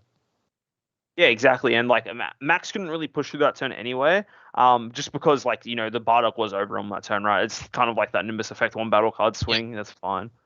But that being said, he doesn't have the luxury to resolve that again an additional turn. Because the Bardock does also have an auto where it can't be played on the following turn. So yeah, Max is handling this amazingly. Like there's not too much you can really do if you are David here. Like a lot of your Thwarting the Dark Empires have been cleared. You're not mainboarding the 8-drop, so you don't have that late game card to play. And even if you did, I don't really think you want to be playing that card in DLO where it just gets switched to rest mode as soon as it gets played. So this is Max is in steady control of this game. Both players on Max on 3 life, David on 4. And it's getting to the point in the game where Icarus is just going to hit you with all these just late game threats. Mainly this Tells, maybe through Shrouded if it gets to that point. But we'll have to see what comes out of Don't think he plays through Shrouded, but yeah. He'd have to summon that card from outside of his deck. He's got it in the sideboard. Okay, he's opted not to do it. Okay. And here it is, another Marvelous Might. Now, this is actually a really nice play from David here, because this actually procs the Poutine skill, because he did just play a card with the skill. But because both of his cards have barrier, you can't actually choose anything for Poutine, so that effect just fizzles out. Really nice play. Really nice sequencing, more or less, And now we'll have 220k. Probably swing with 1, pay 1, bottom deck it, play 2 of the 1-drops. Hopefully, he can get another Unison, buff up the 1-drops, and I think that's probably his game plan. I think Max, hopefully he has either another riposte or he has his pan SCR just to limit some attacks. It's going to be a rough turn. Like already seen on board, like those 2 Gogetas alone can generate 6 attacks, 2 from each of them, and 2 more 1-drop Gokus and Vegetas. So this is going to be a pretty intense turn. And Poutine, like not tapping anything, effect getting baited out, really nicely done. Comboing off the Kai, so now he can probably overrun the Trunks into play just so he can get down the warp, play another Unison. It would be huge. I'm assuming he would be hoping to have a Super Kamehameha in his hand, so he can do that to one of the riposts, and then he won't then have to play around the effect of that. I think Max really actually might be in a pinch this time. I think the big card he actually needs is the Pan SCR just to straight out end the turn. This is gonna be a bloody turn, man. This is gonna be a lot of attacks coming out from Gogeta Zeno. It's been set up to be. Yeah, if he doesn't see Pan SCR, kind of just shuts down the whole turn. That card is like Hatch, but for every other color, with a bit of an upside. And I think that's nice as well. Like David, I don't think David particularly cares about going to 25. He just leaves it at 20, just baits out super combo. He's sitting at 4, and there it is. That's just telling. That means Max doesn't have super combos in hand. This is going to be an insane turn for Gogeta Zeno. He's going to be able to push through here. No riposte live. Doesn't seem like Panacea live as well. Otherwise, if I was Max, I would use it straight away. Yeah. There's no point baiting anything out. You just slam that and just go next turn. Yeah, he's losing cards in hand. Coming off 2 5Ks, it always feels bad when you're facing a lot more attacks per turn. You just know there's gonna be more coming, and you're just trying to count in your mind whether or not you have enough to survive all this and what's the optimal way to do it. Yeah, exactly. He does have 2 energy though, so I assume he may he may try and bait something and final flash it. I know I try and do that a lot. Not to great success, but at this high level, it's not as easy to pull off because everyone's always thinking about every card. So it's only ever a last ditch effort where they go for it. But having 2 energy open means you always have to consider things like final flash, and so you can never go for game with double strike. You pretty much always have to go for game with single strike or with, I guess, unison. But unison will not be swinging in this game for David. Yeah, David, I don't think there's any way really, unless he's able to, unless he has another unison in hand to put under there, plus upticking, they'll put it to 3. But even then, most of the time, I think Gogeta Zeno has only run maybe 1 Champa, and even looking at David's list here, if I quickly flick Yeah, through, he he's got 1 He only Champa. has 1. Yeah. Yeah. Don't think I've seen it yet though, but it could be in the warp for all I know. The cards go flying around real fast. I don't think it's been warped during this game, but I think David's sequencing it very well. He knows he doesn't have to combo anything, and here it is. The Max finally hit the pan. He must have drawn it off his super combos there. So very nice. He's finally able to kind of relent this pressure, but he's already gone through a handful of super combos and a fair chunk of his hand. So yeah, there is definitely 4 battle cards in play between both players, just quickly looking at it. So yeah, he's finally was able to dig for it. He actually really needed this card here because Riposte wouldn't really be as impactful, I think, considering all the cards that David has available to tap. And yeah, damn, it's quite a clutch time to see this card more than ever. And now it's like, David's not going to really be doing too much for the rest of his turn here. This attack also doesn't get negated, by the way. So I don't know if Max outcomboed this swing. But now it's like, well, you only really have the unison swing left. Leader's already swung. You're not really going to be playing any more Gojis. If he plays a third Marvelous, surely that'd be the only card I would play because otherwise there's a potential. No, this is fine here. Get rid of the poutine. Don't have to worry about it later. That's fine. That's true. So the pan can steal something though. It's like a hero in his lineage. So I wouldn't be playing a Marvelous Might out for just to have it out because it will just get stolen. Marvelous Might's got barrier, so it can't get. Sorry, thorting. I mean, sorry. Yeah, thwarting. This is good. Get rid of the thing. Get a blocker. Force the thing to go into that. That's good. It's good. Yep. And he's gonna use his unison here as well. Just trying to make use, I guess, of his energy and resources this turn as much as he can while not being able to attack. Yeah, I think the thing as well is that even though it's going to be going into Max's turn very shortly, there's not much else David can do, right? Like he's under the effect of pan. Max did lose a fair chunk of cards. I don't know how much he'll be able to get back on his next turn.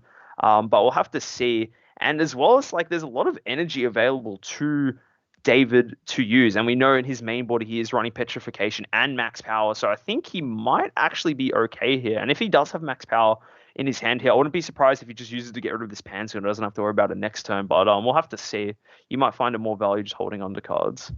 He is also running his own pan SCR as well, so he could just do it straight back and be like, okay, my turn again, please, and just go. So Icarus does have the Trunks unison, which does get around that, but trying to swing 3 attacks into, if he max sequences correctly, 4 attacks into 4 life is a pretty hard ask sometimes, especially with a blocker on board. You're going to have to, you can steal it with the pan, but you would assume if he negates with the pan, that he then blocks the attack, and then it's just, he's kind of sitting pretty for the rest of the turn. Yeah, but have to see. It'll be a pretty exciting turn here, so we'll have to see what happens. But I think this is going to be a pretty pivotal turn for Max, right? I don't think he can afford any more turns after the next one, right? Like he's already used, I think, 2 of his repos, 2 or 3 of them. He's used his Pan Zeno now. Not too many options left, and there's just a big board already. 2 Marvelous Mites, 2 life. It's and already digging through a lot of super combos. I know we've seen a lot of David's super combos warped, but yeah, I think this is going to be a big turn for Max. I think he needs to dig deep to try and push through here. Otherwise, it might be a bit rough if it goes back over to David. Yeah, for sure. Yeah, I think we all wish we could see the warp. It's can't really flick through. Just go through seeing all the super combos, but I do know for certain he is definitely not warped his pan. He might be sitting on that in hand or might be chilling comfortably in life. Here we go, Max's turn. This is the turn Max needs to pull off here because I don't think he has another turn if he doesn't win here. Charging a final flash. You think it's correct to take the blocker with pan, or do you swing with pan and just kill the blocker? I think you can swing with pan and bait the blocker. I don't think it's the end of the world. At the end of the day, it's kind of the same thing. The only thing is that if it gets petrified, but I do as Chat's putting out, I think he's already gone through two. I think we've seen them milled out. Yeah. But I think it's like the same, right? It doesn't really matter. I think the big thing, the pan Zeno is not the thing like it's that you're worried about here. You're worried about what's in David's hand. If David just has, boom, my pan Zeno, you can't really do much. You've got Trunks Unison here, very nice. I guess it's more the fact that if you steal the blocker, you then get to attack with it, or have it up for the next turn. 2 energy to work with. Have to see through here. Dual attacker, 4 life to go through. So this is it. This is Max's big turn. Still has leader's abilities to draw a couple more cards, but yeah, not a lot more after that. Looks like he's down to probably 7 or 8 cards in hand. Gone through a fair few super combos. Yep, there comes the block. Does he have his own pan in hand? I would assume not. Otherwise he would have used it just then. Yes. Maybe he isn't. Maybe he's trying to bait something. He's looking 3 energy. I don't know. Looking at his list here, I don't think there's any combat tricks he can do unless he wants to just defend this, which I think isn't the play. He also does have Kai Negate. I don't think he has it in hand. He's going to tap something. Yeah, here it is, Kai Negate. He's kind of getting nice. Get rid of the Turtles. I think that's the correct play. You don't, even if Pan can steal something, you've already stopped the Pan attack. And the Pan can only steal cards without barrier. So it's like, this is a very nice play here. Good block. So he plus 0 with a Trunk Unison to tap down the blocker. That makes sense. That's a good play. Super Saiyan tapping that down.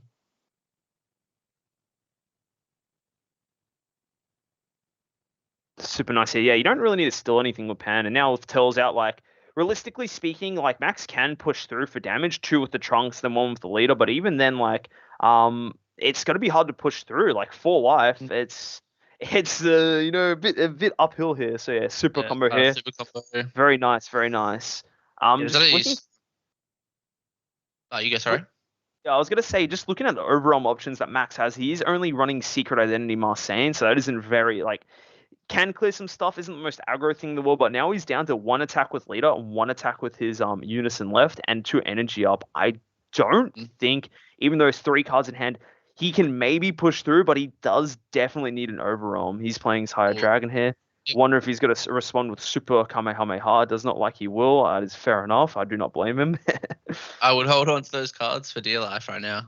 Yeah, 4 in hand. This is kind of rough. It's very close. It just depends whether or not he can push through 1 more damage. No, only needs to push through 2 more damage. 2 more damage. Yeah. Yeah. So I'm assuming he wants to save leader swing for last, just so there's no combat tricks, and just dump and put, or maybe even Unison because it's 20k. I think the 2 combat tricks really available would be either Brainwash No More, which again David's not actually running it, so don't need to worry about that. And then I think that, and I guess for the Unison Battle of the Masked Saiyans, I think the card's called the extra card that just removes a marker, but I don't see anyone really running that nowadays, especially in an aggro deck like Gogeta Zeno. Brainwash No More maybe, but now it's you just got to push through here. Taking it, showing that he's got the last straw in hand, 25. Now he swings with Trunks here. Curious to see if David will push him down, or if Max will combo a Champa here, put him down to 1. I highly doubt it. It's giving him 2 cards. I think he just combos 5 here and hopes for the best. Yeah. But I think Max knows that if he can't push through for damage here, I think that's game next turn. I think he's already exhausted so many of his defensive tools. 2 energy, 2 life. It just takes 1 swing to go through, and that could easily be the game. Yeah, for sure. These players do have access to all the lists in the top cut, so Max will know that he doesn't have the Bardock to rip the life and save him from double strike.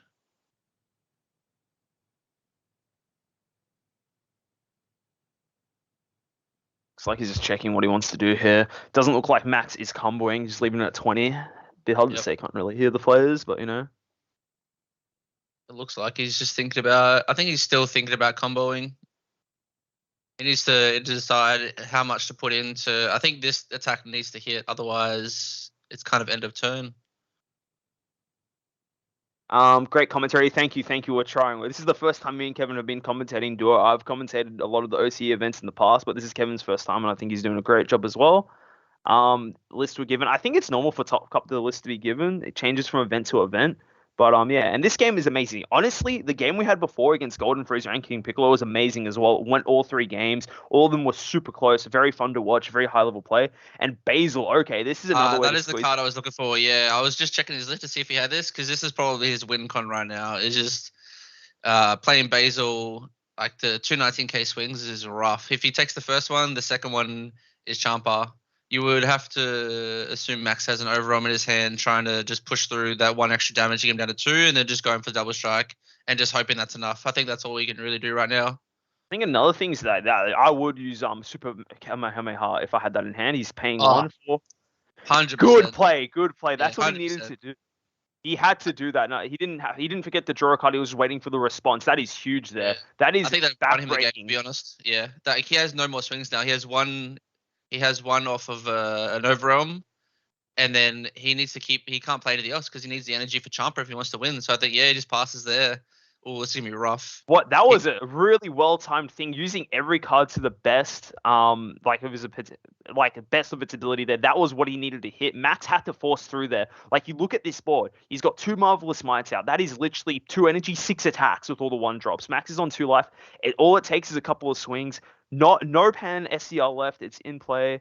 It is just crazy. Max does get back the card warp from Kaido if he's not aware. I'm not sure what that was, but he will get that back in active mode. So it's, I guess, 5k more combo. It is the Turles. It is the Turles here. Paying the Goku for 1. It's just 5k. I don't. Oh, he's just dumping them both, dude. You want to negate? Warp your hand. Oh, that is a rough look. 1 card left in hand. May or may not be Champa. He's probably gonna take life with the leader first. Max still does have plenty of cards in his hand, right? Like, he can maybe do things, but 1 energy, you're assuming it is for a riposte, but as soon as you tap out, man, it is so rough. You just swing with your Gogeta here. You just have to poke at him now. You don't really care. It is riposte. Now he's tapped out. You don't have to worry about Final Flash anymore. Yep. You don't even care. You just tap your energy. You don't even care. You what are you gonna use your 3 energy for? You've got no 1 card left in hand. You just swing, tap energy. This can be real rough. I think this is almost a lock at this point. Yeah. All he needs is 1 thought. He does only have 1 card in hand, so we'll have to see. He can get but he can get 1 from life from leader. Give his 1 drops 10k. I'm pretty sure. Mm-hmm.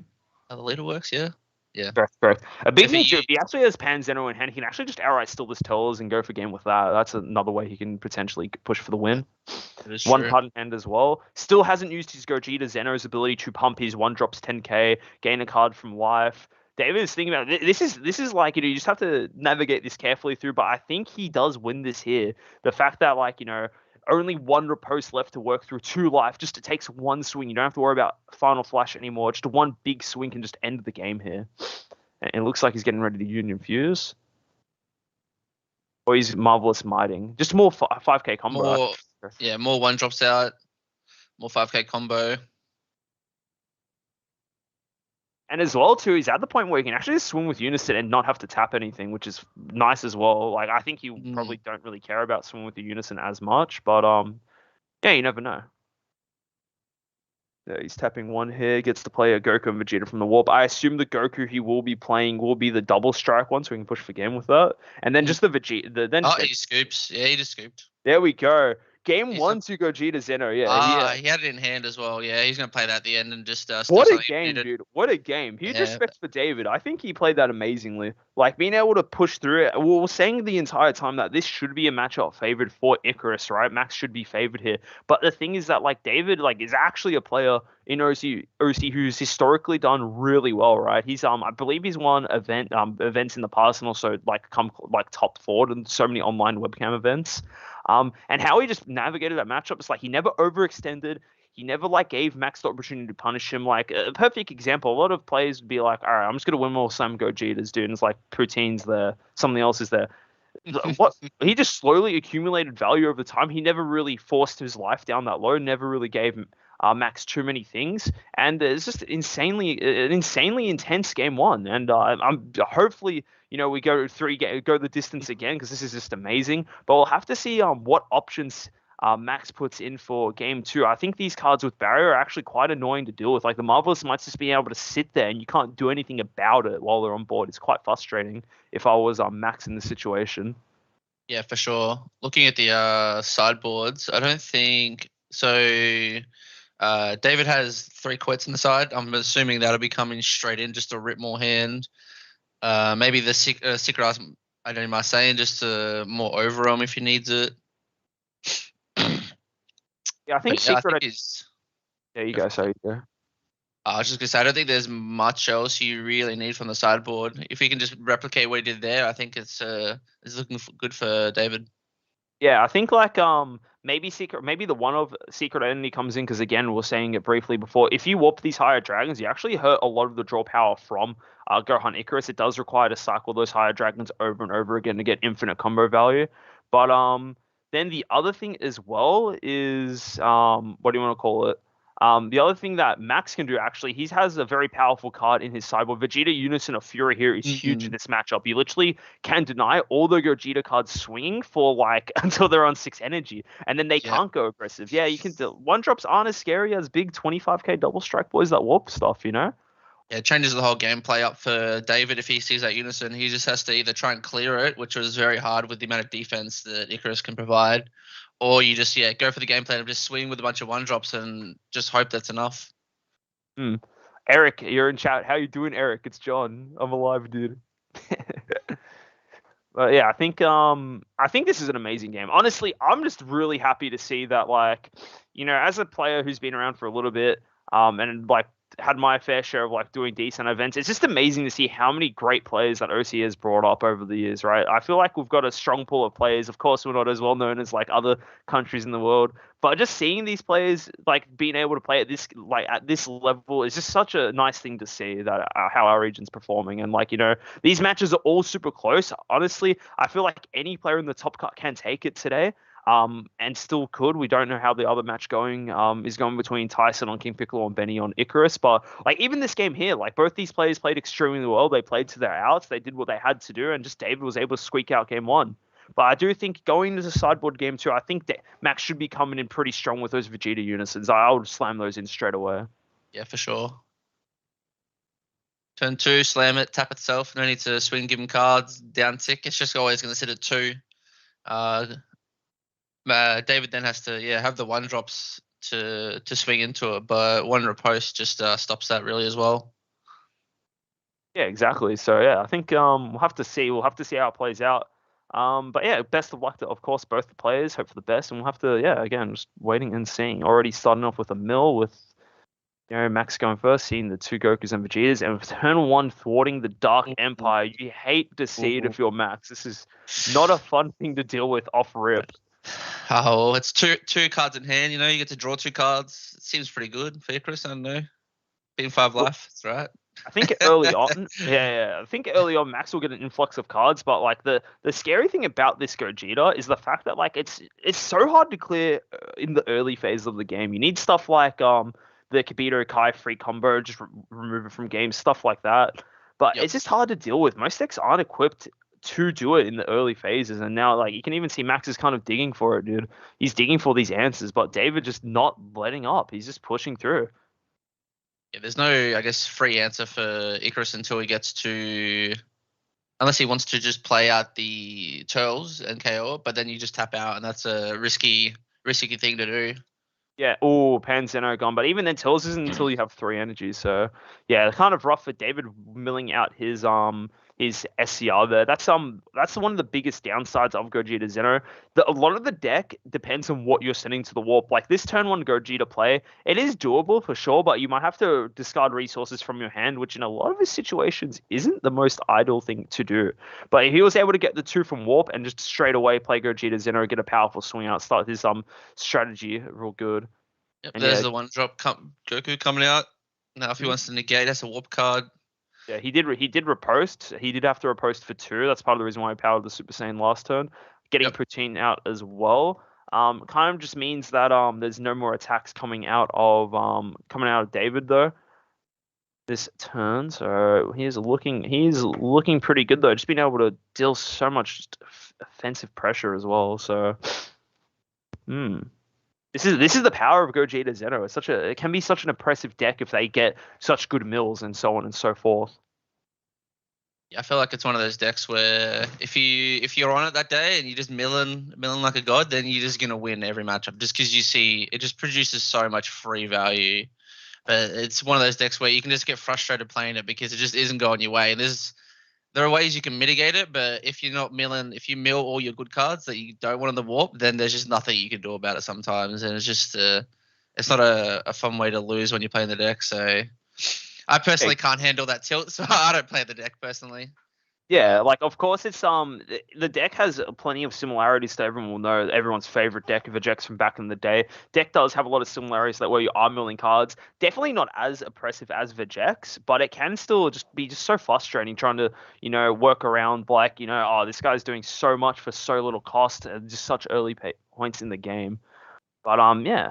But that being said, Max should have stuff that allows him to deal with it. Oh, another interesting sideboard tech, the Goku, the Gohan Videl card, discard it from hand, draw a card, and then choose two of your opponent's battle cards, ignoring barrier, minus them 5k. Great to deal with Protein in the mirror match. Great to deal with these pesky Gokus and Vegetas that can be played out. Very nicely done from Max, nice and chill. And now it's just a bit more chip damage away here, just swinging, drawing cards, just trying to see his answers for this just crazy aggression from David here. One interesting thing though is that the leader and the unison do give the 1-drop space power. So once those hit the board and power up the 1-drops, they actually can't be removed by the that Gohan Videl card. Yeah. So that is one thing that I guess does work in David's favor. But definitely early on, if you can just pay 1 yellow and just remove two cards, it's free value at that point. Turn 3 here. I imagine that another opposed is coming from Max here. Let's see. I think it still costs 2. I don't think he's put anything in the drop that I can see. It's too glary for me to see, unfortunately. Yeah, I do agree. It's kind of hard to make out. You're talking from Max's side, yeah? It's hard to see. Yeah, I just don't know how much riposte is going to cost, whether it's 1 or 2 at the moment.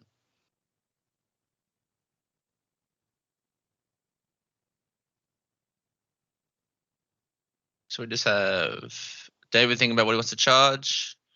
What card is he also not for needing this matchup?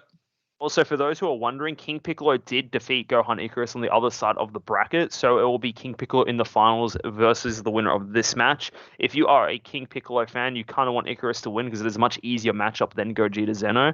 But yeah, that's is what it is. Tyson is in the finals, so we'll have to see how that plays out. No Icarus mirror match in the finals, which is sad for Benny, but a sigh of relief for everyone who wants to see something that isn't Icarus mirror yeah, exactly. Yeah. Right, here we go. Here's the other opposed. Still having to pay 2 for it though. Max doesn't have 2 extra cards available to him, which kind of sucks. But yeah, we'll have to see. See how. Tapped out. That is very rough. Tapped out though. If I think Vegeta can put out some work though, they can put out a lot of battle cards to. They've got no energy untapped. Still hasn't leader swung. Can put out a lot of extra value. I think it's not going to be too crazy from here. Like, yes, you are tapped out, but you're still chilling on 4 life.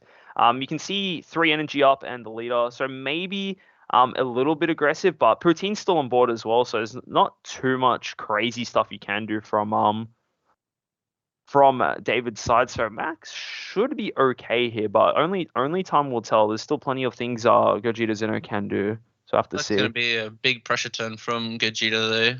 If he can get out a bunch of 1-drops. I think a big thing if he's able to get out a Marvelous Might, that could be quite problematic. I think Marvelous Might's the big play here for David. So we'll have to see. Yeah, he gets the Unison out. Unison, if he can uptick it to 3, can be an additional swing. Yeah, we saw Benny. Unlucky, man. But at least you can still maybe get a gold card in the 3rd place match. So hopefully you can still pull it in there. Pull it out there, man. That is rough. Sure. I believe in you, Benny. You gotta study this game. You versus one of these guys in the 3rd or 4th. Yeah, you get VOD Yes. review IRL. Yeah. IRL VOD review, you know?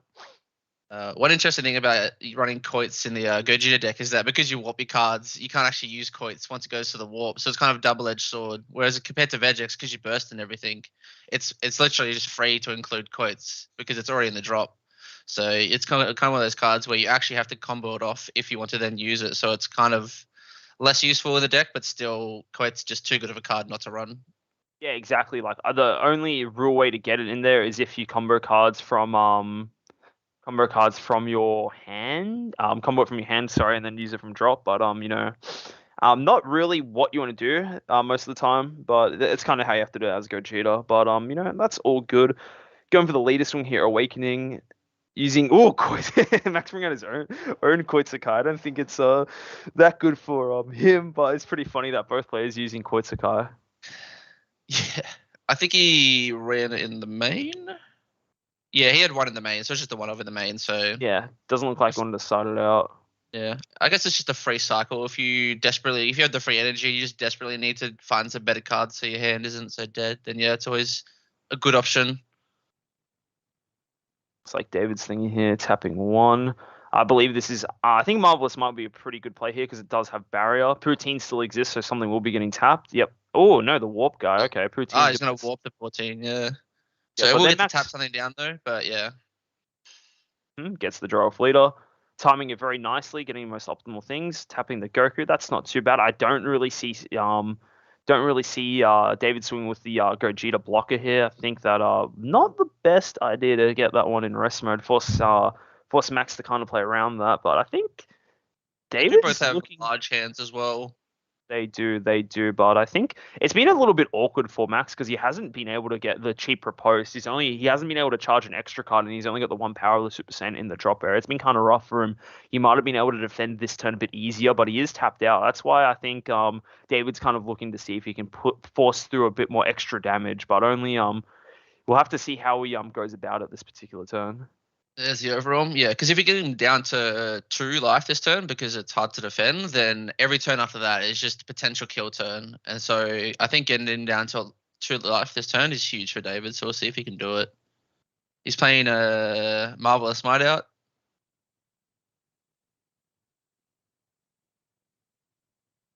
So with Marvelous Might, probably tapping the Trunks here. Yep, that's Makes correct. sense. Just trying to squeeze in that extra damage, right? Like Max is tapped out. This is the turn you can get like just free damage off that normally you would not be able to. Can't really see anything else. Yep, ticking up, keeping the Goku, sorry, at a 15k base as you were saying before, so it can't get cleared as easily. But yeah, the Trunks goes back to Warp. Very nice card for this deck specifically. Mm. That card kind of have found its niche value where it's just pure infinite value in this deck. Free 5k, play it. Enables your Gokus to go to the warp so you can play your Gogetas easily, and then you can just get it back, and it's just always an option once you see it. Yeah, exactly. And the fact You get to draw it as well off the leader ability, which is like one of the only things that you can really gain value from easily is in the deck. Yeah, for sure. Like, obviously, because stuff's not going to the drop area, you can't use all the mill effects like the Vegex cards. But that one kind of has its like own little niche, goes to hand, you know. Yep, for sure. It is interesting to see. I guess these niche cards getting some spotlight in decks like this. I really like trying to find just random cards that you can just no one remembers, and then you can just bring them into a deck, and then they become really useful again, just based off this one interaction. Yeah, exactly. I feel like that's a cool thing in the Dragon Ball carding. There's so many just like now we're at the point where the card pool is so deep. There's so many just unique things that can just randomly crop up that would be just meta relevant or whatnot. So it's very nice to see that, like that Trunks, for example, is one of those cards. And we have Turles here. This is what we need. Clearing two of the big threats on the board, the one drop Goku and now the Gogeta thwarting the Dark Empire. Obviously, Dark Empire can just be replayed on the following turn, but it's just always nice. You have to always constantly answer those cards. So yeah. Sure. See where he's thinking about swinging. Turles is here. He's going to swing into lead here for sure. He might swing into Unison to clear it if he looks That is at it. true.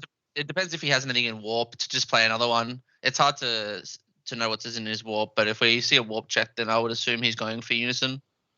If he has no way to free play another one easily.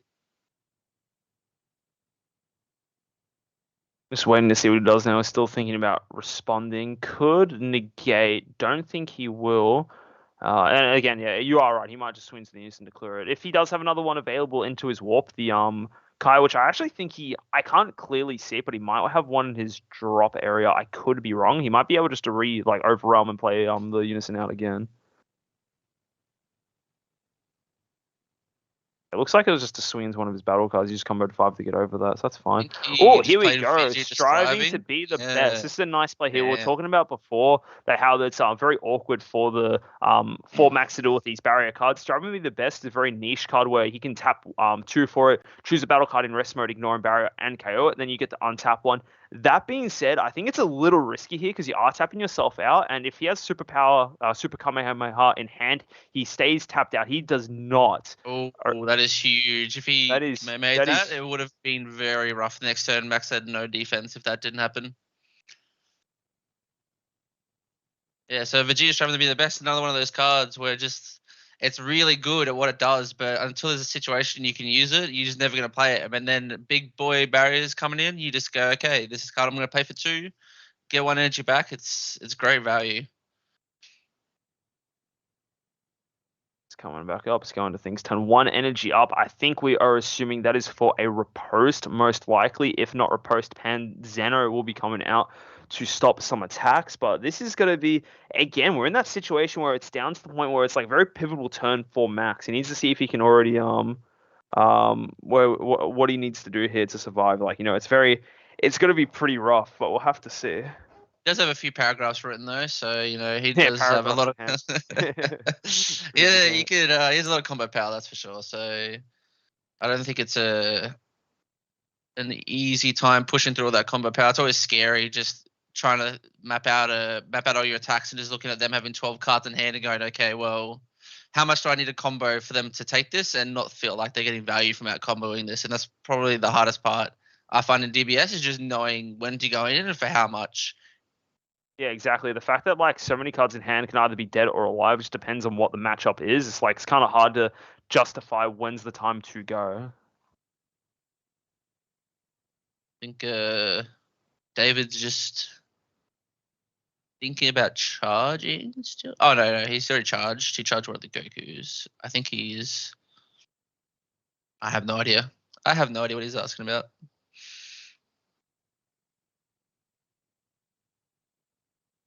He's playing the Bardock, I assume. Oh, no, he's playing the Secret Identity. Yep, but this is very nice. He's got to warp the Tills, yep, and the Higher Dragon again. That is huge. Higher Dragon in the warp. One of the ways you can kind of limit Icarus is sending these bad boys to the warp so they can't recycle them and draw infinite cards. And the cool thing about it as well, it actually also turns off Pan Zeno here. Because there was only 3 battle cards in play, so he has to do a different negate such as this. And now thwarting the Dark Empire seems like a pretty good card here. Get rid of that blocker, can push for game. Then you have to actually either use another opposed tapping yourself out or use the Pan Zeno. And even then, the Pan Zeno doesn't actually stop the attack. It's kind of like dormant potential in a sense. Yeah, here it is thwarting. He gets the draw card from leader. Oh, very nice. Goku. Does he have the answer? Does he have Kamehameha in hand? It doesn't actually answer because it's all in the counterplay skill, so I think it's a very nicely timed play. Yeah, I guess it would remove the blocker, but that's probably he already has one, so that's probably not the most important thing. Nicely timed by Max though, able to keep afloat here. He's got 2 blockers out now. Can use Pan Zeno on any attack plus a block that will more or less end the turn. So that was nicely timed. I think he will. They got the token, yeah. I don't think David can do too much else. The turn thwarting is unique, so he can't really play another one, go for an additional swing. Has already overwhelmed, so realistically, the only card he can probably play is the only real battle card option he has left to play is Marvelous Might, because he did actually already warp his Pan Zeno from his mill. So yeah, Marvelous Might most likely coming out here. But if I think he's going to warp the 3-drop blocker. Yeah, I think that's a good play because now the things that you can just dump your hand on a Chumper swing, 2 energy up, a Unison up as well. Sure. Yeah.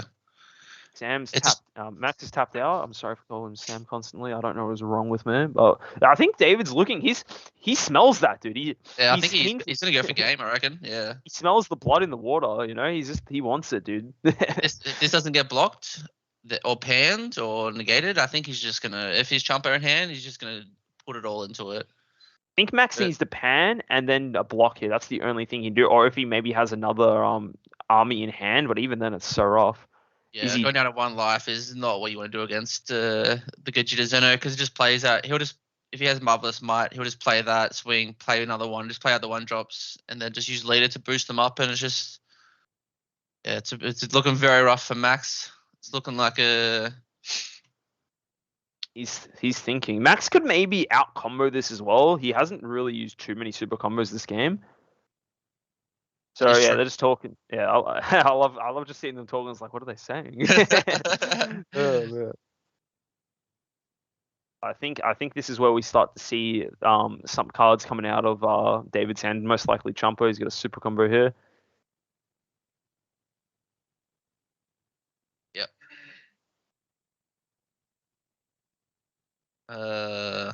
Not too sure what is happening here. He's put the super combo down. They're just saying something. They're just talking about whatever right now. A bit hard to tell. So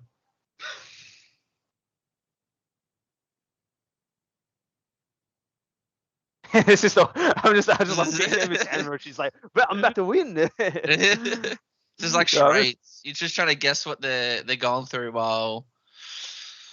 like I this is think, like what's saying. This is intense. The winner of this game yeah. guarantees a gold card. The loser has to play the best of 3 match against Benny for the Vegeta gold card. So that's one thing as well. On top of that, if you win, you have to think about going, well, I understand why these players are like stressed out and just thinking. Yeah. So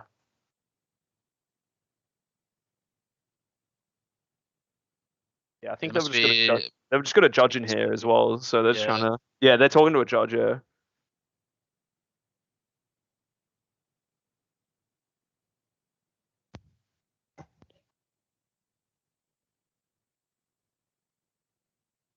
I think they're talking about the unison here. I'd assume it's kind of hard to say because even though we're in the Discord channel, so we can see this game live, we can't. It's a bit distracting talking and also commentating, so we'll have to and listening to them. So just kind of waiting to see what gets resolved here and just kind of guessing. It does show the super here. Too sure. He didn't block, so maybe it was he thought he started comboing before he had the chance to respond with the blocker, but I'm not too sure. That's just me guessing. I wouldn't put anything into what I say right now. Yeah. It did seem like he did dump his hand and then there was a dispute, so I would assume it'd be something about like that. Yeah, just waiting here slowly to get resolved. I'm actually gonna quickly hop in. I just want to listen. I'll be back in 2 seconds, guys. You're right, go for it. Bring the goss.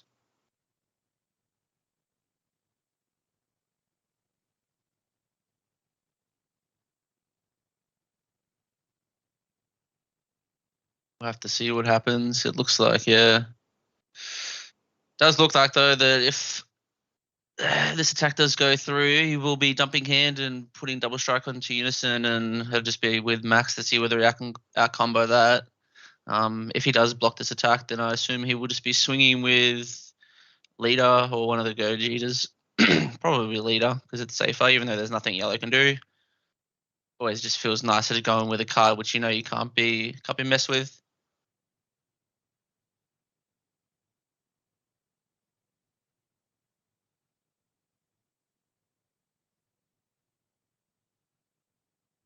Very understandably stressing moment. This is kind of probably the most pivotal part of this whole series, if depending on what they're discussing. Hopefully John can let us know what's happening. He's just listening right now.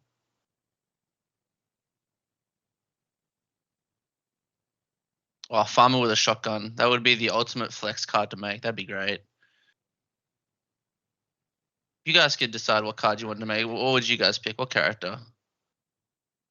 I would just remake the Bojack leader to actually be good for once. That'd be great. If we just got a Bojack leader which did something when it awakened, didn't need an extra card, or just did anything that made the game playable would be nice.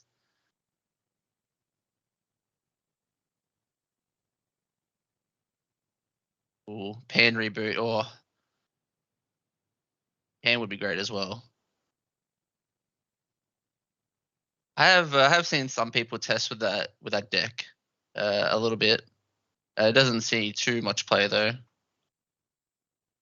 Unerrata Planet Tuffle, Zangiolita, True Aggro Bojack would be kind of cool. I don't know if they'd ever make a leader for a character like that, but that'd be pretty cool.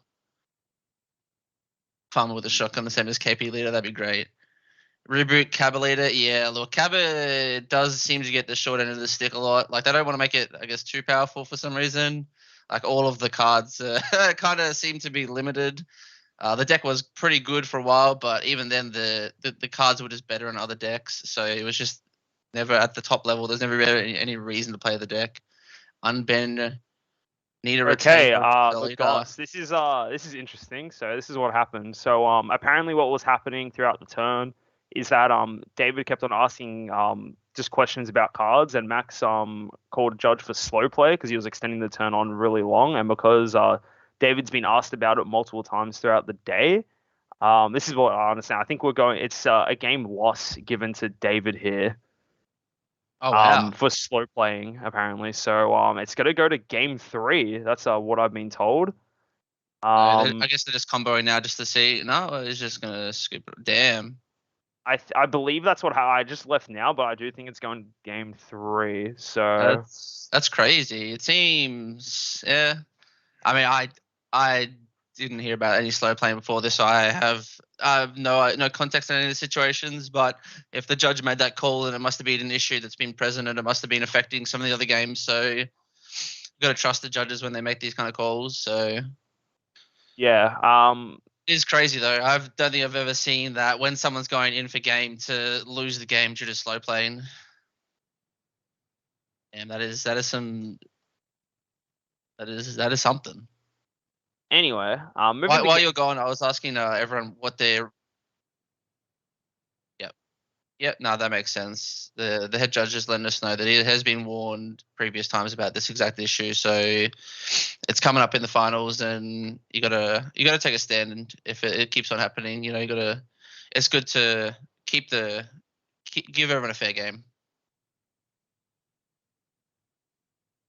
I was just asking everyone. You're asking about reboot leaders or something? Yeah. No, I was asking them if they could make any card, what card they would make, and we got some crazy answers. It was good. New Vegito leader, please. New red Vegito leader. Yeah. Yeah. I mean, they can make the old one good. Unbend, reboot Gohan. That deck needs to be burned to the ground. I hate that leader so much because it's not played anymore, bro. It's banned. Yeah, I know. But I mean, it was just so tilting diverse. It's like, okay, I either survive turn 2 and win, or I just die turn 2. It was like the ultimate aggro deck. Look, I which do think should exist, but it's just that one was a little bit unfair. It just had too much. Garlic Jr. set 1 Vegeta. That'd be cool. Unawakened side Farmer. Awakened side Farmer with a shotgun. Damn. That'd be lit. Farmer with a shotgun would be pretty funny. I feel like there are so many side characters they could just make random like you just use for random cards, and it would be great. Like they would have to they should just do a set where it's just there's no theme. The theme is just characters that appeared 10 times in the series or have like a small role, and they just give us all these side characters and and it's just like almost like an expansion. Oh, okay. All right. Real quick update. So what it wasn't Max calling for it. Sorry, the judge ruled it that way from just how David was slow playing. That's how it was ruled by, not Max. Max didn't make the ruling. It was just to clarify, just that's what I assumed when I joined. Sorry, it was actually the judge that ruled it that way. Okay. So the judge just made the call based on what he saw. Yep, that makes sense. Well, we're going into game 3 now, so let's just put that, like, we don't have to worry about that game. We're going into game 3. David will be going first, I'm assuming. Yeah, David will be going first here, and we'll have to see how he will be able to force through. He can go keep on applying the pressure. Going first is a lot easier to force through than going second, so we'll have to see how Max is able to adapt and see what's got to play out for this final game. Yeah, for sure. I don't think either of them side decked again. I don't think they must have the cards they want. It'll be interesting to see what happens. So David gets to go first. He can't apply too much pressure turn 1, but if he can get something set up, it'll be huge for him going into turn 2.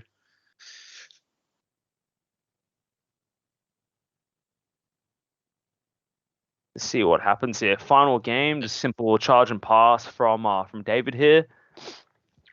Yeah, I think we'll have to see what will go differently from this game. We can already see, what do you want to call it? I don't think other players wanted to side. I think they were pretty happy with their sideboards. I can't. This is going into the final game. I can't really think, what will be happening. Nothing too crazy to side. Really nice mill, getting Pycon and the pan there from the. That was huge. I was just saying that's huge to see both of them, and I'm pretty sure he has I think I saw a Goku and Vegeta as well, so he can do a lot this turn if he wants to go in. Yeah, exactly. And 1 energy. I wouldn't be surprised if Max just powers the Super Saiyan here just to get the second card into the second extra card live, so he can actually either riposte or use the crushable negate. So we'll have to see. Have to see what he opts to do. He's just looking at his warp here.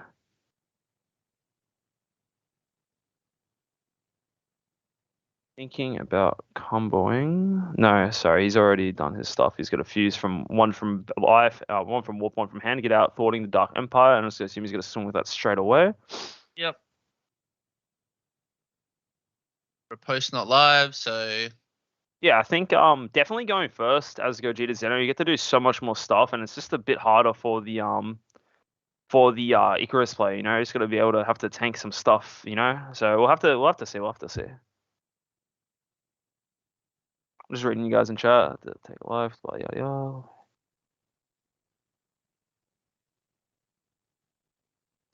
Yeah. So going into Max's turn here. 6 life for Gogeta Zeno, 5 life for Icarus. So Icarus can definitely awaken this turn. He's got 2 extra cards in his energy, so Riposte and the Goku counterplay are live. So this is pretty good spot to be in as Max. Of course, again, very rough going second, so we'll have to see what he's able to do in this situation. Because again, we saw in the first game, it was fairly close. David was going first in that game as well, and he was able to bring it down to the wire. So I have to see if it plays out similarly to that game or continues just going on for continue to see if Max can pull through. Yeah, for sure. Tapping out for the Vegeta unisons, playing it for 2, upticking 1 by tapping itself, and then negging 1. So David can no longer swing with cards greater than his energy cost, which is huge.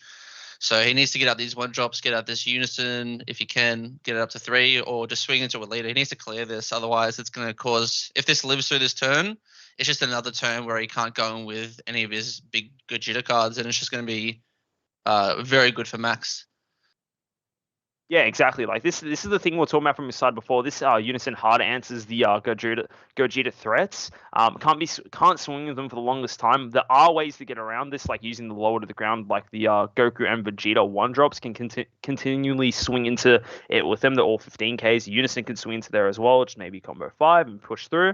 But you do definitely have to clear this, because if Max want to keep on replaying these, he does actually have to keep on paying the 2 energy for it. And the cool thing as well is that you can actually just go through, you can actually kind of get under it, just because, again, the 1-drop, you're swimming with 1-drops mainly in this deck. You can go for a different route, like kind of low to the ground aggro route, instead of going a very aggressive route as we've seen in the past. Well, he's going to clear it with the Trunks. That is huge. Yeah, it is clarifying it's greater than and not greater than equal to, like some cards. That is correct. It is greater than. So this attack is all good. So 15, yep. Survive 1 turn. I did buy him a turn though. I think getting to 3 energy is very useful for the Icarus player. Yeah, exactly. And then he's going to just fuse out again. I presume Marvelous Smite here. Yep, setting up for the next turn. Honestly, it wouldn't surprise me if he starts going ham here, because like he can swing with 1-drops here, and he does have access to Awakening. Maybe David's a bit more reserved with how aggressive he wants to go. It is a line of play here, considering that Max is tapped out. Yes, you can't swing with your 1-drop, your 6-drops, but you can still get some damage, and you can maybe force him down to 3 life here. He's tapped out. I don't see a reason not to, you know. And again, he actually has access to his unison combo from the Warp. Kai and unison are in there. He milled that on the first turn, so I think he can do that now if he wants to. Make all his 1-drops 15k base if he chooses to Awaken as well. He can then pump him even more. He can definitely go really, really hard this turn if he wants to. It's just whether or not he thinks it's the correct play to push through this damage now. So I guess the Echo Max is always awakening next turn. There's no way he's not Sin, so he can't lock the leader. So it's whether or not he thinks it's worth pushing through this extra damage. Yeah, exactly. And it Now, seems like he's just passed. So he's gonna play the waiting game. Hopefully Max doesn't have another Vegeta for David's sake, but we'll have to see what happens. have to see here because even now it's like again, the Vegeta will essentially says you can't swing with Gogeta until you have 6 energy, right? Every time it resolves, he does only have. Looking at his list, he only has 2 in the side, so there'd be only 1 more left available to him. So, kind of have to see if he wants to keep on going for that. Looks like he's playing the Bardock here. Got to tap the thwarting. This kind of just tells me he's going thwarting into Etels here. That's the optimal line of play. No Poutine. Okay, that is rough. Poutine would have been huge there because then he has to play around that for the turn. Of the life here, comboing higher dragon. You know how it is getting this combo up. +2 for days. Yeah. Looks like it was just a swing into the Gogeta 5, Gogeta 6. Yeah, it doesn't want to give him many cards, I guess. Doesn't want to give him the life if he thinks he's going to go in next turn. Oh, he comboed? Ooh. He used max power Kamehameha to send it straight to the wall, so he has 2 energy live. Very nicely done. So Riposte is down to 1 for sure. Well, it was actually 1 last turn. Never mind. So I think it's a better play to excuse me.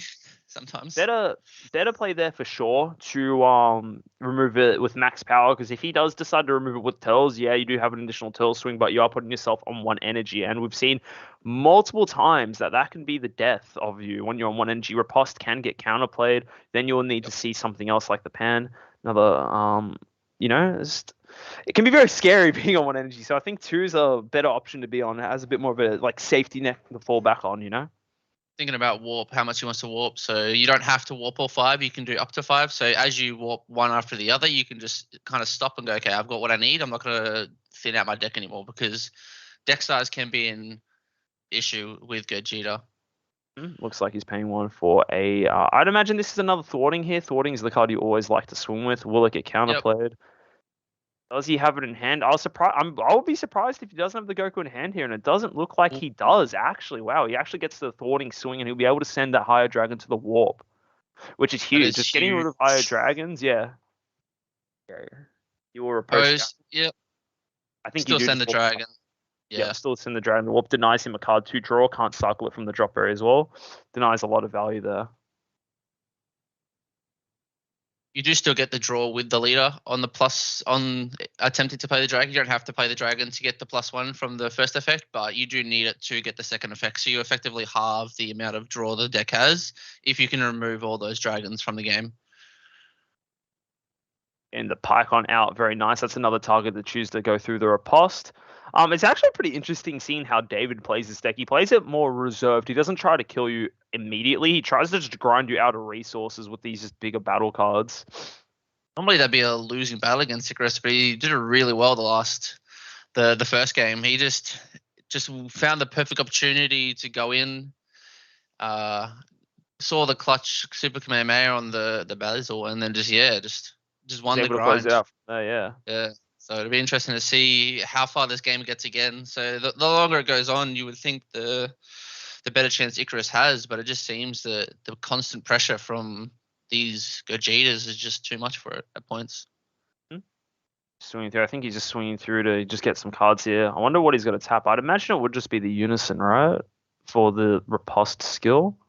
That would be the freest thing to do, because you can't attack with it. It's only at 1, unless he plans on upticking and putting another Unison underneath. I would have tapped the Unison for sure. It's not attacking anyway. Can now Awaken. He can now, if he plays at the Awaken, untap 1, draw 1. You decided to tap an energy instead. Maybe looking to swing with the Pycon. Maybe you can tap it later. Is that on 1 or 2 markers? I can't tell. I think it's I 1. believe it's on one. He just played it this turn. He still has Yeah. not uptick. Don't need to uptick early on in the turn. He can just do it later on. But I can't see him wanting to attack with the combo move 5. Yeah. Yeah, just chipping away. That's kind of what you want to do right here. You just want to chip away slowly, slowly. Unless he just wants to, he just thought, well, I'm getting more attacks, so I'll just use the unison later. It doesn't really matter. So just choosing to keep the flexibility there because he doesn't think he needs all of his energy. So in case he does draw into another unison and can uptick an attack with it, maybe he just wants to keep his options open. But I would imagine he is going to swing with a Marvelous and tap the unison and then play the 2 1-drops. But I could be wrong, have been wrong before, and will be wrong in the future. So we'll find out. True. Dude. Here he is 1-drop Goku. Yep. over on Play here for a Trunks. Trunks. Yep. I'd imagine is he doing something else here as well? I've seen a lot of the time what Playing David does, he doesn't like to commit his 6-drop. He likes to swing like other things, and wait for the right time to go in for 6-drop. And now that he sees that there is the Vegeta striving to be the best in his deck, I can imagine that he wants to leave it inactive. Or probably doesn't want to attack with it. I can imagine him just swinging with the Trunks, tapping his unison and passing turn is what I'd imagine he's doing. And I am wrong. I Wow. think he's going to go in. He'll probably leave the block of Gogeta up, but he'll go in with the Marvelous Might. No reason not to. Probably go in with the 1-drop, tapping the unison, I would imagine, as well, and then just pass there. It's just interesting to see because I guess there is the one striving in energy, and he knows like previously it was cleared like that. But I guess if he does have Super Kamehameha live, it kind of just baits 2 energy out of max, which is what he might be leaning into. That's another way to like force him like, oh, I know you answered this last time, but maybe you can answer it again. Yep, uptick with unison. Gonna pump the thing and get another 15k swing if he does want to get this warp card from hand. If not, he probably comboing 5 or the Bardock off board. But yeah, nice stuff from David. He's just pressuring through. Yeah. He's going to pass there. So the Trunks goes back to his hand. And he's got a lot of boys on board. Yeah, dude, I like him. Charging her a post. Okay. That's interesting. Very surprised about that. His hand must be yoked. Honestly, that's telling he either has the Pan SCR in hand or he's sitting on the Vegeta Unison of Fury in hand as well.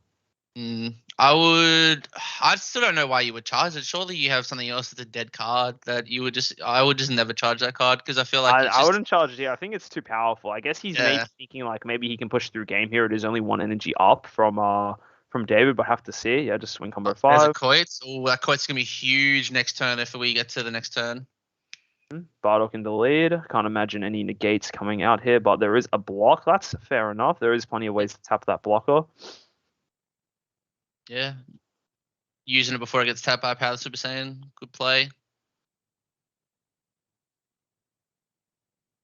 Very curious to see what Max decides to do here. I think he really needs his second Vegeta Unison of Fury here. Otherwise, next turn, Coit's combined with thwarting the Dark Empire means if you want to repose to you, or even Pan SCR, right? Like, Pan SCR doesn't stop the attack and will just get warped. And if you want to play Riposte or Frieza's army tokens, you just have to use so many cards out of hand. It just feels brutal.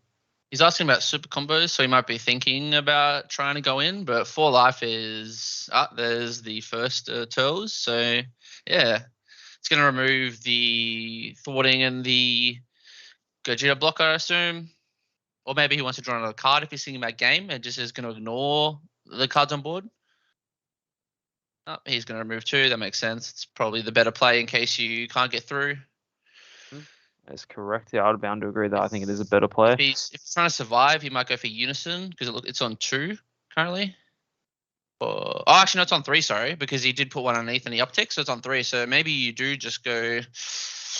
The issue is, do you want to give him cards in hand, though, for the next turn? Because it doesn't look like he's going to be able to win this turn. So it's a pretty rough scenario. You need to get him down, but then you want to do it in a way where you don't give him more gas. Cards, yeah, because Coit's is coming. Coit's is coming. There's the negate. I wonder if he's going to choose anything. I don't think he does. You don't have to choose anything because it just puts the card back in active mode. That just kind of gives him 5k more combo. Yeah, for sure. I think just Max pass here. I think what Max really, really needs, He needs Kaiasia here. I think that's what he's banking. 100%. He needs Kaiasia. He needs Panacea. He needs that to be able to survive through. The way he's playing is kind of telling. It feels like he does have it in hand, but Yep. we don't know until the next turn resolves. 2 energy up, one for the Goku tapping, one for Well, he is going to warp something, and then it's a slight misplay, but yeah, that's all right. It's only 5k combo.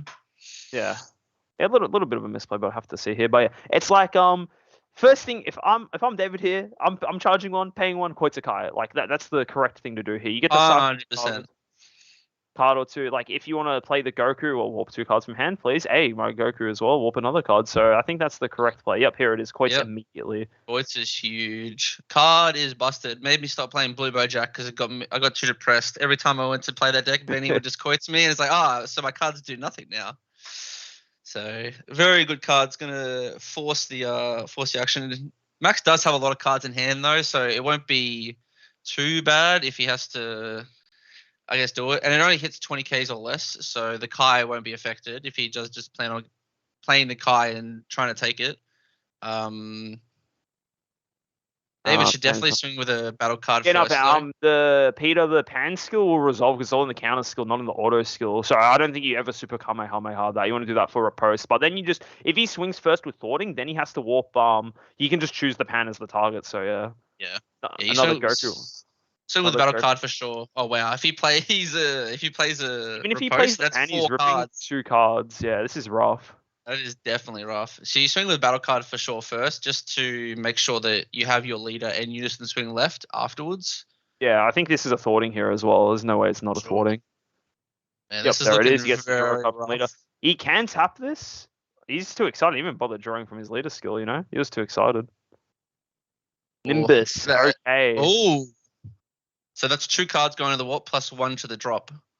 I like this. If this is a riposte he was resolving, he would be losing 4 cards instead of just 3.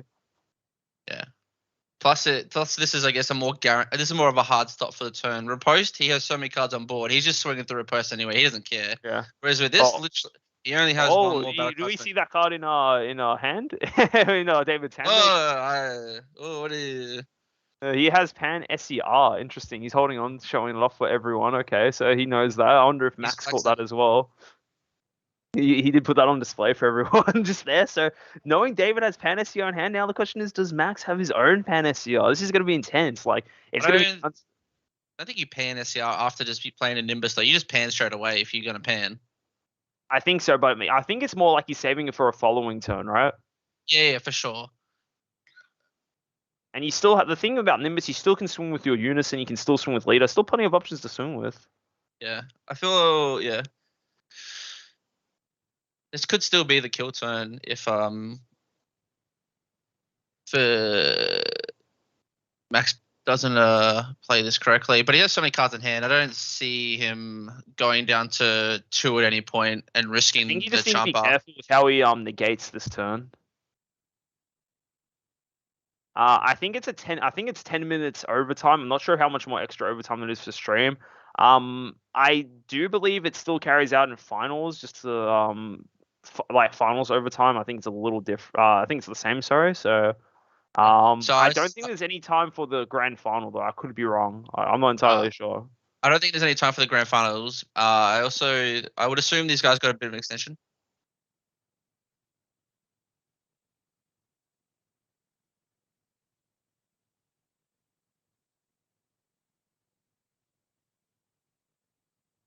Yeah, finals does have unlimited time. Yeah, that is correct. That'd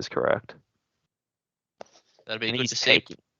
Taking that swing from the Bardock. Very nice. Using Bardock one battle card. I think the way that David's playing here is making it so that he's not going to lose next turn is the thing. I think he might win this turn if this doesn't get negated. Final Flash doesn't work on unisons. There's nothing that we can see in the list that'll be able to neg a marker off a unison mid combo. So I do believe that he will be able to out combo this attack is the only thing. I don't know. The hand sizes are pretty similar, and he's got lots of card on board. Like he's going in with the unison. It'll be very close. I don't think you combo here because if it doesn't go through, you just get clapped back on the following turn. You'll be tapped out, and even though he does have the safety of Panzeno in hand, that doesn't stop Trunks dual attack. That's one thing you have to watch out for. Yeah, that's fair. Upticking, plussing 2, and I think he's going to his neck. He's just showing it off again, dude. He's like, hey, you like my Panzeno? That's why I'm in commentator's booth. I would have gone for game there if I had the Champa, but these players are smarter than me. I would have gone for it, especially because I'm just bad. That's right. That's funny. But yeah. So he only has one battle card attack this turn. One battle card swing this turn. One leader swing, and then if he does have the Trunks Unison, 2 of those. And Max didn't charge here. Okay, he probably values every card in his hand. Wonder what card he will attack. He only has about 6 or 7 left, so I feel like if he charges and doesn't get maximum value from all the cards in his hand, it's kind of okay. It looks like 8 or 9 then. Yeah, if he charges, it's very rough because if he wants to, I don't think he can play Trunks. Oh my god, he just come with another Koitsukai, this man. Oh Jesus, no. He's going for it again, dude. Yeah, that's Koitsukai, good card.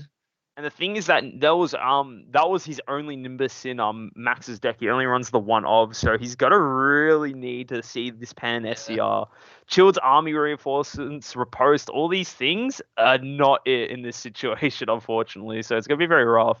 2 life as well. This massive board, two Gokus. This is gonna be thing. He showed the Panzeno then combo of Quates. This is very he has 5 cards in hand, but you could just even swing with the 1-drops first just to take the cards out of life if you think you can do it safely. There comes another Turles carrying the 2 cards, I assume. Yeah, I'd go for 2 cards here as well. And the thing is that as well, he actually can't even attack with his Turles because he already swung with his Bardock here, and because of the Tenacious from the previous turn. This is going to be rough. We already know the first thing that's going to happen. Koitsukai immediately, no charge required. Second Koitsukai gone. Exactly what we want to be doing. Comboing defensively, 5k up. Panzeno in hand as well. Pretty funny that he can maybe steal this Turles and go for game with that instead, if that's the line of play. That'd be the spicy play. Dude. That'll be the biggest flex. Yeah. Quotes, you can choose up to 2 cards and bottom deck them and then draw up to 2 cards. The same amount of cards. But the big thing is that if Max plays any battle cards this turn that are 20k power or less, he has to warp 2 cards. Plus the one Goku True Fighting Spirit on board as well, forces him to warp a card out of his hand. So if he activates a counter skill. Paying 1, I'm assuming this is for not thwarting another True Fighting Spirit. Yep. Oh, 4 cards from hand for riposte does not sound like good value. I'm on the edge of my seat. He's singing with Marvelous first. That's fair enough. Could he get Final Flash here? That's the only thing that's maybe a bit sketchy. But this is rough, dude. I'm just seeing Max knows he has to. I don't think he goes in though. He's just poking. He's just trying to see what he can get from him. Because if he goes down to 1 life, like even if this just goes through, he has to combo to 25. And if he doesn't have a higher dragon, it's an egg or a super combo. He can then just there's a super combo. That's good for Max. It gives him a chance. Yeah. But yeah, if he goes down to 1 life, literally any attack is lethal, and then it's just, I think he just loses that point. I don't think he can survive. If he uses a counter skill, he loses his entire hand. This is the combo that Black likes to have. They like to put you on the brink. They like to force you to have to lose everything just to stop simple attacks. And he's playing this Goku here. This Goku has double strike, and then if Max decides to add a card from his deck to his hand using a non-leader skill, it actually gains inherent 10k. And then you also have Pycon and the leader that can inherently pump an additional 20,000 power more. So this is pretty intense, man. I'd imagine he'd go for it here. This should be the killing turn, I'd like to say. Yep, does seem that way. Similar cards in hand, I would say. I think Max probably has a couple more, but David just has so much on board. All these 1-drops. 2 energy up still. Koitsukai live, 2 things live. It's gonna be intense here. He's pumping them both up. Yep. Goku's. I assume Pan pumping's coming as well. Could even maybe use Pan's -3 skill to play another Gogeta fusion target. Because the -3, which is never really used, lets you just play a battle card with energy cost of 6 and the Union Fusion skill from your deck. That's what it does. Okay. Not as popular as the other skills on the Pycon, mainly the +1. But You To know, get more one drops out, more combo power if he thinks he needs it. he's thinking here. He's swinging with true fighting, trying to just milk out some cards, scout out the what thing has. So yeah, no Take for negates. life. No negates here from thing. He's Goes taken. He's down to going to one. or Every attack is lethal. This swings is with it. leader, surely. Surely you're just going with leader now. Or unison. I think he just wants to go for the biggest number, dude. That's all it is. He can literally just play Panzeno and swing with it. Like, honestly, it's 40k swing. He has to do something about it, respond to it, warp 4, bro. True. Final Flash doesn't remove the power they've gained either, so they keep that base power, do they? Yeah. He is panning here. He's using his own pan, so no more battle card swings, but he does have to warp 2 cards. Damn. I Not think a it lot would of have been, cards in hand. yeah, I think it would have been better for I'm having a mental blank for David here to swing with the battle card first. But I guess I understand why he wants to. Yeah, and he has to warp 2. Yep, which he has. And Coit's is only 20k or less. Yep. I think the correct play would have been to play the pan and swing with it. That doesn't stop the attack. Yeah, it doesn't. I think he thinks it stops the attack. Does not stop the attack. It doesn't stop the attack. Is he gonna combo? I think he does. It's his leader, right? Yeah, you just dump everything, surely. I mean, you could leave up like the Vegetas, I guess, because they're worth more than 5k combo. But then you risk him having another negate, and it's a bit risky. I think you just count cards in hand and go, yeah, I probably got enough. Ask how many super combos and drop and warp, and just go, yep, I'm just going for it. First super combo, 25. Second super combo, I'm imagining here. Yep.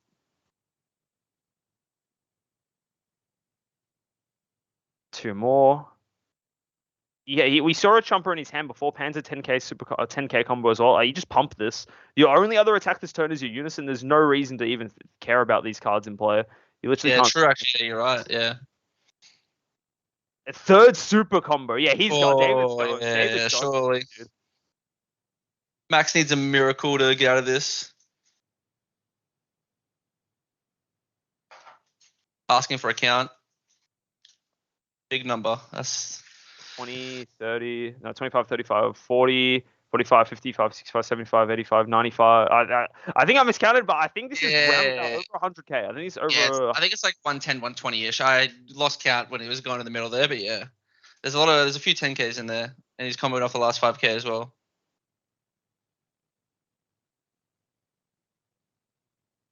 One super combo here. Max has to think now. A lot of cards are dead here. He still can combo Pan off board. Pan, unfortunately, when you combo it off board, it doesn't get warped like other SCRs.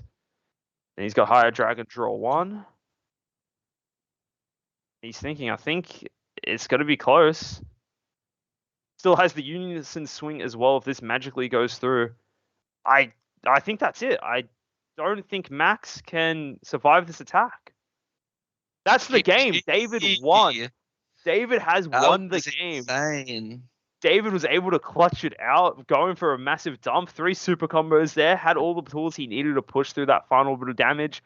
Max did really well. He tried his best, taking it to 3 games, and that is it. The finals of the OCE Nationals in 2021 will be Tyson playing King Piccolo versus David playing Gogeta Zeno. That is that. That is the final game to decide who will be going to Worlds at OCE.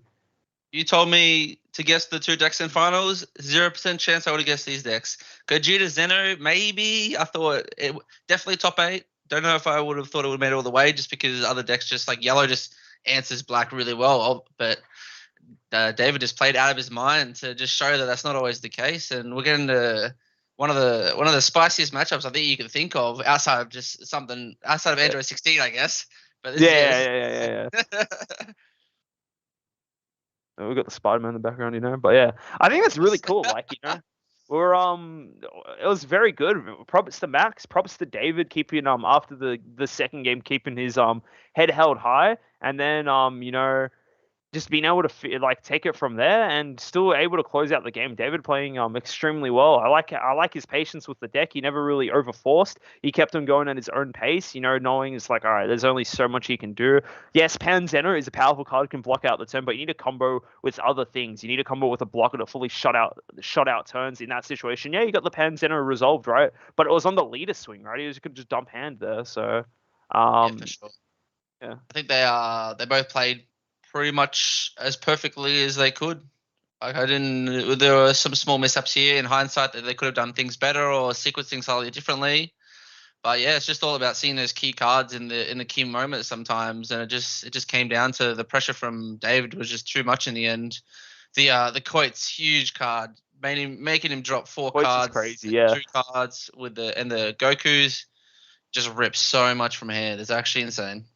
Yeah, exactly as well. And like the thing is that now going into just looking at the league's final two decks, both of these players have cards in the main board to deal with the Easy. is this the finals or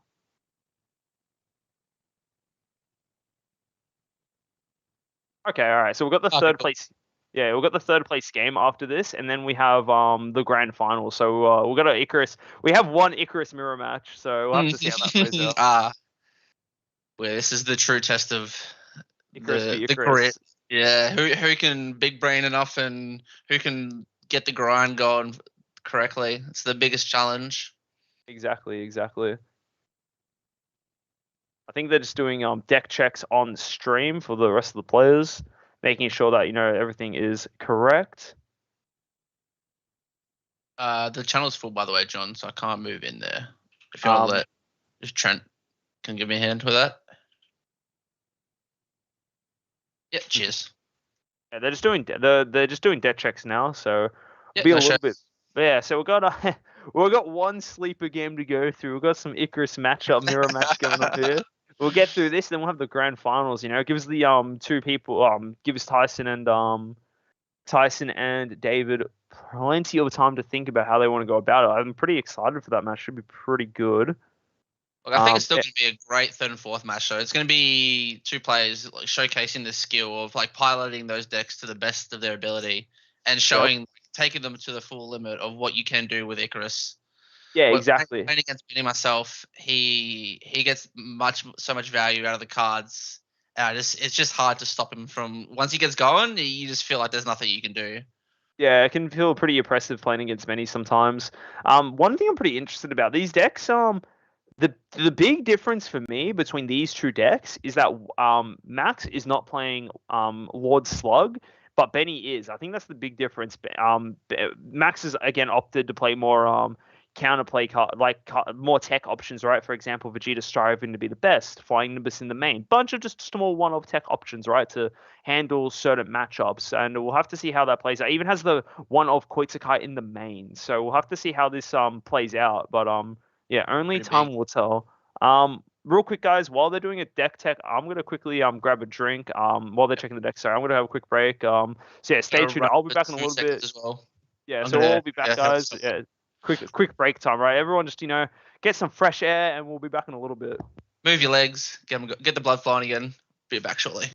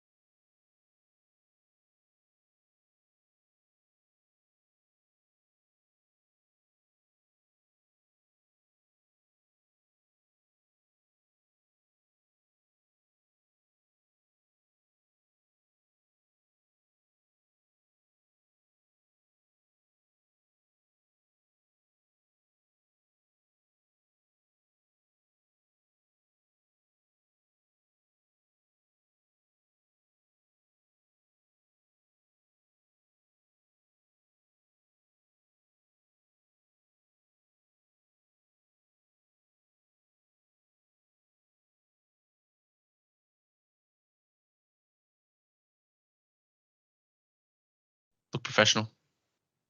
I will miss you, Trent. Ugh. Oh man, this is gonna be an exciting game. I'm Yeah. actually kind of looking forward to it. I haven't seen the Icarus mirror at all actually, because no one wants to test it. Because everyone's like, it's kind of Yeah. a slug to test. So no one really wants to test it. So it's almost, if no one's tested it, it's kind of like a true test of who actually understands their deck and understands the matchup best. I feel like there's some things that were leading to be Benny. I'd say Benny's a little bit more favored for game one because he is like, let's just say now, at the end of the day, it's whoever can kind of slam through Shrouded wins their match is kind of the feeling I have behind it, right? And Benny is maining that while Max has got that in the side. So I would say, I think just based on that theory, Benny does have a little bit of an advantage. But that being said as well, Sam, I don't know what is wrong with me. I've called him Sam so many times today. Max has Max, cards such as striving to be the best in the main to kind of cheese out some of the Lord Slugs and that. So yeah, I think we'll see how it goes. But yeah, this third place match, the battle for the Vegeta Gold card, one of the most sought out cards, I'd say. We'll have to see how it goes. Benny versus Max. This is will be a very good match. Our first Icarus mirror match of the day. Have to see how it plays out.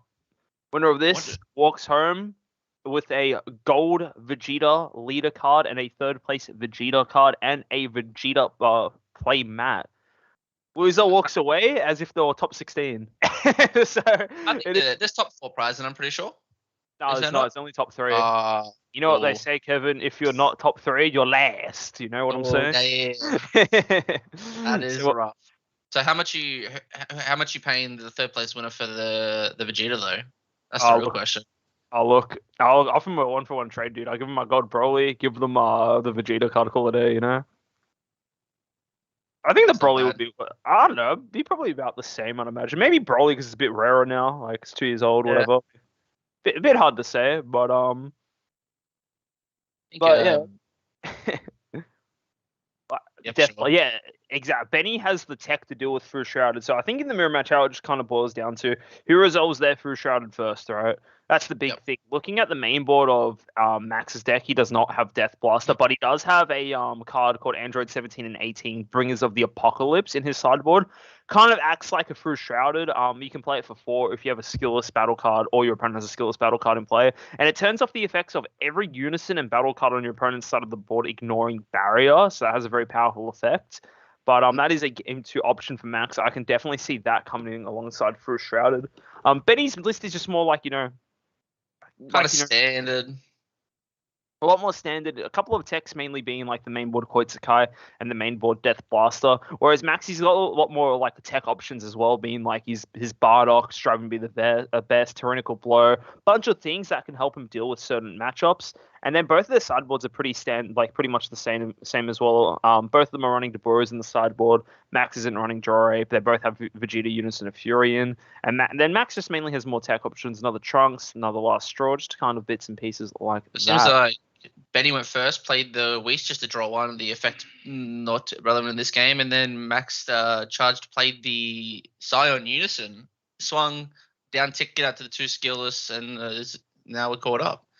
I do like that tech in this deck. It gets you the skillless cards out really easily, and it's just really good early pressure against decks that don't have an answer for it. So against yellow, these are just like, you don't really want to out combo these swings if you do swing in with them, because it's just like you're losing cards, but then you're going down in life. But it looks like you chose not to swing with them. No, finals is after this game. So this is the semi-finals, the long-awaited, Icarus mirror match, and then the finals will be King Piccolo versus Gogeta Zeno. So I'm very excited for the finals. It was a matchup I was not expecting. I was for sure certain it will be Icarus versus another deck in the finals, but King Piccolo kind of just silencing those Icaruses, pretty exciting stuff. And then Gogeta Zeno being a deck a lot of people feared coming into a lot of nationals this weekend, and the previous weekend. So yeah, a lot of stuff to look forward to. So yeah, we'll just see pretty standard stuff from both players. Of course, like as we said, the Max playing Skylon was a bit of different tech, so able to push through a bit aggressively. But yeah, we'll have to see what happens here in this game. Like it's kind of hard to say, and yeah. Think the first few turns will probably be a little bit of posturing, try to see who's the aggressor in the game, who's the defensive person, and we're just getting closer and closer to the turn six. I don't think there'll be anyone going for game unless there's a massive opportunity before we get to like turn 6 or 7, but we'll have to see. Be hard to say because a lot of the things that are going to happen are you play your tells, I tap your tells, kill two things, etc., Yeah. etc. A lot of back and forth there. If Benny establishes Lord Slug, that might be like Max will have to deal with that, which again he has the answer for it. So showing me the best. Yeah, speaking of which, he's the Slug now. Slug does have the secondary option to tap a battle card instead of upgrading to the 3-drop, but I think always just upgrading the 3-drop is just objectively better. But yeah, Max does have the answer for it. Benny going straight for it now. Just the big thing about it, you just turn off super combos with this. This is the big thing. Turning off super Yeah. combos is very relevant. And, I don't think flicking through the rest of Max's deck, I think the only other thing that really draws cards. Oh, well, it has a lot of things that draws cards, right? Power Yeah, the no, Super he Saiyan. does. Yeah, he has a lot of things. It's a good card, Yeah, Power of the Super Saiyan, the Son Goku counterplay, Basil, the what was the other thing? Oh, and even the Turtles itself, you could draw a card with Swift, Cooler card. Like just, it's like there's a lot of cards in DBS which just replaced themselves now, which has gone to just like grindy meta, well not grindy, mid range meta where. Because everything is good value, you can kind of afford to just play these cards and slow down the game a bit, which is good in my opinion. Yeah, exactly. No need to you don't have to run the super like stuff that you always see normally. Like it would have a bit more like spice to your deck, catch people off guard. But we'll have to see how it is. Going into Max's turn here, swinging with his riposte. I'd imagine Benny will be trying to keep this Lord Slug alive. He doesn't have 3 extra cards between his energy and drop area, so we'll have to see how it goes about that. Like, he has to try and get a Power of the Super Saiyan out of there as well, so we'll have to see here. Pressuring leader 2 here. Max will get an influx of cards just like Benny did in the previous turn.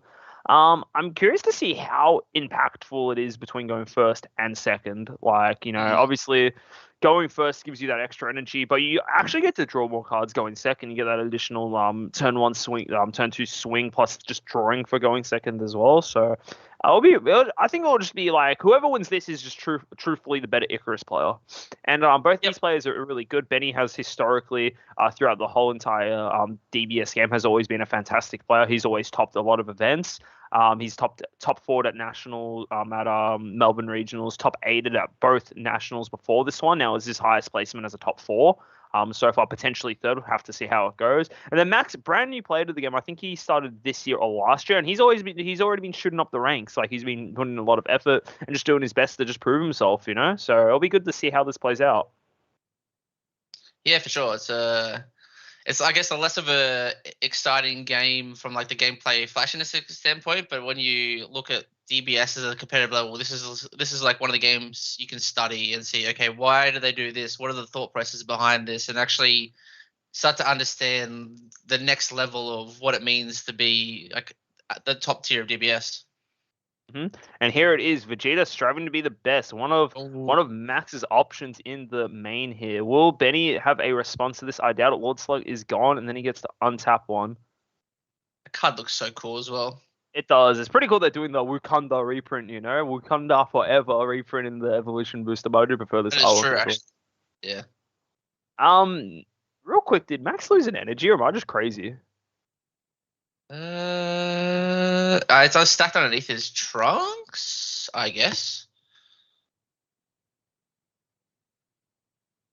Oh, he untapped and wasted on field. Good Oh, catch. Good eye. Good damn. eye. That True. is See, rough. this is why me and Kevin in Top Cut, we just don't understand how Yeah, some battle cards work, So I thanks for pointing thought that out, guys. I didn't even think about that. Wow. That is huge for Benny, actually. He takes that trait every day of the week. I thought Yeah. that was dead card. Benny, too big brain, plays a turn 1. He knows He it's coming. knows. Max was. I can guarantee we weren't thinking of that waste. Max was definitely not thinking about that waste. You don't actually have to choose to untap with the Vegeta. You can Correct. literally, yeah, you can just be like, I choose 0, right? like, yeah, you get the Lord Slug, but because of that little misplay, like, didn't even think about that, right? You don't normally untap energy in Icarus, so you're not even thinking about that. Actually getting punished so hard. So we can actually, let's just rewind a little bit. Benny, both players can see each other's list here. Benny knows he has Lord Slug in his deck. What does Max have in his deck? Cards to answer the mirror match. He's got Strive and be the best Vegeta. Benny knows that. That's why he deliberately turned one. Oh, yeah, I'll just play my waste and draw a card. Max doesn't think about that. It has never affected him in any other matchup before this. Benny then sets up his slug. All right, Max, you know what you want to do? You want to kill it with striving to be the best. It's such a good play. Max plays into it and just falls for Benny's trap. It wasn't even a thought at all. And it just sets Max behind massively. Only 2 energy. It's just crazy good. What a high value play from Benny. And this is why you want to see the mirror matches of these high level players.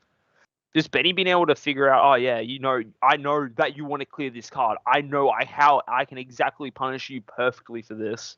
And it just pays off huge. This could be like, this small play alone can just be enough to snowball Benny all the way to the win. Like, it's just a crazy good play from him.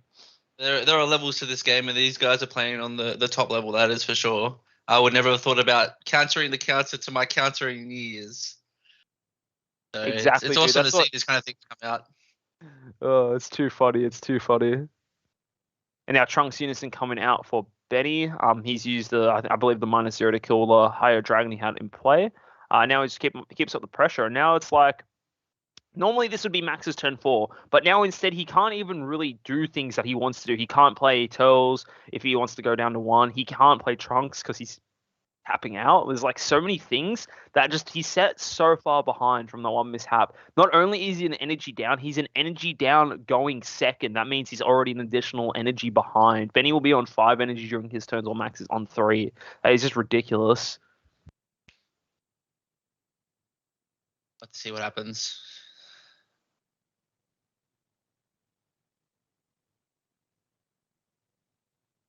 Comboing off, getting the draw.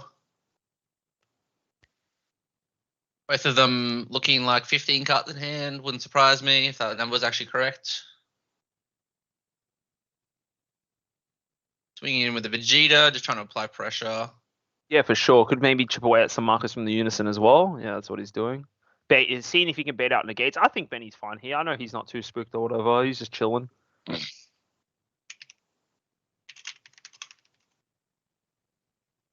He's just taking his time. He knows he's in such a phenomenal position.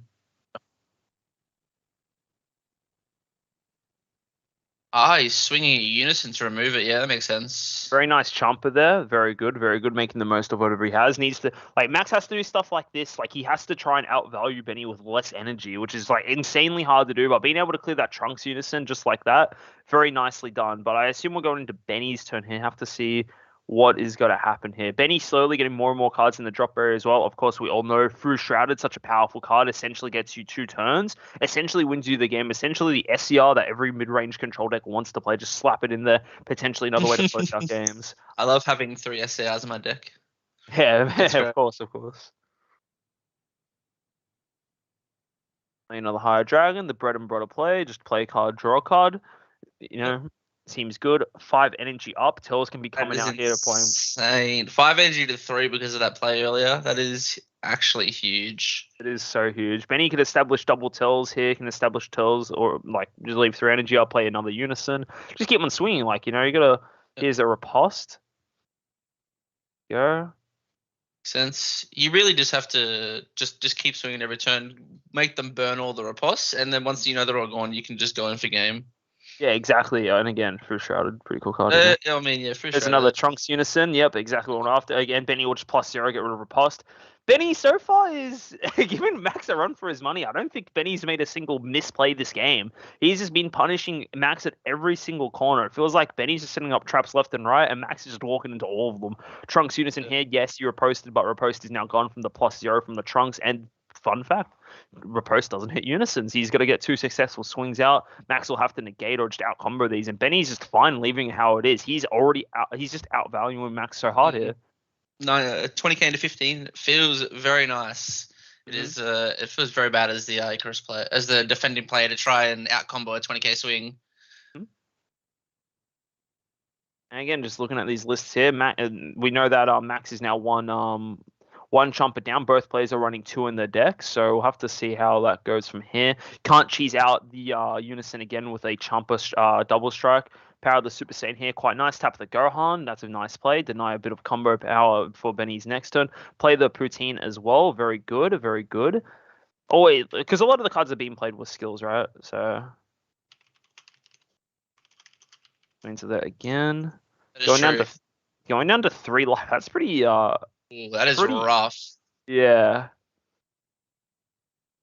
Looking at Benny's main board, it doesn't look like he has any form of barrier removal within his main deck. In his side deck, he does. Again, the Gohan Videl, pay 1, draw 1, -2 cards, 5k, ignoring barrier. That will probably be fairly relevant. For sure. And now Benny is just chilling. He's trying to push through. Comboing 5. He knows his Whis has done his job. He's already put him super far ahead. Final flash to out combo. Very nice 1-for-1 trade. And I think it's going over to Max's turn here, I'd assume. Can't see Benny doing anything else this turn. Yep, and it's going to Max's turn. Max using his energy really efficiently, making sure that while he has it up, he wants to use that final flash because ultimately it's probably not going to benefit him if he thinks he's just going to lose to Fu. So he's trying to, like that card just becomes dead. So you have to use it while you got it, really. Well, looking at Benny's drop, it looks like he's got 6 cards in his drop area here. So if he were to want to be on curve playing Fu Shrouded on his next turn, he will have to get up to, yep, there's another riposte instantly. He will have to get 4 more cards in there. Tyrannical Blow. Okay, that's a good play. Turns off the Unison as well and doesn't have to force through. Don't think that's too bad. Yep, riposte taps it as well. Don't think it's too bad for Benny. He's still got a couple of cards up his sleeve. Got a Tells here, get the 2 of those. KO 2 or draw 1. Let's see what he decides to opt for. And he's just flicking through his hand as well. Will he KO both those cards, or will he just choose to carry the riposte and draw a card? Don't think there's really any point to get rid of the Higher Dragon because he's just going to revive it next turn anyway. Maybe there is a point to get rid of it. I mean, you force them to revive it before you can then... They can't swing with it, I guess, if they have another one in there, but yeah. Not KOing it and probably just drawing an extra card is probably worth it. I'm not really sure why he decided to counterplay the riposte. I don't think he could push for game there. I feel like that's the kind of thing you want to do if you can go for game, because I don't feel like the extra looking at how he's playing here, he's just trying to, like, you know, I bet he needs to put those 2 cards in the warp, not his drop area.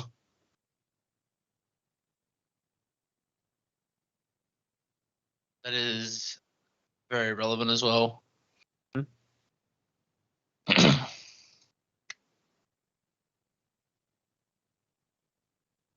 Pass that message on. Those should be in the warp. He should fix that up now.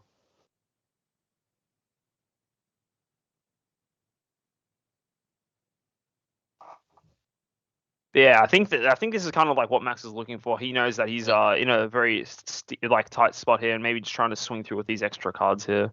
Like he's on 3 life. Fu Shrouded can be a thing that comes out, and that could just be game ending. Yeah, I guess he just wants to put the pressure on while he still can and force Benny to make decisions that might not be optimal and give Max a chance. Because yeah, he doesn't have any main deck answers for Fu. So as soon as that comes down, it's pretty much over. He's on 3 life. Not too sure what this must say. Into lead, he's taken that. Okay, and that's the end of the turn here.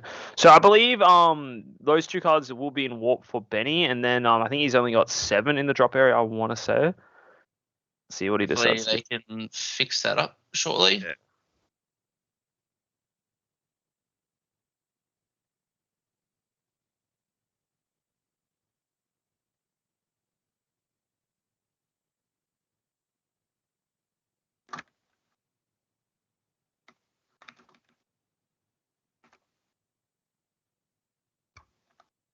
Also, Benny went down to 3 life. Not worrying too much about. He cannot play that.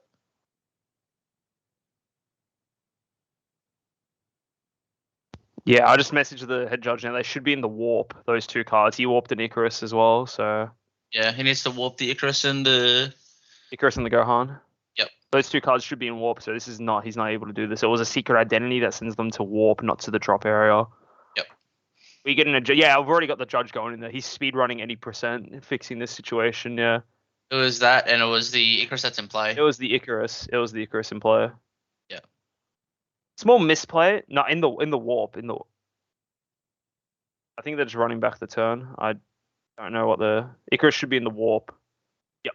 All right, there Yeah. we go. So he's gonna put the card back here. He can still draw a card. He can still draw a card, but it just means he doesn't get full value for the effect. Yeah. Yeah, correct. Yeah, just get a good thing we call it out. We didn't catch the Whis, but we caught the warp. Mhm. We're not that bad as commentators. We can see these things. So it's looking all good now. Oh, Benny fumbling a post there. You can just tell he's a little nervous. Yeah. And he's swinging into lead here. Not gonna be surprised if he just combos off another higher dragon. Can't really see Benny comboing more cards to fuel the Through Shrouded. So Well, he does go down to 2 though. If he swings, he might swing with Unison, combo enough to get to Fu, and then just Fu. I think that's probably. It depends on cards in hand though. Like they both look like they have half their decks in their hands, so it's going to be a big combo battle as well. Yeah, I think the big thing about it specifically is the fact that it turns off super combos. I think that's the crazy part about it, right? Super combos being just dead is just so impactful. Yeah, for sure. And it turns off any final flashes, so Max might feel like he needs to use this energy before he loses the opportunity if he's worried about Fu Shrouded. But it looks like it's going to be a little bit hard for Benny to get all of them because he's kind of just dumping 4 cards in here. So yeah, the blocker there, that's the correct play to do from Max. Swings again into leader, I'd assume. Looks like he doesn't have a riposte in hand. Well, as you would assume, he would drop this now, but maybe he doesn't. Maybe he just thinks he's fine and needs to save it for the next turn. Well, the thing is that even if Benny doesn't have Through Shrouded, so that we're saying, he should just drop. Oh, going down to 1. Yeah, we're just saying, he should just drop Through Shrouded, yada yada yada. Right? Well, not all the time, right? Like maybe he could instead play a couple of tells, like because it's not like that he's in a losing position, right? That is true, yeah. You might as well just play a couple more battle cards because Through Shrouded gets way more value the more battle cards you have in play.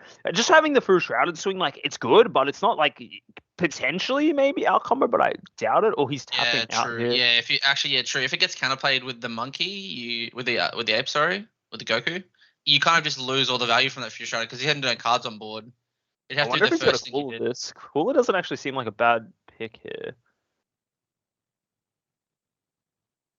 Unless he has another one in hand. Nah, Basil has unique, so he's not going to be able to. Wouldn't be surprised if we see Turtles here, but I think Max will be living this turn. Because the things that Benny plays a card with a skill that isn't the Through Shrouded routine will proc switch to rest mode. I think you do have to. Slug here is a pretty good play. Just play 1, draw 1. Play the Slug.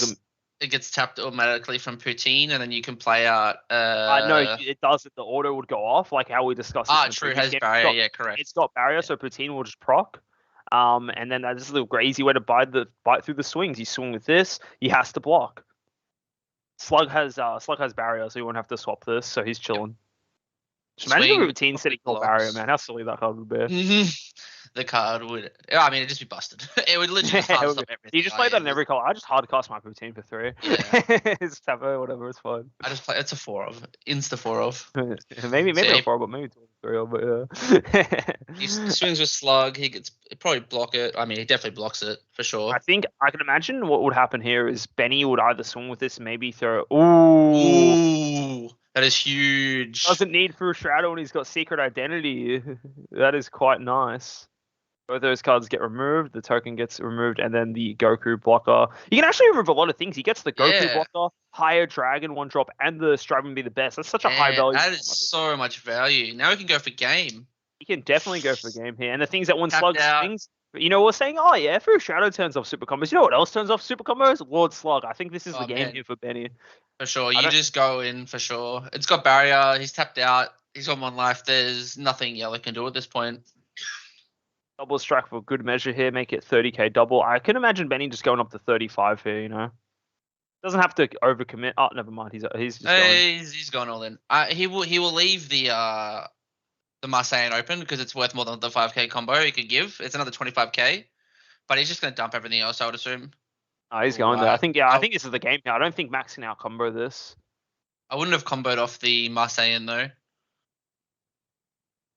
I think it's either or. It's like the 5k. It's 5k anyway, so it's 35.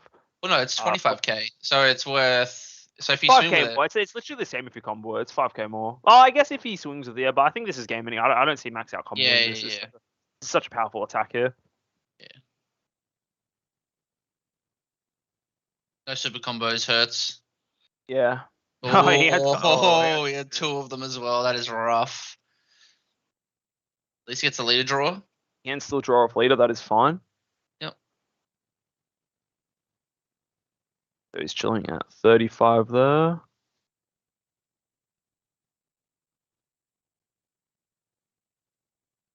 That's it. Game 1 to Benny. Wow. Ooh. That was insane. So this game, I think if we look back on it, this game all snowballed from that turn 2. That turn 3, sorry, when Max went to go clear the Lord Slug, used it to clear it, and then Benny had the Whis on board and it answered it instantly. That was such a nice tech option. Yeah. I think it was just the slip of the mind. I don't think it was like he just forgot Max just forgot that's what the card did and just lost the energy because he didn't actually need the energy either. He didn't use it at all. So Yeah. it was just I think the big thing about it is like it's something you don't actually normally think about if you're playing Icarus. It's like, oh, okay, I will play like this card only hurts Soul Strike, right? That's why people play the that particular card, right? But then you have like in this one niche scenario that it could have punished you, it just became relevant. Like I think that was what won Benny the game there. Like Max being behind an energy the entire time. It means you couldn't commit to things like, oh, you want to play your Unison, you're probably got to tap out. You want to play Tells, you got one energy less to think like to defend yourself with on the following turn. So I think just like the way that Benny set that up was just really magnificent. It's just the small things like that, like you just got to see what happens there. Like that was just really nicely done. Benny really showing why he's one of the best players around in Dragon Ball.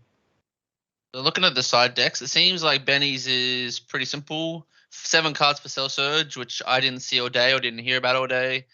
Son Goku Awakener, Vegeta, then the Son Gohan Videl, which will probably come in, and then the Tyrannical Blow will probably come in as well. I don't think any of his other side deck will come in just because it doesn't seem. Maybe the Vegeta if he wants to go for some spicy tap down his last energy unison plays. I can see that happening, but that's more of a. That could be an option as well. The Vegeta can actually prevent the Tills from attacking, which is quite nice. If I'm looking at Max's, I think maybe he brings in his Android 17 and 18 Bringers of the Apocalypse. That could be a card that can kind of swing the tide in your favor a little bit. It's just another triple striker because if you notice, like in majority of the time, both of them were sitting on 3 lives. So maybe that is they go about. But I do definitely think Max is going to reconsider how he feels about this Vegeta. I do still think he will keep it in the main board, but I think he'll be a little bit more careful now if Benny is able to establish a Whis on the board earlier. Just makes it a bit more awkward to clear these Lord Slugs. Instead of being the 1 energy play to remove it, it becomes a 2 energy play, which can be quite expensive in the middle phases of the game. Yeah, for sure. I think Max might be siding in the quotes here, his own Fushirada, because he'll be on the play, so he'll get to 6 first. So if he can do that, it'll probably be huge. He does know that Benny runs the Death Blaster, so it is something that he will have to worry about. But yeah, he has a lot of options in his side deck that he could bring in if he feels like they'll be useful, such as the Gohan and Videl again, and even the Vegeta. Not sure if you bump up the Trunks to 3, but yeah, it'll be really exciting to see what happens. Yeah, for sure. I'm just curious to see what Max thinks about that game because it's easy for Max to think like, okay, I just lost. I got cheesed, right? He kind of did get cheesed. Let's be real. A little bit, yeah. I wonder how it's going to affect because something like that in a game like this, something so small can just like break your mental. Like it can just tilt you. Like it might not show up, but you might just like make some smaller misplays going on and into like later turns going into this game. So hopefully Max doesn't get too shook from that. But this is like his back is against the wall. It's either he has to win this and the next game against Benny, this game going first, next game most likely going second again, or that's it. He loses it out on his chance of winning one of the rarest things in the game, a gold medal card. For sure, but you can't think about the too far in the future. You got to think about the current game, the current turn, and what you're trying one to do. One game at a time, Exactly. One game at a time. No point in thinking about the gold card when you still got to win the game in front of you. But it'll good to see the adjustments the players make. So I always like to look at the slight adjustments the players make at the top level. It's the little differences between the sequencing they make, which produces some of the biggest differences in the outcome of the game. Yeah, exactly. We'll just have to see how it plays out. Oh, you can feel the tension, even though we're not there, even though it's like not the same as a real life event, right? You can definitely feel the tension. There's a lot on the line on this game. There's a lot riding on the line for both of these players for sure. It's just a huge statement as well for both of these guys to have their highest placement game at third place at nationals, like in a tournament. Sorry, so I think mindset Benny will be feeling a lot more comfortable right now, knowing you have the one game in the bag. Like you don't have to win this game. You want to for sure, and you're going to be trying. But like if something happens you weren't expecting, you always have the one more game to fall back on, so you can play a little bit more comfortably. I think, which is a huge thing.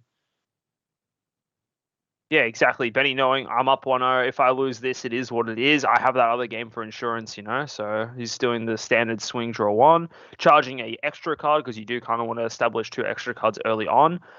Some players like to use a cheeky power of the Super Saiyan early just to make sure it's actually live. Steadfast is live turn 1, and even the other card that is called Riposte. So yeah, it's just interesting to see. I think in the mirror that's probably not needed as much. You're not really going to repost anyone turn 2, so it's probably not as Good in certain matchups, probably not this one, I would yeah, for say. sure. The Neither of them playing much the first 2 turns though. They must not have any of the cantrips in their hands. Rising Phoenix, yeah, the finals will be King Piccolo versus Gogeta Zeno, which will be on after this. This is the third place game to determine who gets the gold medal Vegeta card. And as well as the cool third place Vegeta playmat. Hmm. All right, so far pretty standard stuff here. Both guys kind of just swinging, drawing. This matchup, the game doesn't really start until both players are awakened. It's going to be just kind of chilling. Both players are just taking their time, swing, draw, swing, draw.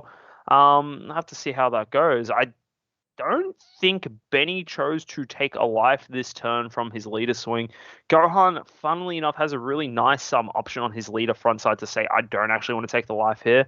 It's just a small thing like that on the turn. If you're able to swing on your front side then awaken, you actually get an additional card. So I think it's pretty good decision for Benny not to take that. That means he's not going to get pressured as hard this turn by Max. I think that's pretty optimal because he knows Max has to swing to awaken himself and draw with his leader. So he knows he's taking at least one, and then Benny could do it himself. So I think that's very optimal. It just shows the level these players are playing at when the small details like that, just not taking your leader swing because you know that they have to swing at you, and so you know you're getting the life anyway. It's just not something that I know myself I don't think about sometimes. Me, I'm just like, put my card right, hope for the best, And if it doesn't work, it is what it is, So these guys definitely, thinking very far ahead. It's turning out to be a really good day of games so far. It's pretty nice to see. So hopefully it keeps up for the rest of this game, and hopefully in finals as well will be pretty exciting. Full day of game 3s maybe. If this goes to game 3, then we see the finals go to game 3. That'd be spicy.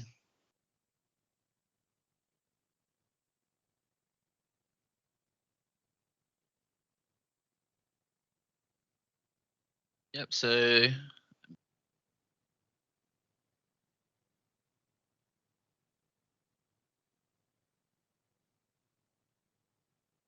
Oh, Benny coming out at early Koitsukai, of course. Everyone loves Koitsukai.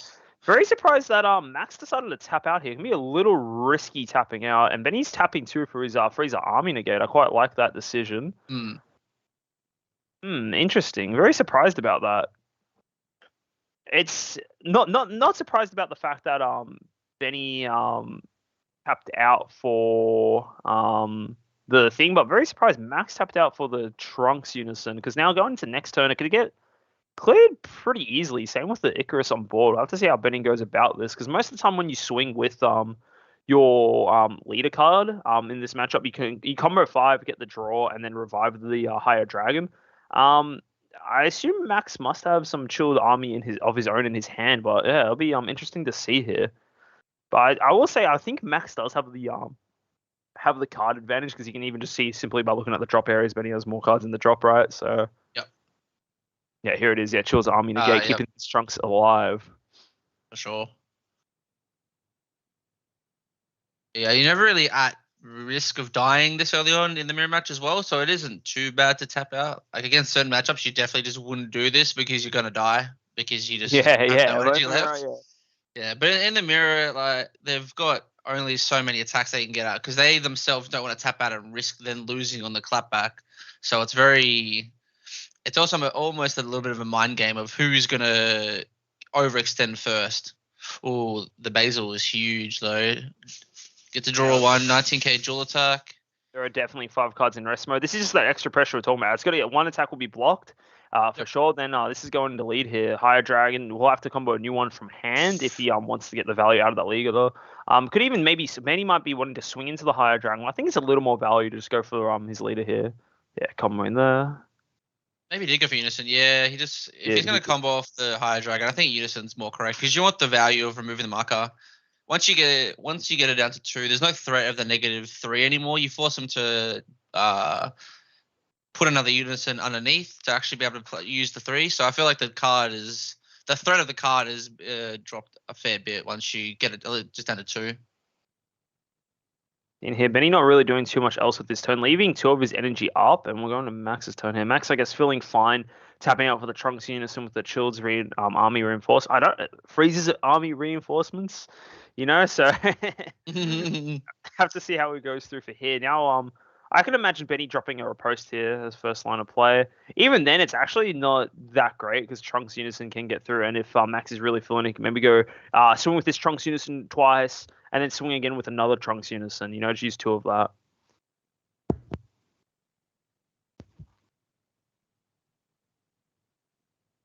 First Trunks swing here. What does Benny decide to do?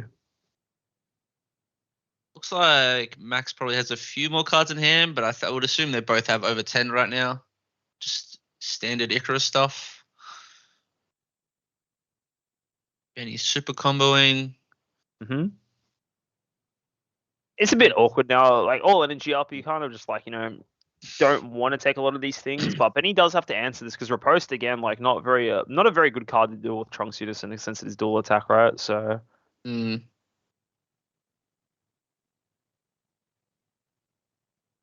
I'm surprised he didn't riposte though, if he had it, because it doesn't stop the Unison, but it's still you could actually negate one of the dual attack, one of the attacks of the dual attack, and then anything he tries to do is going to be really awkward for him. So it almost hard stops his turn, but maybe Benny just thinks he wants to save it for later when there's more pressure.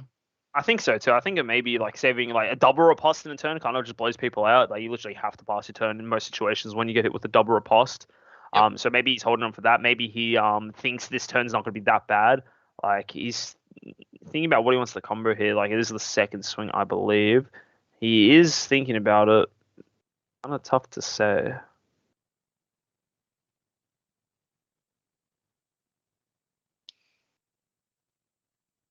Interesting. I wonder where this is going into. Into the leader. It's very just they're just they're just thinking this bit through here. They're mathing it out, doing some math.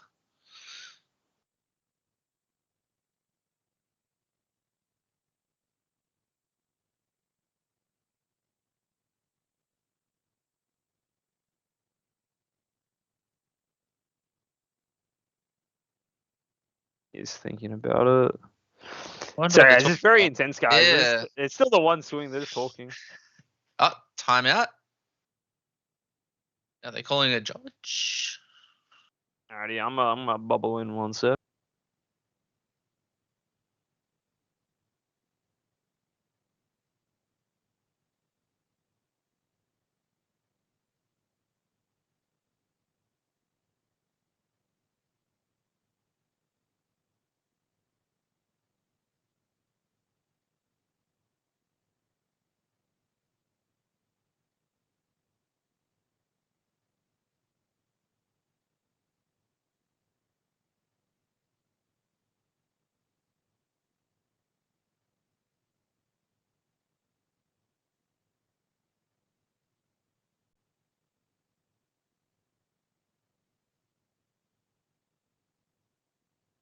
Okay, so it sounds like they're just trying to figure out whether Max has used his leader ability yet. So they're unsure whether or not the High Dragon started on the field or whether it was in the drop. So they're just trying to figure out whether or not he can use that leader ability. He can always draw one, just whether or not he can replay the High Dragon. They just couldn't. All right, we're back. They were just confirming whether or not the higher dragon was in rest mode at the start of the turn. He hadn't. Sorry, they were just recalling if Max used his higher dragon, his leader skill at the start of the turn. What ended up happening was at the previous turn, it was still in rest mode, but after Benny tapped him, that didn't clear it at all. And then this turn going into he comboed the one up from board, and then he's gonna revive it. So, yeah, that is what happened.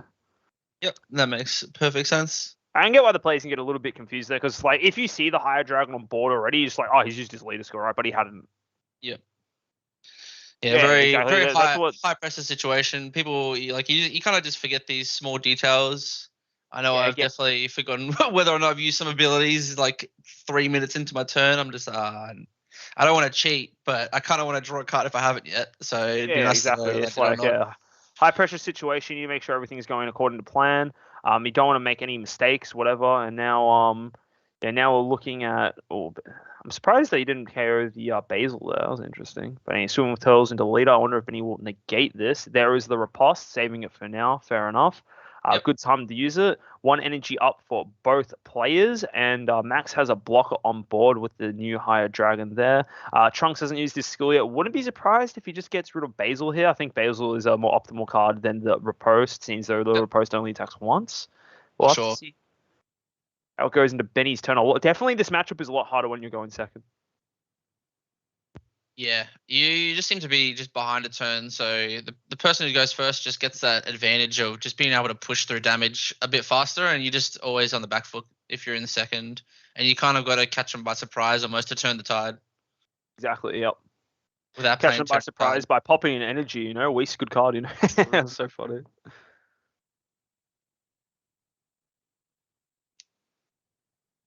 Started Benny's Charging the SCR, unlucky. the Bagama. I can't believe it. He must value his other cards highly.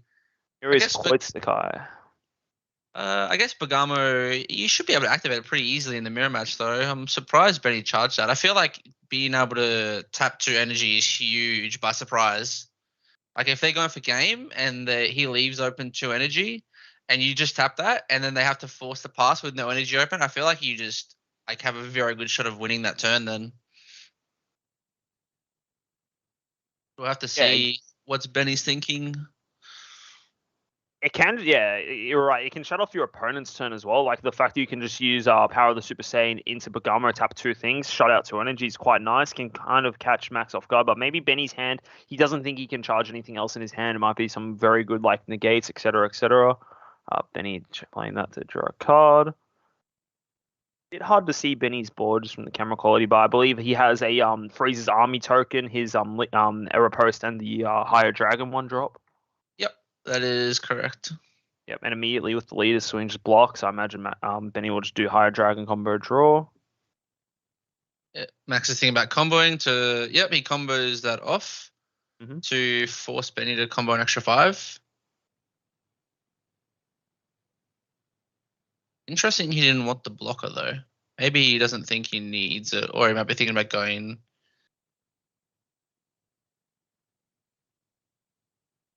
And for a post here, he's flicking through his hand. Does he have the riposte? Thing is that Benny still has 3 energy up. I can't see him using Bad Ring Laser, but okay, they're just trying to chip out this unison. That makes sense. Yep. And I'm in Cooler, by the way. Playing a Secret Identity. Very nice. Warping Tills and the Higher Dragon. That's huge for Benny. Higher Dragon being out of the game. That's one less he has to deal with. And this Master Saiyan can easily get rid of the Trunks here, as well as like he clearing the Tills as well. That's 2 threats plus the draw engine just gone. This Benny, good turn from Benny. He's going to be able to have a lot of energy up going to his next turn, and I think Max is starting to feel the pressure here. His board's been cleared multiple times, and it just feels like it's hard for him to push through Benny's defense here. So we're gonna have to see how much he can rebuild in his turn and what pressure he can put down. Maybe if he did side in the Android card that has triple strike, maybe catch Benny off by surprise. But he has 3 energy open, so I don't see it doing that much work. Yeah, I think he would need to combine it with like a Cooler maybe, for example, because Benny can easily just negate the card, and even though Oh no, actually, no, I was gonna say you can play the Steadfast and draw a card, but then the skills are gonna negate it, so that's a silly play. But then Benny can still just negate the android's attack. So I don't think it's gonna be a. I think it's a turn 6 play, not a turn 4 play. I think it's a turn 7 play. It costs 4 to play. Yeah, if there's a skillless card in either player's battle Yeah. area. So you have to pay 4, have it on the board, and then swing, and then have 3 energy for cooler. Mhm. But yeah. Alright, swinging into leader with higher higher drag. Here's the riposte here. Yep, just starting off instantly. Of course, Trunks Makes can just sense. come in, but it's not the end of the world. You just can still defend that pretty easily. Yep.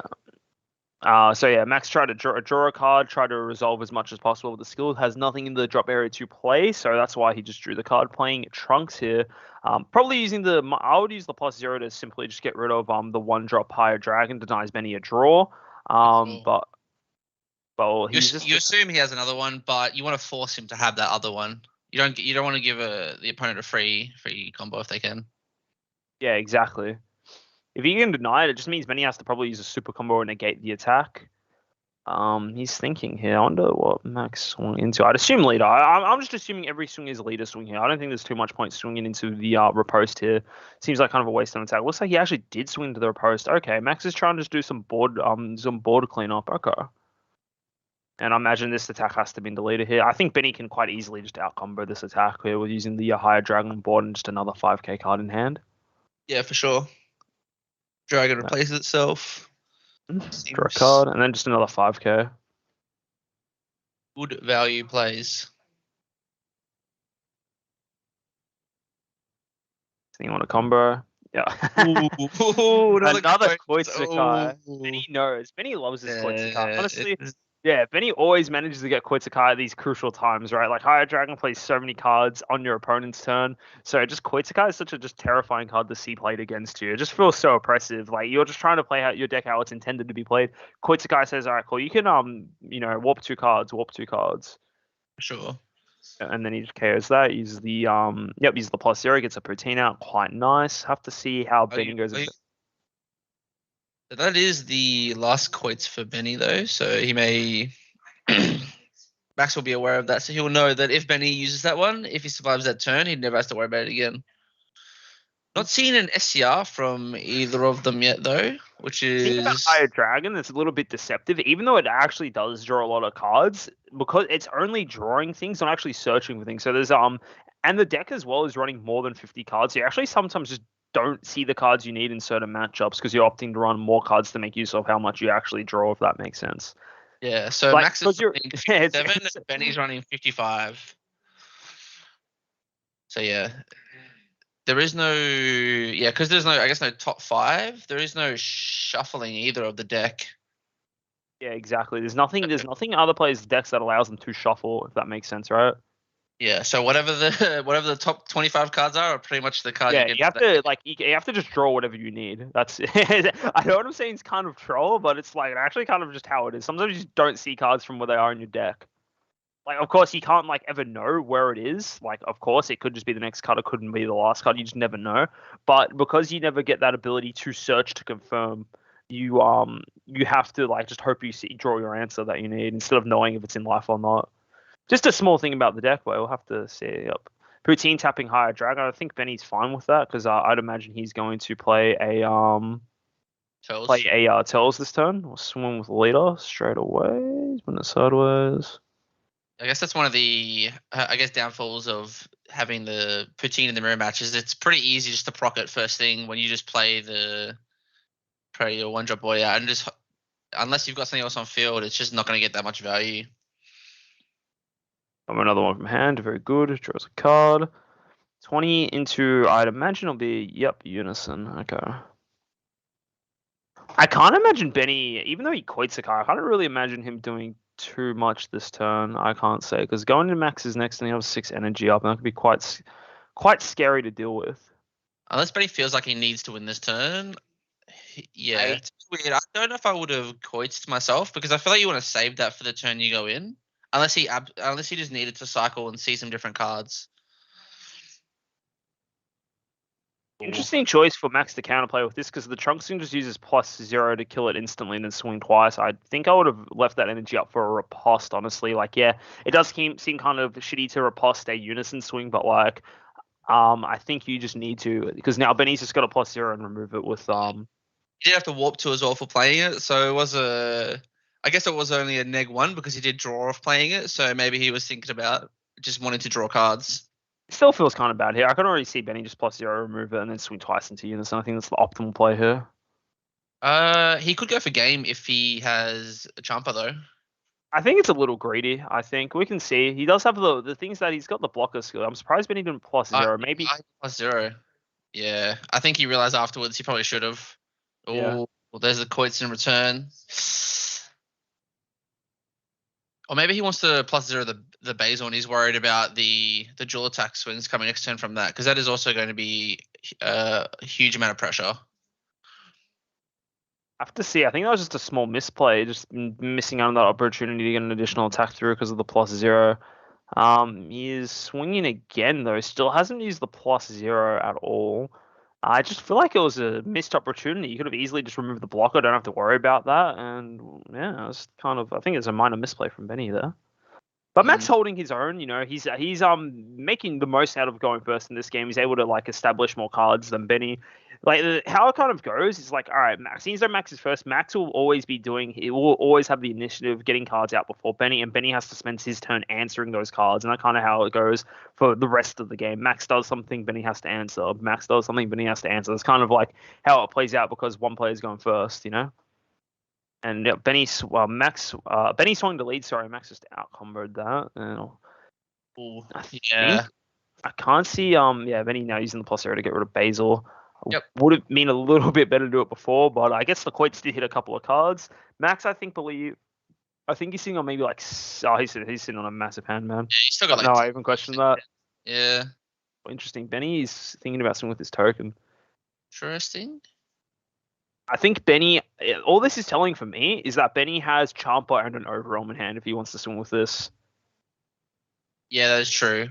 But it is 10k base into 15. He has used leader ability to draw already. I think the big thing is that he also needs to get cards. He also needs to get cards in his drop. So I don't think if he's pushing for game, I don't think he actually minds comboing here because he needs to get at least 3 cards in drop. So I can imagine it'd be 5k and 2 super combos, or 5k or 3 5ks, for example, right? He just passes. He was just trying to bait out something from Max. I like that. That's also a good play too. How similar are the lists? The big difference between the list is Max is not running Lord Slug, but he's opting to run cards such as striving to be the best Vegeta, some more one of tech options, and then Benny's running more of just a standard list, very similar to Andrew Duval's, but running some of Benny's own tech choices such as Death Blaster in the main board. So they are very similar. They should be in the Discord if you're a part of the Dragon Ball Super battle server Discord. They're in the announcements tab. If you scroll up a little bit, all the decks will be there. I don't know if I can actually grab a link. I don't know. One sec. Create invite. Yeah, I do like just swinging with the token. It says 10k power. It has no combo power. It's pretty much useless on Max's turn for Benny. So you might as well just try and scare him a little bit. You swing in. He may negate because he thinks you're gonna actually go for the combo, then overwhelm double strike play. So you might as well go for it. There's literally 0 downside to doing it. So it's just free intimidation. Yeah, exactly. Like if Max wanted to get that, I can put it in kill range. See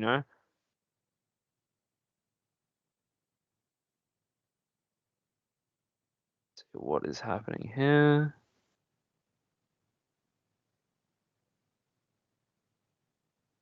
Max is going for a big swing in the leader. He knows double strike is a good number. Benny, power the Super Saiyan. Very nice. Tap the unison. Don't have to worry about Coits there. I think if I were Benny, I think you should try to outcome with this attack if possible. It will be pretty stiff. Like Max has 5 energy to your not 5 energy, so we'll have to see what happens here. It's looking more and more like Max is going to take this game though, based on what's happening this turn. I think Max will push for game here unless Benny pulls something out to surprise him. It just feels like if he goes down to 2 here for sure. Yeah, I think probably going to see another Turtles come out if there's any left. Has to be a little careful. Final Flash is still an option for Benny. Like maybe catch Max while he's sleeping. One energy up is rough, but I do agree. I think the Koitsukai on Benny's previous turn, not the best use of the card. I think that's got to be a bit of a hindrance here. Yeah, it did get a couple of cards out of Max's hand the previous turn, but I don't think it was all that worth it. And now in this situation, he's been forced into. Yeah, for sure. So, yeah, Final Flash is always a card that does exist, and if the opponent has one energy open, you've always got to consider that they will just Final Flash, take the one, and if you've got nothing to follow it up, you kind of just wasted a lot of potential. But we'll have to see what Max can pull out. They both have massive hands. Again, Max does not have the option to play Lord Slug, so he can't really turn off super combos. Tapping for a secret identity, just get rid of the token of the higher dragon here. Yep. Oh, he's not. He's not warping them.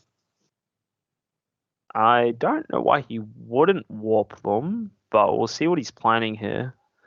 He chose not to warp them for some reason. I think he's going for game here. I think if Max chumpers here, I think it's a bit of a mistake. I feel like Benny will just Final Flash. I don't think Max is thinking about it. Yeah. I wonder how high he goes. Maybe he's trying to bait the Final Flash and goes in with the tails, though. There's plenty of other options for him. If the thing is that Benny might opt to out combo this attack because then he can still Chill's Army Riposte. Like, yeah, if it's not too high, it's actually almost worth out comboing to an extent, right? Sure. Well, if it's only what's 45 at double at the moment, if this is what it's at, that's very doable for Icarus. He has a large hand. I don't think we've seen any super combos yet. If so, it's been one, but I don't think I've seen any. I think so as well. I don't believe Benny's actually used any super combos. I know Max has used 2, I believe, but I don't think Benny's used any. I'm still confused why he didn't just warp the cards though. It's for Pan because it's 4 battle cards in play right now. True. That is the big brain play. See, this is why I'm in the commentator's booth and not on that table right now.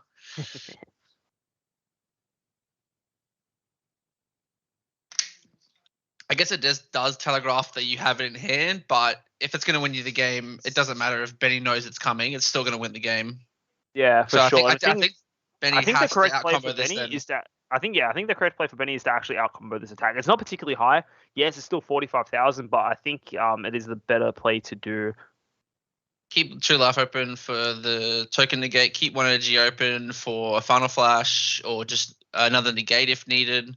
I think he just needs to keep his options flexible at the moment because as soon as he goes down to 1 life and taps out, his options are very limited, and it's a lot easier for Max just to understand where the direct path to victory is. Exactly, and now you can kind of tell just from looking at Benny, right? Like he had to combo 2 5Ks here, so that's telling that I don't think he has any super combos in hand. Yep, combo 2 more. Needs 5K more. I don't believe he's used. Maybe he must not have another 1-drop skillet in hand because I don't think he's used that yet, has he? He has not, so he doesn't have the option to draw more cards. Oh, that is very rough that he did not get another one of those. Tournament's not over yet. This is the 3rd place game. The matches in the finals are Gogeta Zeno versus King Piccolo. So he does out combo, but he does drop a lot of his hand in the process, which is a little bit worrying. It seems like he has like 6 cards left in hand now to Max's probably 8 or 9. He does play the SCR for free, and we're just going to have to see what Benny does in response. Does he negate? Oh, he hits does. Back with his own pan. Oh, the cooler. He's going to draw 2 cards because he draws 1, and then he has 6 cards in rest mode, so he gets to draw another. And that is huge. I think if Max has a chumper here, I think that is the game. I don't think Benny will be able to get over the attack. He doesn't even have to combo. He just combos the chumper. Benny has Final Flash, takes the 1 damage, does the cooler. I think it's pretty GG from Benny here. Yep, there's the second chumper. You don't even combo anymore. You just make him Final Flash, take the 1 life, then you just swing with cooler, dump hand. Yep. Yep, there it is. Yep.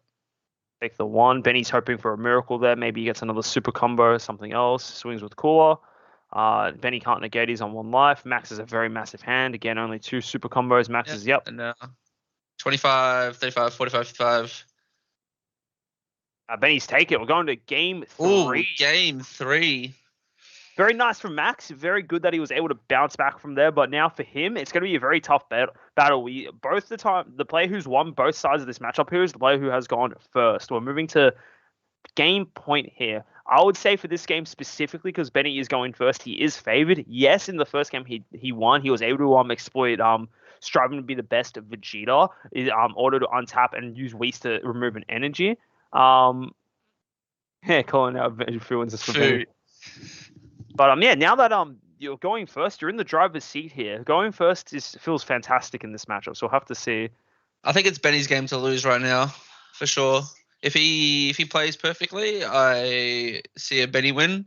But Max is very good at exploiting even the slightest mistake, and will take advantage of anything Benny doesn't do optimally to try and take the win from him. Yeah, I think the call actually sealed the deal there, because with the pan, if he can final flash it, Max would most likely be out of attacks. But the fact that he also has the cooler as well, he was able just to push through. Even maybe Trunks Unison could have been a great card to cast as well if he had another one. But I believe Max wouldn't have any Trunks Unisons left.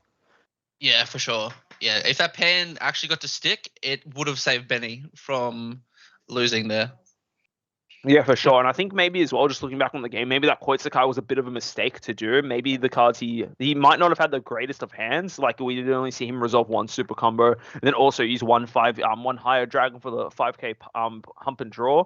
So maybe he was trying to also use Koitsukai to cycle his hand. He did put 2 cards back on that second one, but this is the it doesn't matter now. It's do or die for both players. This is it.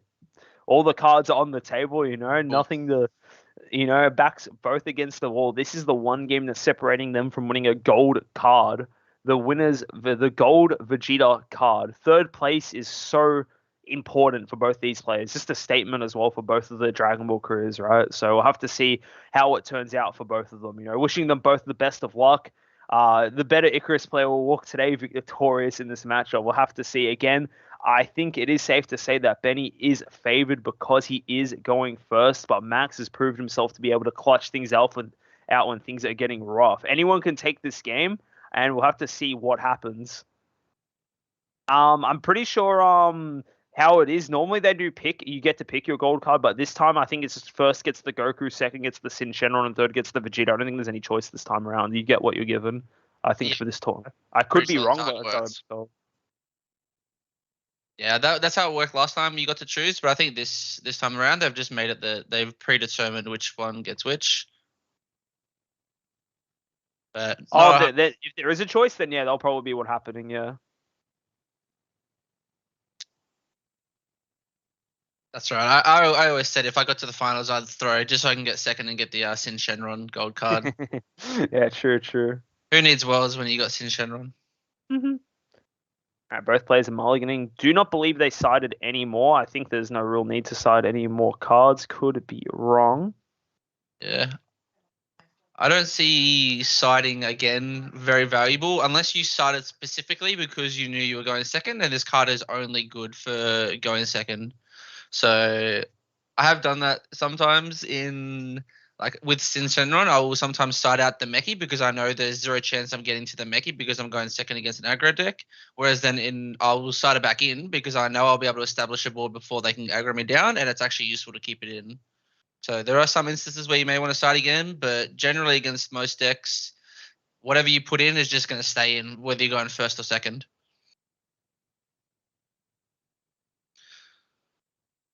Yeah, this is it. This is for all the marbles.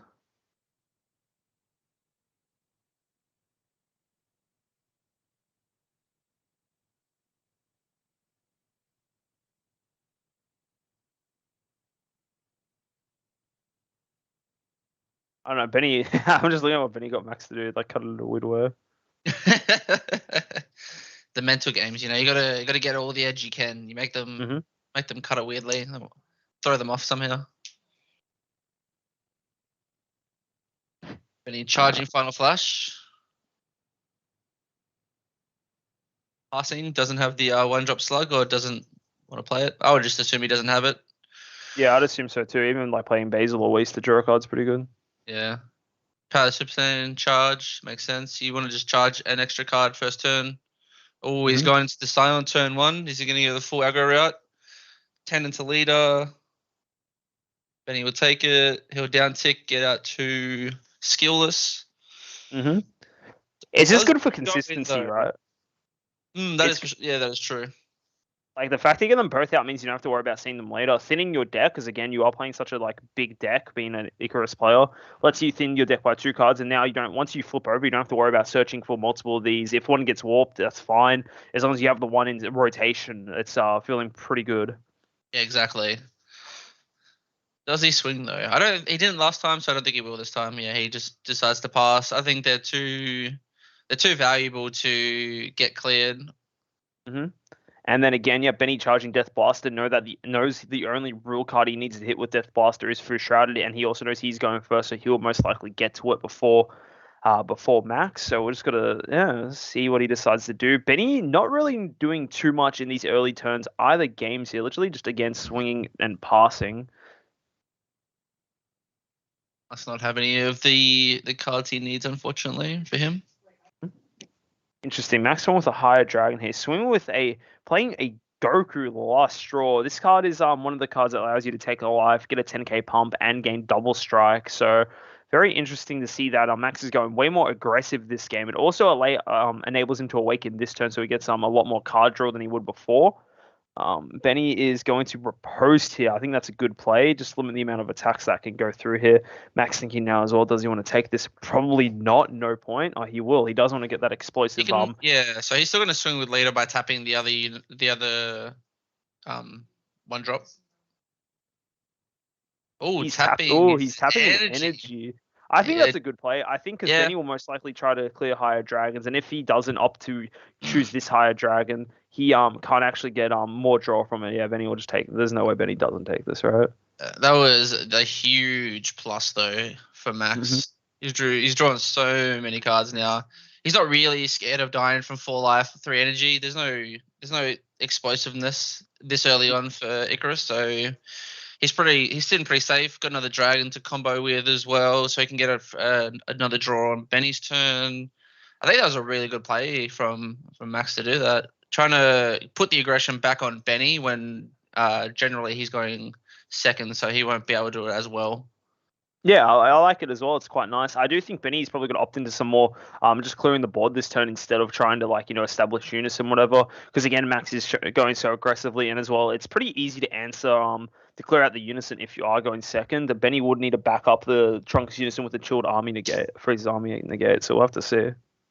Yeah, I think slamming a unison here will probably be the incorrect play, just because it's very hard to defend without additional cards. Yep. I do like what Benny's doing here. He's swing with the leader on the front, get the draw, then awakening. That's the correct sequencing to do. Come on to the higher dragon, and then he'll be able to draw another card once that goes to the drop. The unison can be okay as long as he's got something to back it up. If he doesn't have Chilled's army reinforcement, it's just going to die on the following turn. So see what he does here. This is 20 in the lead here. Doesn't look like it. Max is going to combo 5 and draw a card. And then he'll have to combo another 5, being Koitsukai. Top deck the Koits. Good card. I think that might encourage Benny to maybe play Unison here or Turles, one of the two. Turles is honestly not that bad here either. You get the KO his higher dragon and draw a card and force him to have the negate. I think Turles is probably the best card to play in this situation. You tap yourself out though, which is a little bit scary. Turles only two. Ah, yeah, okay, never mind. Then you're correct. You need 3 energy. That's right. Sorry, I misremembered. Just thinking. I wonder what he'll decide to do here. Probably swinging his 1 drop into the other 1 drop. Yeah, this is an okay trade as long as you got another higher dragon in hand. Probably means he doesn't want to play anything else this turn. He might just choose to pass with 3 energy up. Feel like that's a little bit of a waste. Maybe he tries to play Lord Slug here as well, but we'll have to see what he decides to do. He's just panning through his hand. If he can get Slug down, I definitely think that was the correct play. But if he's passing with 3 energy, yeah, swinging for no reason, tapping, well, not swinging for no reason, but if you can play a Charles instead, you could have cleared for free, still had your 1 drop skillless up for combo next turn, as well as maybe even swing with 20k double strike just to see what the other guy does. If he goes down to, he's not going to go down to 2, so he has to drop at least 1 card from hand, maybe 2. You just passed 3 energy up. Okay. Not sure how I feel about that. Kind of feels like just to an extent wasted a turn. Benny might not have the options in his hand though. So another cool. I guess he could if he wanted to be a bit cheeky, deny max this card with Rapid Squirrel, thank you. That's funny, but I feel that, dude. We feel that, man. We feel that on a personal level. Thank you for not muting the stream. We appreciate that. But what was I gonna say? I feel like a cheeky play that Benny could have done is use the Steadfast Goku to tap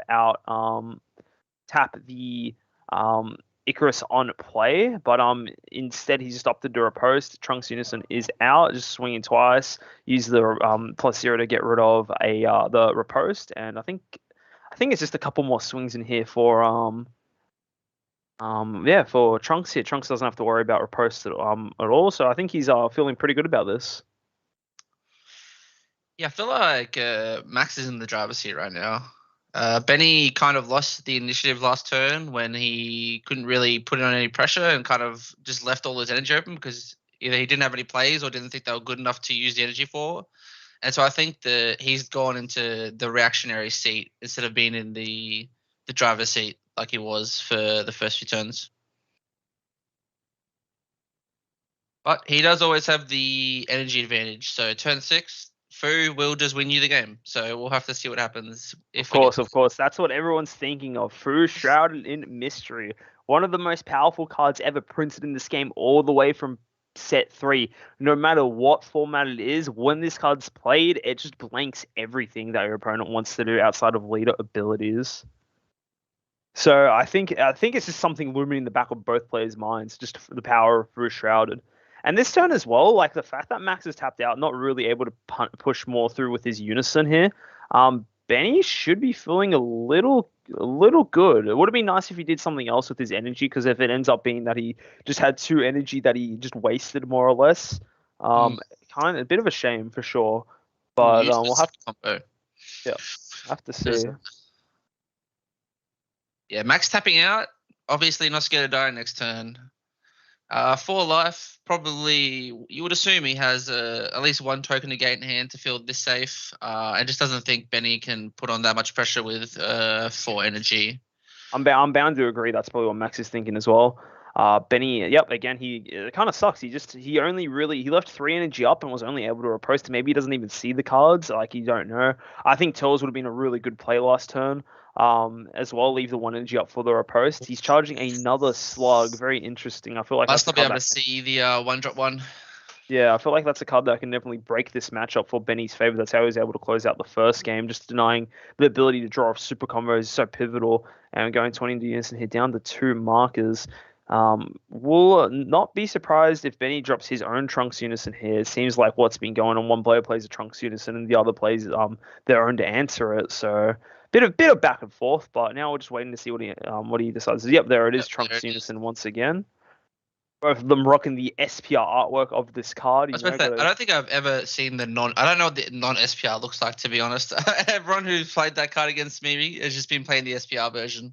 I'm not gonna lie, I think I actually prefer the artwork on the regular version. It's because it's the one where he's like slicing up Frieza kind of pose, and this one he's just powering up. Yep. But the foiling's kind of cool here, so yeah. Benny uses Poutine to tap thing, so he can get an additional attack. Yeah. Can't see Benny going for a Champa here. Seems like a bit of a silly play to do. I mean, he's tapped out though. He could swing into leader and pressure him and go for game, potentially. Potentially, yeah. It's a bit awkward because he has overwhelm, but yeah, it depends on how greedy he wants to be. Because Max could just have another token negate, and then it kind of ruins his whole plan.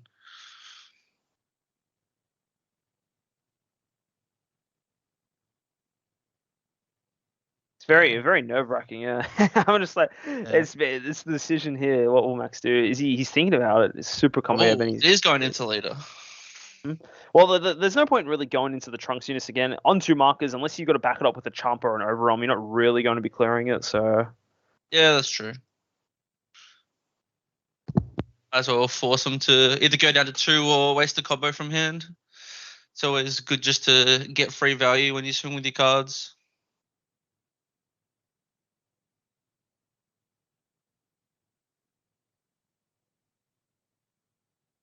Benny thinking now. I don't really think there's too much left to do this turn. I think Max is going to be very happy with his next turn, right? He's For playing back sure. out Higher Dragon. Yep. Then Max gets up with Poutine. Yeah, if you're going into Max Stone, wouldn't be surprised if the first thing he does is use yeah, Benny's rocking a high quality camera for sure. What I was gonna say. I think if when it goes to Max's Stone, I think it's a fantastic time to actually use that Koitsukai comboed off earlier because Benny's only Sure. real two things he can do to defend his unison is drop the riposte or the freezes army negate, right? Get a blocker out, take a life, and if you just Koitsukai, Benny's gonna be just losing plenty of cards out of hand. So I have Yeah. to see how that pans out for him, I guess. The big thing with the token negate is you cannot choose to not play the token. You have to play the token. So if you want to use that as a negate, and they do Koitsukai you, which you just did, you will Yep. have to drop 2 cards to do it. You can't choose, unfortunately. It's gonna be a pretty difficult turn. Yes, Benny does have the life advantage, but it's only 4 life in this situation. It's like, not too crazy. Like all it takes is just a couple of swings in. Usually the fourth life is used for Chilled's army. Chill. I don't know why I can call it Chilled. Freeze's army negate. I'm getting my names all wrong today of my Try cards. to say token negate. They're all token negates. It's They're all fine. token negate. Yes, the fourth life is generally used for the token negate. But yeah, this Koitsukai is going to do a lot of work this turn, I imagine. Can't really see it not putting in so much value. Then we've got the higher dragon coming into play. Benny will most likely tap it with his Poutine, which he does. And now it's just like Benny might have to resolve a pan SER to kind of stop this onslaught that will be coming his way.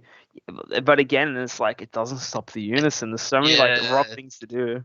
I think riposte is better here. Like you have to drop 2, but it at least stops the leader and the second unison swing a lot better because they have to then tap a card. Oh, like obviously not unison swing. They keep on attacking free. Oh yeah, sorry, yeah, right. I keep on forgetting. I play against that card so much, and every time I'm like, I can't swing with unison now, and I can. Mm-hmm.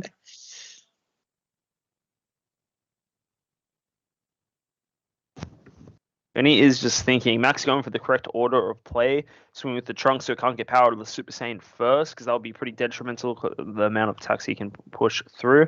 Benny just thinking. I feel like Benny's hand is going to take a dint this turn, I think. Yep. Yeah, for sure. I feel like he needs to negate this. Otherwise, it's going to get very rough very fast. He's coming with his own Koitsukai, which I do like. I think setting up for his next turn, Koitsukai is very powerful as well. For sure.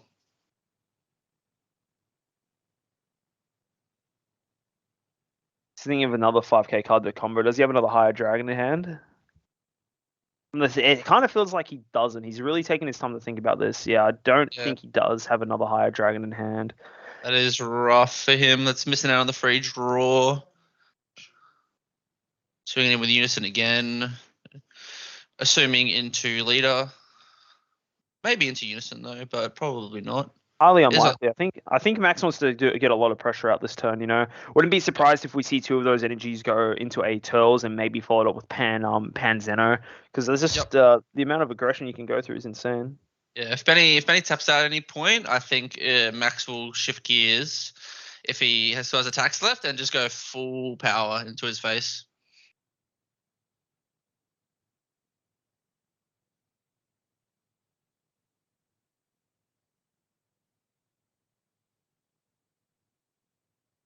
And what he decides to do. It's just so scary to negate a single attack, just losing cards. Yeah, Koit's is super powerful for that. He's swinging the blocker or the token into the I think that makes perfect sense. It's like the token served its purpose already. It's just it's a 10k battle card. Different if it had 5k combo power, but it's just a 10k body on the board. I think it's definitely way more worth just to constantly just put it sideways and hope it just goes through. Yeah, for sure. It's pretty much free removal at that point. He's not going to combo. You're literally negging 1 card just to out combo an attack that it was free for the opponent. It feels so bad to do.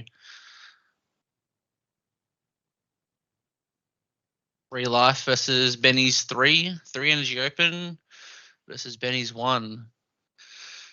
Wonder Benny's thinking about. He's comboed his own Turles here just so he doesn't have to take the hit. Sitting on 3 life. I don't want to say comfortably, but he's sitting there. He's holding on.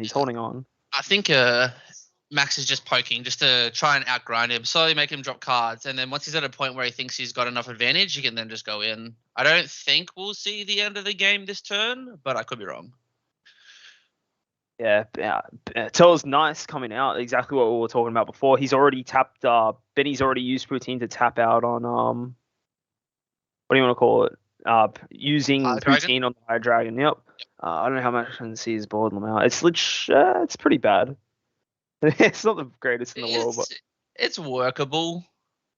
I think the problem is that he's playing a yellow deck with a yellow playmat. If you want me to be, like, if you want me to be real, that's like the cards like blend in, you know.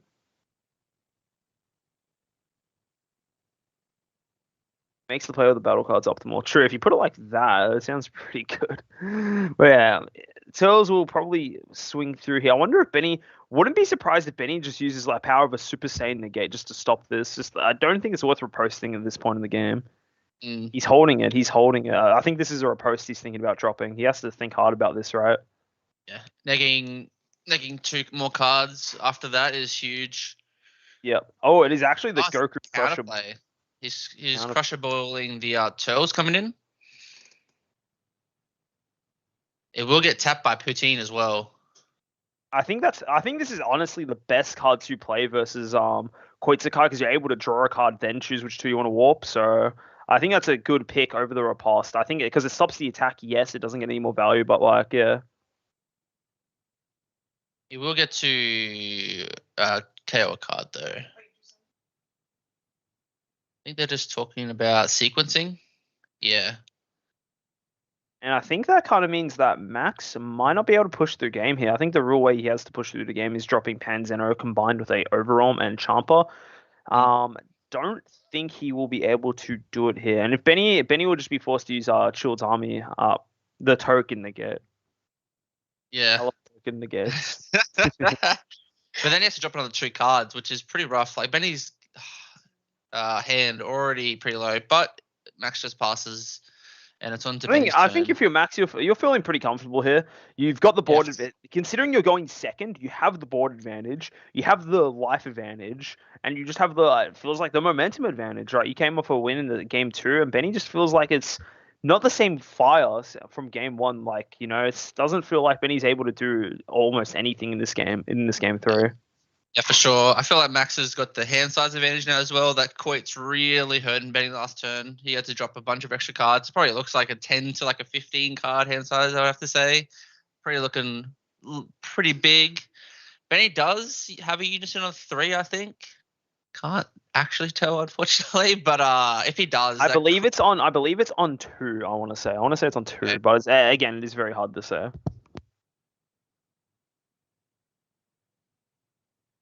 It'll be interesting to see where Benny goes. Whether he decides to. Oh, there becomes the riposte. I believe that's our post. Now it's the glare from back. You know? It's glare versus blur. Matchup of the century. Webcams, gotta love them.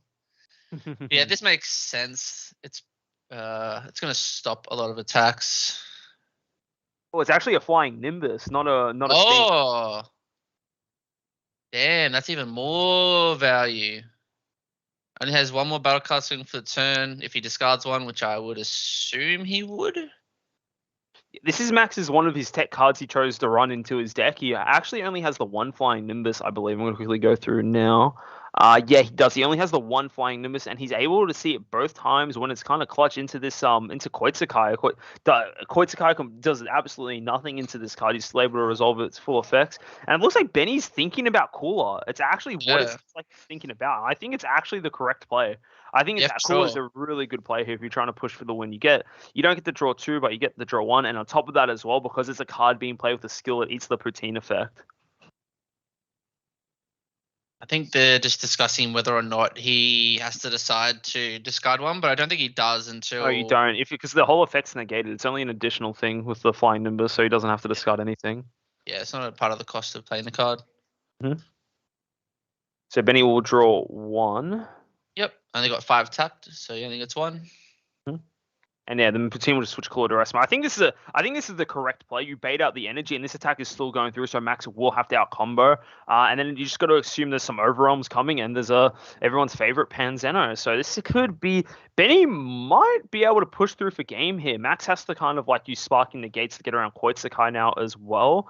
Like so, I think this may be the deciding turn for Benny.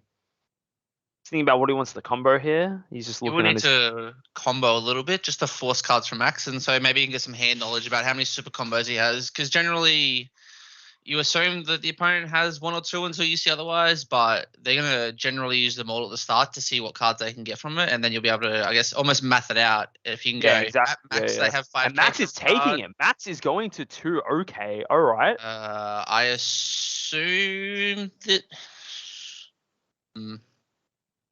He just must not have anything. I think you just, if you got Pan in hand, I think you just play Pan and swing with it, I think, right? Yeah, for sure. He must not have it. He's thinking about, well, of course, going to do the higher dragon play first. Yep. Makes sense. Draw another card, get a 5k combo, always good. I think this is such a nice cooler here. I think it was really, really good timing for it, I think. Very this clutch. was allowing to push through. I'm not sure why Max took that. I feel like he needed to out combo that. Otherwise, yeah, he just loses to any Champa. He must not have the greatest of hands. Sometimes you can brick, but I'm very curious to see. Max can pan, but it doesn't stop the attack that's currently happening as well. He has the pan. Okay. So this attack's still going through, though. Yes, and Benny still has leader swing here, too.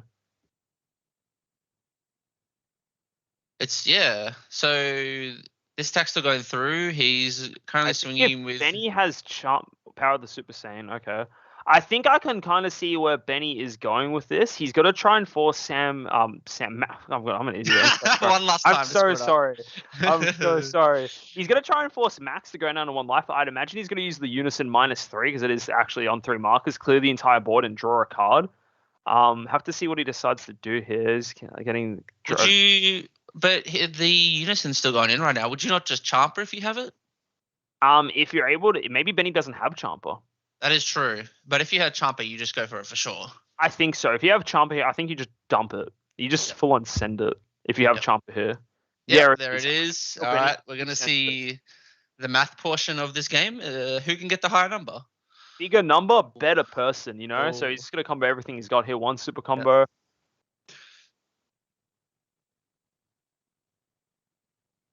Oh, two super combo. That's good start for Benny. And he's praying for his 3rd super combo here. Does he hit? He's looking. His hand might not be the best. He's just going to, I assume he's going to dump it all there. 30, 40, 50, 60, 70, 80, 90k double. This is it. This just depends on how many super combos and higher dragons and Max has available to him. 90k isn't the biggest number, but it's still pretty big. Max. I think it's 20. Oh, he takes 30. It. Benny wins! Scoops. Benny takes 3rd place. He gets the gold card. He's going to be so happy right now. Little pop off there. I think Max's hand must have been dead. He did take the trunk swing. It must not have been that good. Benny takes it. He comes through. You can tell he's popping off, dude. Max probably not feeling the best, but it feels good if you're Benny. He's now a proud owner of a gold card. Congrats to Mr. Zhang. He was able to clutch it. Benny's last card in hand was actually Panzeno. That's crazy. That was such an intense game. Cooler coming in clutch there. The flying Nimbus limiting the turns, and it just shows that, like, you know, when you're going first, it's so much harder, you know? Like, when you go in second, sorry, it's so much harder. Like, you don't have as much energy, but he did it. He did it. Congrats to Benny. A well-deserved win. Congrats on coming 3rd. And, yeah, I'm, like, super stoked for him, you know? Trent, you awesome. Trent, you need to give us the heads up when you change it back to the Skype, you know? Really? Yeah, I was standing up just then. I was just chilling, dude. My hair looks a bit choppy. But honestly, congrats to Benny. He must be feeling really good. He's worked hard for this. We know him from locals and that. So yeah, congrats on coming 3rd. It is not the same as winning, and also not the same as being a real life event. But boy, does it feel good to win the 3rd place game. Congrats, Mr. Zhang. Congratulations. But yeah, that's it. The Yeah, that was crazy. When he got to 90K, I was like, oh, that's not as big a number as I thought it was gonna be, and I was like, there is a chance he could just I out-combo think it this. was telling when Max didn't out combo the 25k swing. I think it was Yeah, fairly telling that it was pretty telling that he couldn't actually really combo that high. His hand must have been a bunch of dead cards, and like he didn't have the negate as well. Like ideally, it's kind of awkward because let's say now he has the Chilled's Army negate in hand. Like he can use it, it gets sticked by Koitsukai, and then also has to go down to one anyway. So it doesn't actually really matter on the sequencing because no matter what, he'll be in lethal range from either the Unison or the leader. So yeah, that's um, true. yeah, that was really nicely done from both players. I think both players had a hard fought game and went the distance, went to game three. Sucks for Max finishing fourth. It is very rough. It does feel bad because it's just like, well, you put in a lot of effort today just to get fourth, right? Feels kind of shitty. But Benny must be pretty stoked now, man. It's a very not many people in the world get the chance to say that they won a gold card, so it's a very special feeling. So I'm very proud of him. Congratulations. Yeah, for sure.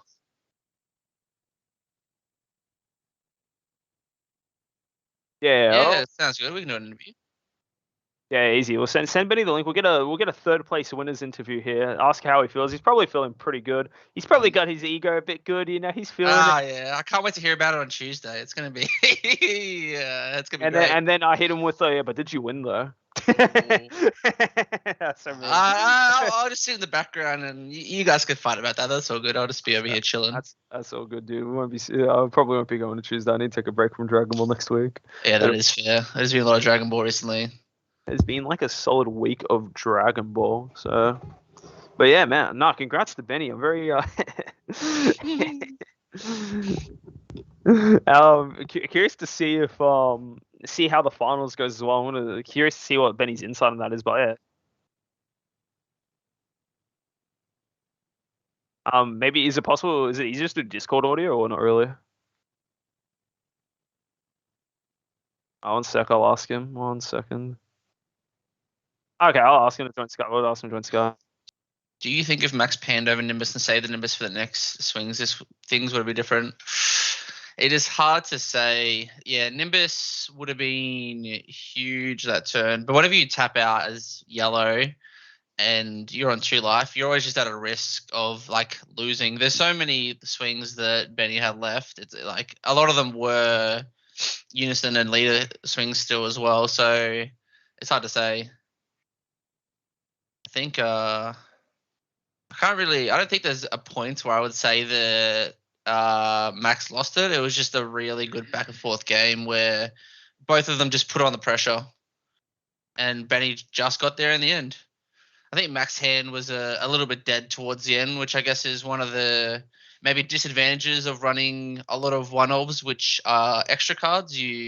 In yellow, you will run out of energy because you can't get it back. So if you just end up with all these extra cards in your hand and you can't combo them, it does feel pretty bad just to lose with the 10 cards in hand for sure. But yeah, we'll have to see. I think John is just discussing with Benny and Max right now what's happening. I'll just jump and have a look.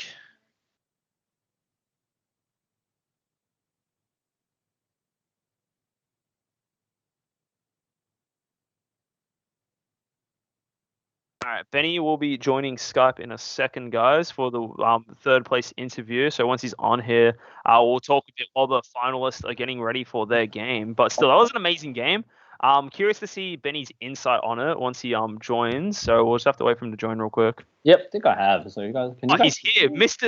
He's in. Wait, 1 second. I want to quickly mute and deafen this here. Yep, 1 sec.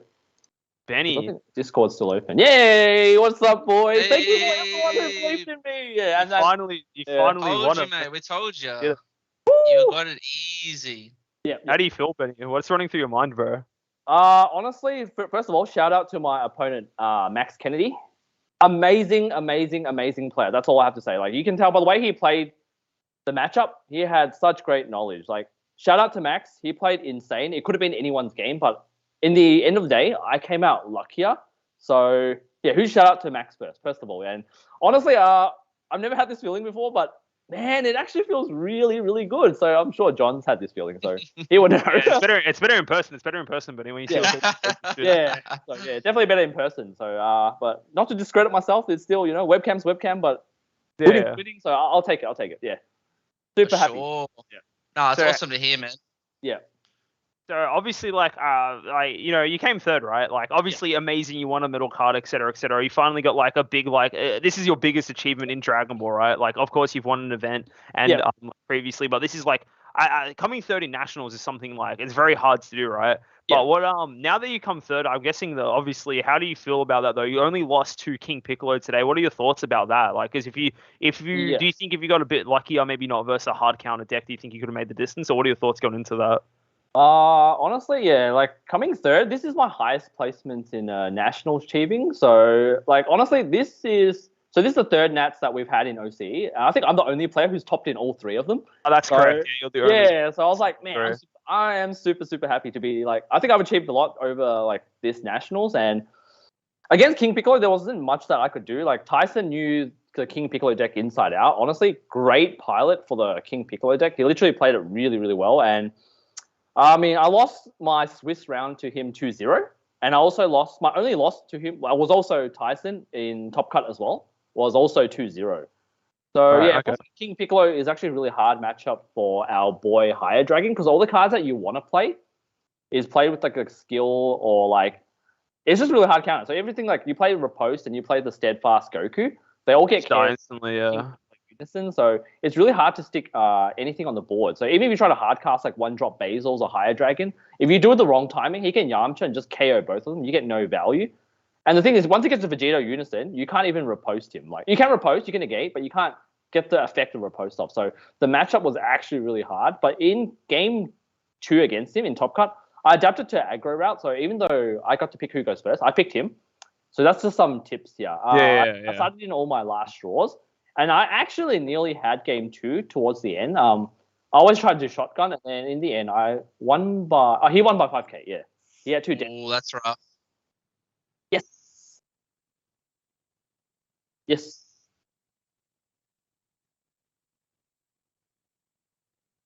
Yep. Awesome. Yeah. We'll just keep on talking the thing. So real quick as well.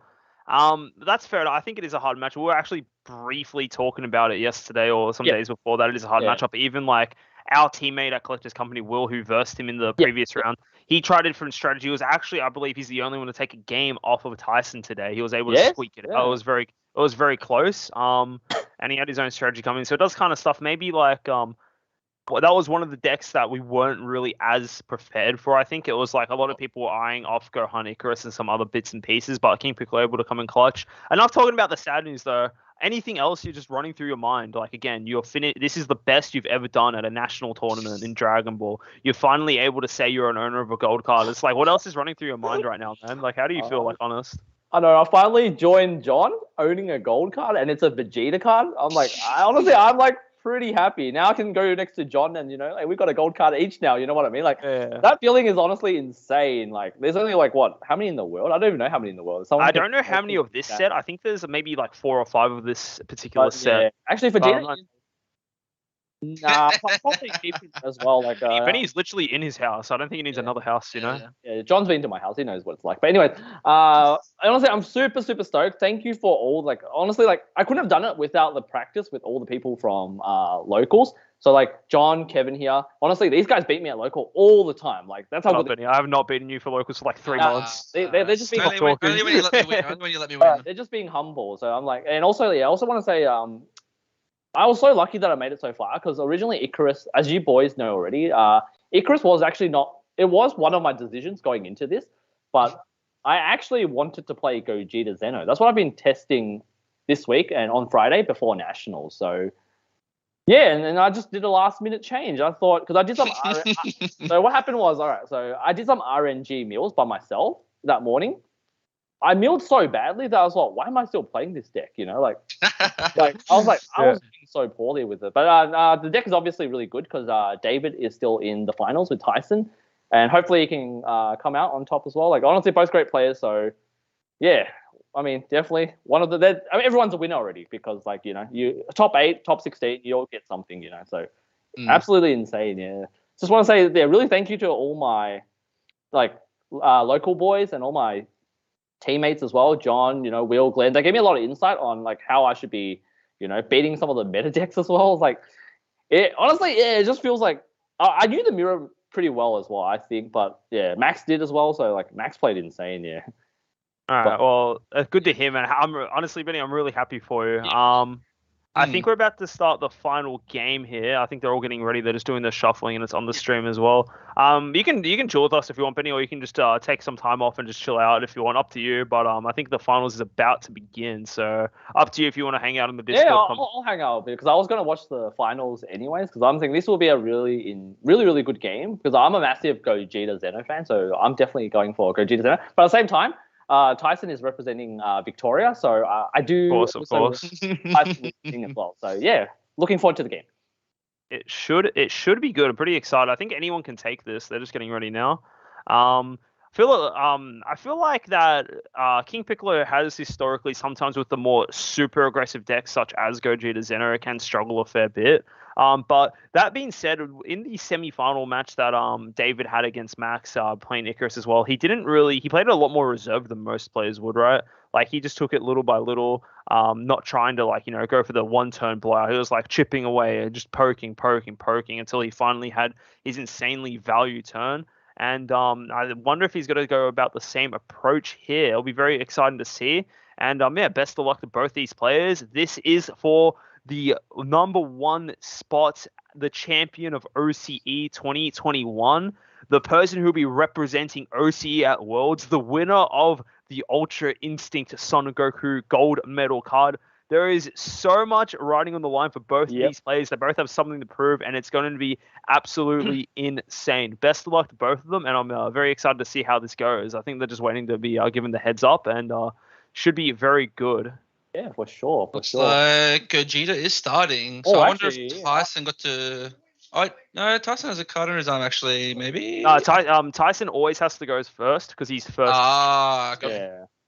Actually, can I join the battle channel or not, though? If I can't, I might just watch on the stream then because it's full there. So actually, I was like, okay. Yeah. That's fine. Maybe I'll let you guys go keep on commentating, and then I'll just join the chat on. Yeah, you'll be a chatter. Yeah, we'll do that. One thing is again, Benny. Koitsukai is going to be huge in this Gogeta Zeno versus King Piccolo matchup, as me and John previously have played before. I hate Koitsukai. Ban that card, please. That is all. Yeah. Anyways, thank you. Oh, wait. Thank you, everyone. And just shout out to my team, Collectors Company Card Gaming. We had 2 people in Top Cut, so that hopefully we have proven that. Benny, three. I was commentator's booth, Top Cut. Oh, yeah. we did have most of our boys up there, so yeah. Just want to give a huge shout out to my team for sponsoring me as well. And thank you, everyone, for believing in me. Thank you. Catch you, Benny. Have a good one, mate. Bye. I really snap back into this game real quick. Looks like Gogeta Zeno already established on board. This card is so obnoxious to deal with early game. Not many decks can deal with it early. Of course, we do know that Tyson is mainboarding Max Power Kamehameha, but the only thing is that if he wants to be able to do everything on curve, this is not going to be a turn 2 play. He's going to have to establish it later on, use it later on, and that's why this turn 1 thwarting the Dark Empire is insane. Honestly, I don't really have a particular favorite who I would like to see to win. I think both these decks are fairly unique, and I think either of them can take the title. And it's going to be very exciting to see who's able to pull through in the end. Yeah, for sure. I think it's going to be very interesting to see. Either way, we're going to have, I guess, something that isn't what was considered the favorite to win. So it'll be good to have that coming out of Oz for sure. Yeah, exactly. And now I wonder what's going to happen here. I wonder if Cyberman negate. Oh no, Piccolo Jr. negate. That gets just warped instantly. Yep. Very hard for King Piccolo to deal with these things early. I think. Yeah. I think Gogeta Zeno can definitely force through in the early game here. I think once King Piccolo is able to get established, clear the first Gogeta, I think it'll be able to stabilize. But it is so hard here. He hit the Unison and the Kai in one burst. That was big. That was a very nice hit there. That was nice hit. Pretty much the nuts there. Yeah, I think KP having to play the Unison last turn as well as not being able to awaken because going first was huge. So I think exactly. Gogeta is definitely favored this game for sure. Whether it stays the same throughout the rest of the match, we'll have to see. But yeah, turn 1 thwarting, too good. Exactly. I think the terrifying thing about this as well, we're going to see a very different, I think, a very different approach from David here compared to his game against Max. He was taking a lot more laid back, etc., etc. But this game, like King Piccolo, like it doesn't awaken until two. Like you can go off in this. You can play your Gogeta, Miraculous Might. You can get some pressure out here. Is probably what he's going to do on this turn as well. And because you're on two energy, you're able to use the pay one and get two of the one drops out. Just keep on playing pressure and pressure. It just feels like the main aim for David here. You know, King Piccolo wants to stabilize for sure. Can be amazing. But yeah, we'll just have to see his overall approach. And here is Goku. Very interesting that he chose to play that one. Swings into lead, and he'll I be guess able he's to. expecting the token negate maybe, and so I he's think wanting so. to go neg if he does do that. I think it would have been better to play it before because then he would have punished the Piccolo negate as well. Doesn't look like he's taking life. He's playing it the same as he did the previous game. Doesn't really want to go completely aggro. Oh no, he is. He's got to take it. Okay, and he will awaken here. Yep, that makes perfect sense. Hmm. Yeah, I think if he can put maximum pressure this turn, because Piccolo does draw a lot once awakening, and he will get another life. So if you can make him go down to 2 as he has, if he can Champa maybe swing one drop Champa. That's a bit of a mistake here because when Piccolo awakens, he does gain a life. So I don't think that's the correct player. That is true. It's kind of tricky Yeah. if you're not paying attention. You kind of get cheesed by Piccolo's awaken skill. It's draw 3 and just gain 1 life. So you have to be a little bit careful here. I am surprised that David didn't do another Union Fusion on the front, so he gains an additional draw, and then maybe again on this side again another draw. Might not have the pieces for it, so maybe that's why he's opted not to do that. And he's just trying to get some cards to swing with, so that's all good. He's paying. What is he playing here? Playing another Goku. One. Oh. The only issue is here, if he goes too ham, he may then lose on the clapback if he goes to too low life because his defense is... I'm not going to lie, it actually feels like he's just trying to win this turn. Oh, actually, you know what he's trying to do? He's going to try and clear the Unison here. He's pumped them both up 10k. Yes. And it looks like he's going to just get rid of this Unison immediately. Oh, he's coming for another one. Oh, he can overwhelm now, and then he can get he'll have a Goku and Vegeta and drop in Warp, I assume, and he'll be able to play another... I assume play... Miraculous Might would be the one I'd assume. Yeah. Oh man, this Unison is going to be gone. This is huge for David. As insane. Quickly just destroyed that Unison. Kind of just made his turn 2 play irrelevant, honestly. That's crazy. And the thing is that now, because he's been denied that combo step, he's got to have to wait till his next turn before he can awaken here. And the fact that now he's only on 2 life, it just gives you less options to arrival in. It just feels really rough here for Tyson here. At least he can now actually maybe start to stabilize, but it's kind of rough when you're already at 3 life. Gogeta's sitting on such a massive board, 1 energy up, 4 life. It's got to be rough. Yeah, for sure. You don't really want to just play another Unison for 2. It just feels too little value at this point, I feel like. But he might just do it anyway. Because I don't know what I'm talking about. I think it's not the worst play ever. I think the big thing about it is that now he's able to get more Yamchas live. Unfortunately, the Gokus have the flex, so Yamcha's actually not that good into either of them. Wolfangs as well. I don't think he plays Wolfang Fist in his main board. Looking at it now, and he does not. Wolfang Fist is in his side here. Yeah, I guess our decklist knowledge is huge at this point. They've had all this time. They waited through the 3rd and 4th game. They've had time to study each other's decks, and they know exactly what they can and can't expect at each point, especially game 1. Game 2 a little bit more spicy, but yeah. Exactly. Like while we were watching the 3rd place game between Benny and Max, these guys were probably hard at it, thinking of strategies, thinking about how they wanted to play, thinking of how they wanted to win. So it's kind of hard to see until everything is said and done. And now he's just swinging and swinging. Surprised he didn't combo out anything there. Looking at the at Tyson's life, that is very rough. He only has 1 target for his King Piccolo, so there's a chance he might not be able to get the most optimal lines, and just chipping away at the Unison this does not feel great if you're Tyson here. This feels absolutely horrible if you want me to be honest. And now if he negates double True Fighting Spirit on the board, that is just going to take a massive chunk out of Tyson's hand here if he's opting to negate. Sure, good charge petrification card will be useless in this matchup. It feels like David's going for the win here, to be honest. I think so as well. It wouldn't surprise me. He's just trying to force through, try and get as much damage as possible. So wait to see what he decides to do.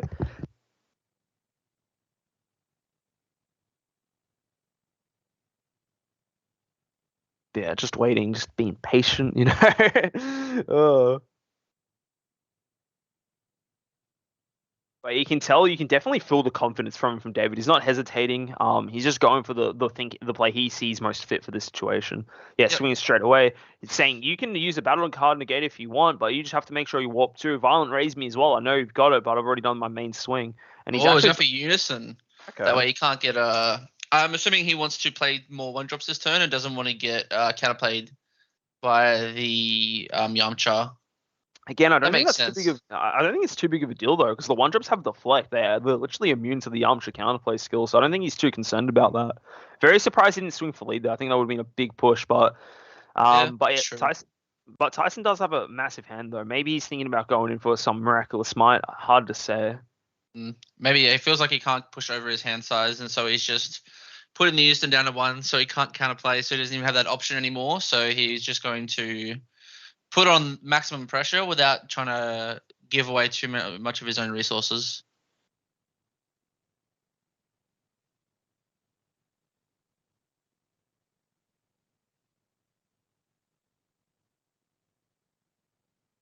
Seeing what he wants to do here. Another -5. 2 Trunkses. Loses a super combo. Gets 2 cards to hand. I still think that's pretty worth. That's a pretty solid trade. It's pretty. Yeah, exactly. We were saying that value. it can't get hit. Yeah.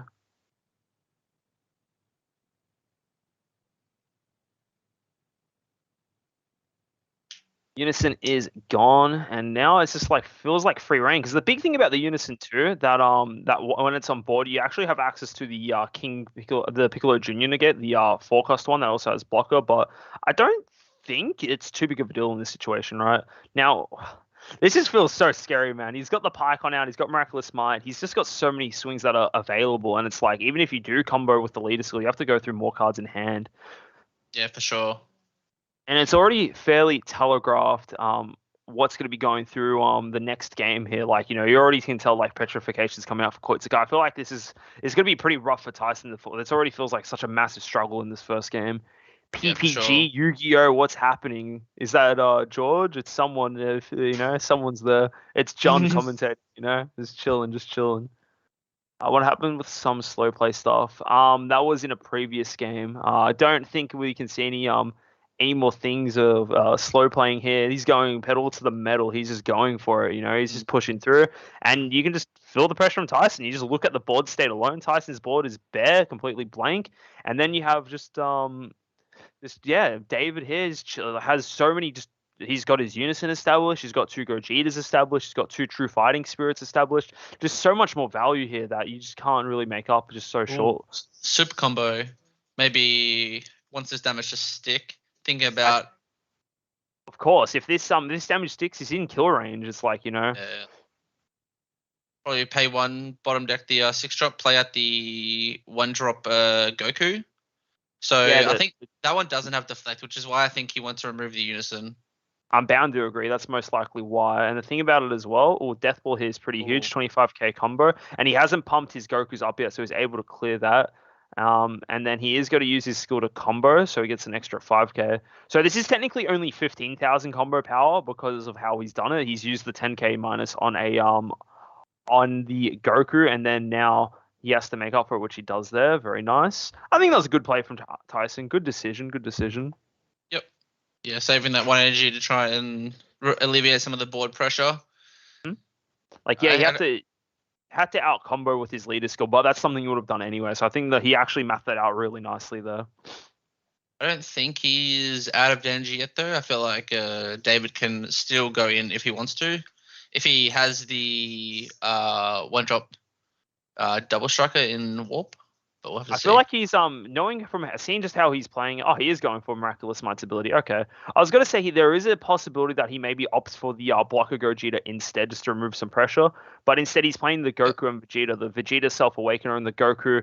This Goku is very powerful. It says it is unique double strike, and when your opponent adds a card from their deck to their hand using a non-leader skill, it gains 10,000 power. So he can swim with it, apply a lot of pressure, and exactly what he's doing here, using Pycon, pumping it. 10k pump, leader pumping it, 10k pump. So already this one drop is at a base 25,000. And it actually looks like he's opted to pump his True Fighting Spirit twice. That's fairly interesting. I think he's going to try and force him to super combo to draw a card. And then the I actually don't know the name of this Goku one drop that was double strike, but he wants it to get pumped his by its own skill. I think that's actually correct, because you want to put the maximum pressure on that one life that he has to take. Make him go down to 2, and then you can just dump the rest of your hand on that double strike once you get there. But you need him to take that first life first, so I think that makes more sense. Tyson just is token negating, so he will have to drop a card from the Goku that's on field, but he will get that out. So that is good for Tyson, unfortunate for David. So we'll have to see whether he has a way to get around that, or whether he just still tries to go through it. So he will. I wonder if Tyson will save it for the double striker. Yeah, for sure. He hasn't overwhelmed yet either this turn, so he can actually, if he does have Secret Identity in the main board, I do believe he has one in the main board, which he does. He can actually overwhelm it here and get rid of both of those cards. So I think that's a very good play. I feel like if he does that, he probably has in the bag, unless Tyson then has another one. Even then, it feels fairly rough here, just like being on the one life here. Still has Unison available if possible, still on energy if available. But he's just making sure. He's just making sure he's got the correct cards available, and I think he's gonna be able to push through potentially. Yeah, for sure. He has the opportunity to do it. Whether or not he wants to do it is another question. I feel like he does need the overwhelm though to be able to push through though. That blocker will just eat up this attack. Exactly, and that's exactly what's going to happen. He's swinging in here. Another thing as well, there's always the opportunity to maybe like just if he's got Champa in hand, that's what he's using his one energy for. That's always an option. So that is very true. He could just swing in with this. Oh, well, you know what? He is going for it. If you play Pan and give a double strike, that's like at least 20,000, like 30,000 power more than the Goku. So that is does very he true. Have another negate here? It seems like he does not. He is going in. I feel like Tyson hand not looking too big. If he just shows us the Champa, he's probably about to win. There it is. Yep, and he scoops. Wow. Game 1 to David. Damn, that was a quick game compared to the last ones we just watched. I think today has been such a long, grindy game. Every game we've watched has been very back and forth, and I feel like this game was just a complete blowout. Like honestly, like the amount of pressure coming in from David here was just absolutely insane. And I just want to quickly bring up like a point I made before in the previous match that Tyson was on. How it works. Tyson is first seed, right? He has to go first every single game. That honestly, to an extent, can be a disadvantage to King Piccolo, right? King Piccolo, I do believe, prefers to go second because you're actually able to awaken turn 2. Yes, you are up against a very aggressive deck, being Gogeta Zeno, but you're actually able to maybe get some like defensive, like being able to be a bit more defensive, etc., etc. This game, like going first, you think he'd be alright, but he just like his leader being 10k for so long, he's just getting attacked. There's just it's so hard to deal with these big Gogetas, and I could already tell you what those 3 cards are that David's putting in. They're all just 3 Koitsukai. They're just coming in and checking out some of the gates. There's like, you don't need to worry about anything else. You're just going to put the pedal to the metal and just keep on just asserting your dominance in this particular matchup. It just felt so brutal to watch. And he might start in the other Marseille as well, though. I could see him doing that as well if he thinks he needs the overwhelm for the extra reach and to be able to remove blockers.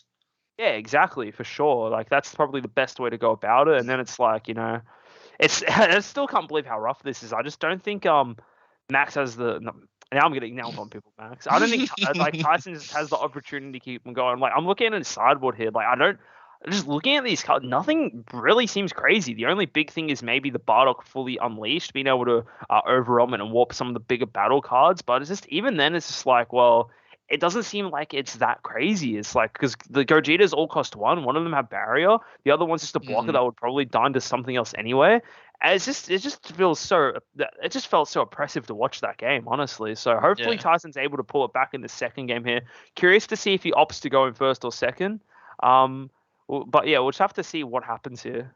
Maybe starting in the Wolfang Fist would be good. Starting in maybe the Bardock fully unleashed. I don't know if that's a little bit too slow because it doesn't remove the barrier Gogeta, so it might not be worth it. Omen of Awakening might be good, but it might just be too slow as well. Very So we'll have very to hard to see. It's very hard to tell, right? But yeah, when you only have 2 energy to play the whole game with, it just feels bad. Anything that isn't free, so we'll have to see. If he goes second here, I think it'll be a lot better for him though. He'll be able to at least get his Awaken turn 2. It won't be beat down as fast. yeah, exactly. It's gonna be pretty tough, but we'll just have to see he's able to pull it off. But David, if you're David, I think you're feeling really good after that, right? You know, you For just had sure. an extremely dominant win. It could have been a bit shake up before, like in the second, in his semifinals against Max, but he has had plenty of time to reset, think carefully about his moves, and like obviously this just seemed insane. He was able to go. He knew exactly what he had to do to win, and he just seems like he's popping off here. He's feeling really good. I think if Tyson sees some Violent Rays as well, it'll be huge. I don't think he saw a single one that game. He only saw a few cards and a few energy, but yeah, seeing an early Violent Rays just to stop the onslaught and force him to use smaller 1-drops will help a lot. But yeah, it is actually pretty easily for Gogeta to get around it based on that. Doing some fancy cutting. There's Making sure- shuffling. He wants all of his cards split up, you know. Request pile shuffle infinite times, you know. No time in for the finals, so you know we may be here for a while. Oh look, I don't think so. David's like he Yeah, sees that true. trophy, dude. He sees that gold Goku card, you know. Yeah, I think if KP gets to turn 4 and gets to Vegeta Unison down, they're in a very good spot though. You can just -2, and the Gogeta just can't play anything.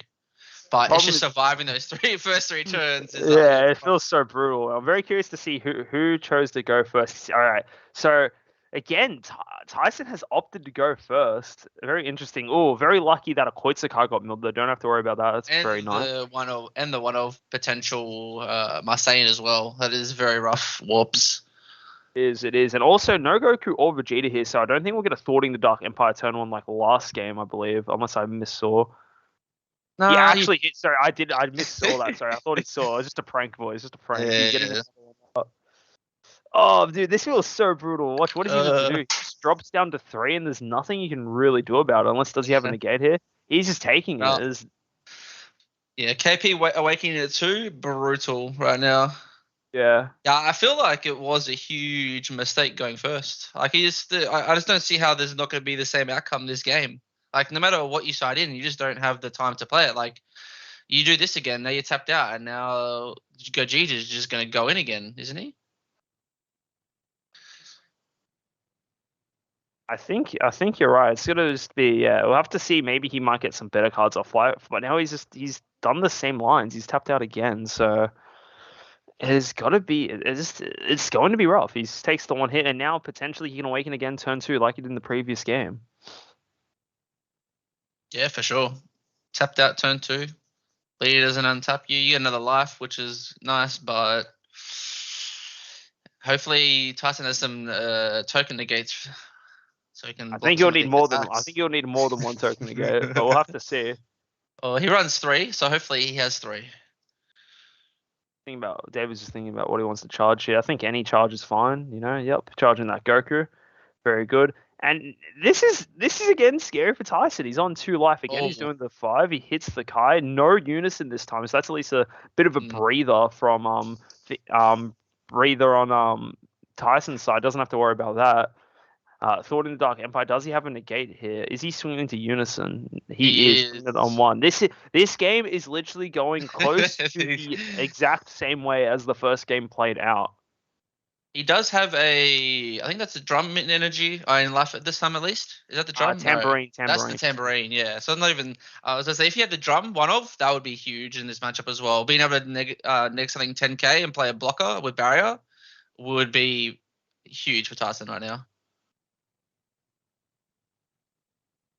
Swing into leader here, just getting 2 more cards here, or maybe just into unison, have to see. Doesn't look like he had anything to play, funnily enough, so he's going to draw one here and take the life. Wonder if he'll awaken here again. He's comboing the Vegeta. I like this again, trying to get 3 into the drop. Yep, and now he's going to Overwhelm here. Overwhelm here, then potentially Union Fusion to another Miraculous Might, get a draw, then awaken. Is it? I'm assuming the line of play that David's going to go for here. Optimal drawing. That would be the most optimal. My man playing for the Sin Metal card. True. He's playing for the Sin Metal card.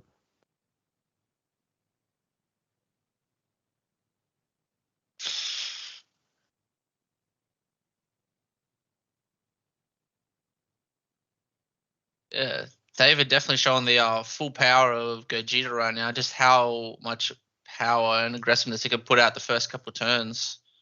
I know Americans saw the price of Android 16 card skyrocket. Not going to be surprised when the price of more of the Gogeta Zeno engine skyrockets as well. Like, this is a massacre so far in this final game. Good thing Thornton is getting reprinted. That's all I'm Yeah, that is true. I think, honestly, I'm pretty sure the most hardest card to get is the Supreme Kai that lets you play the Unison from the Warp. I think that would be the hardest card to get your hands on. Yeah, true, actually. I don't think they've reprinted that yet. That is I don't think it'll be reprinted for a while, in my opinion. That card is kind of key for the deck to make it as well-rounded as it is. And here it is, the Miraculous Might doing it on the front, get the Union Fusion draw from the front side. Then he will awaken with his lead. Untap 1, draw 1. Flipping it over. And now if he Union Fuses again, the only option he really has left, he could play another Miraculous if he has it, but I think the block remover is pretty good. Yeah, for sure. So he will probably swing, though, just to put maximum pressure. The KP player, Tyson's awakening no matter what next turn anyway, so you might as well just swing into him just to make him make some choices about whether or not he wants to take it and how low he wants to get. Because going down to 2 against Gogeta just feels really bad. You always one swing plus Champa, you just always within that range, which is scary. Awakening here, he's at 2 life, so you can awaken, gain the life here, 20k into lead. I wonder if he'll use the leader skill to combo off the, yeah, it looks like he is, combo it off. A bit rough, freezes Death Ball, and then might swing and grab it from life later. And then he needs 5 more to get over this attack. Wonder if he'll combo anything from hand or if he's just going to take it. Oh, no, sorry, no, he has to combo 5 more here, I believe. Maybe I was looking at the wrong card that attacked, but yeah. Another Union Fusion, yep, and this is going to be the blocker one. Correct. He has just done the full Gogeta Zeno chain. He gets the draw again on this side as well because it's the leader skill has been reset because it's been flipped over. And that was perfect sequencing as well. He even waited till after he played the card with the leader ability. Yep. This is really amazing stuff from David so far. He hasn't really given Tyson the chance to breathe, and now it's going into Tyson's turn. Again, it's like the same situation as before. I think the big difference is that there's only the only difference really is that now Tyson has to deal with even more Gogetas than before. True Fighting Spirits aren't on board, so it's something he doesn't have to worry about. But it does so far feel like a blowout in this final game. Yeah, for sure.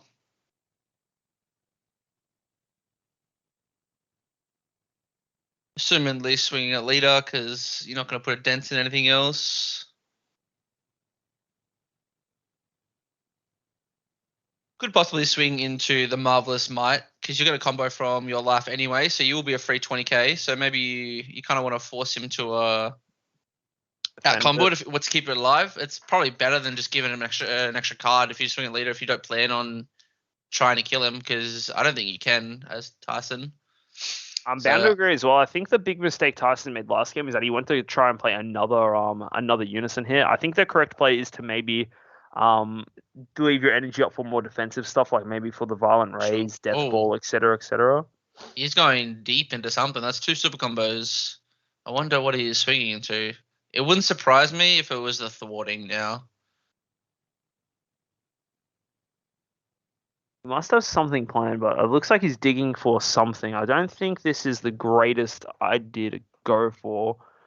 I would definitely save those for defense because you know it's coming next turn. Like, just removing the thwarting feels so not worth it. Wonder what he's going into. I still don't know. Unless he is going into leader, maybe Marvelous. I don't know. I think it's a bit excessive to go into leader here. I don't think that it is Yeah. what they want to go for. So Coits. That's going to be key next turn as well. Coins can be too oppressive. Yep, outcome mode there. Get this. Still don't guy know what out. it's into. I'm assuming it was one of the battle cards. Yeah, I think so too. I'm bound to agree. But Quate's next turn is just going to put a damper on anything that Tyson wants to do. A free negate, you have to play the card as well, so he has to then drop 2 to negate with it. Just huge. I wonder if he'll block here. Negates. He will block it, yeah. Yep.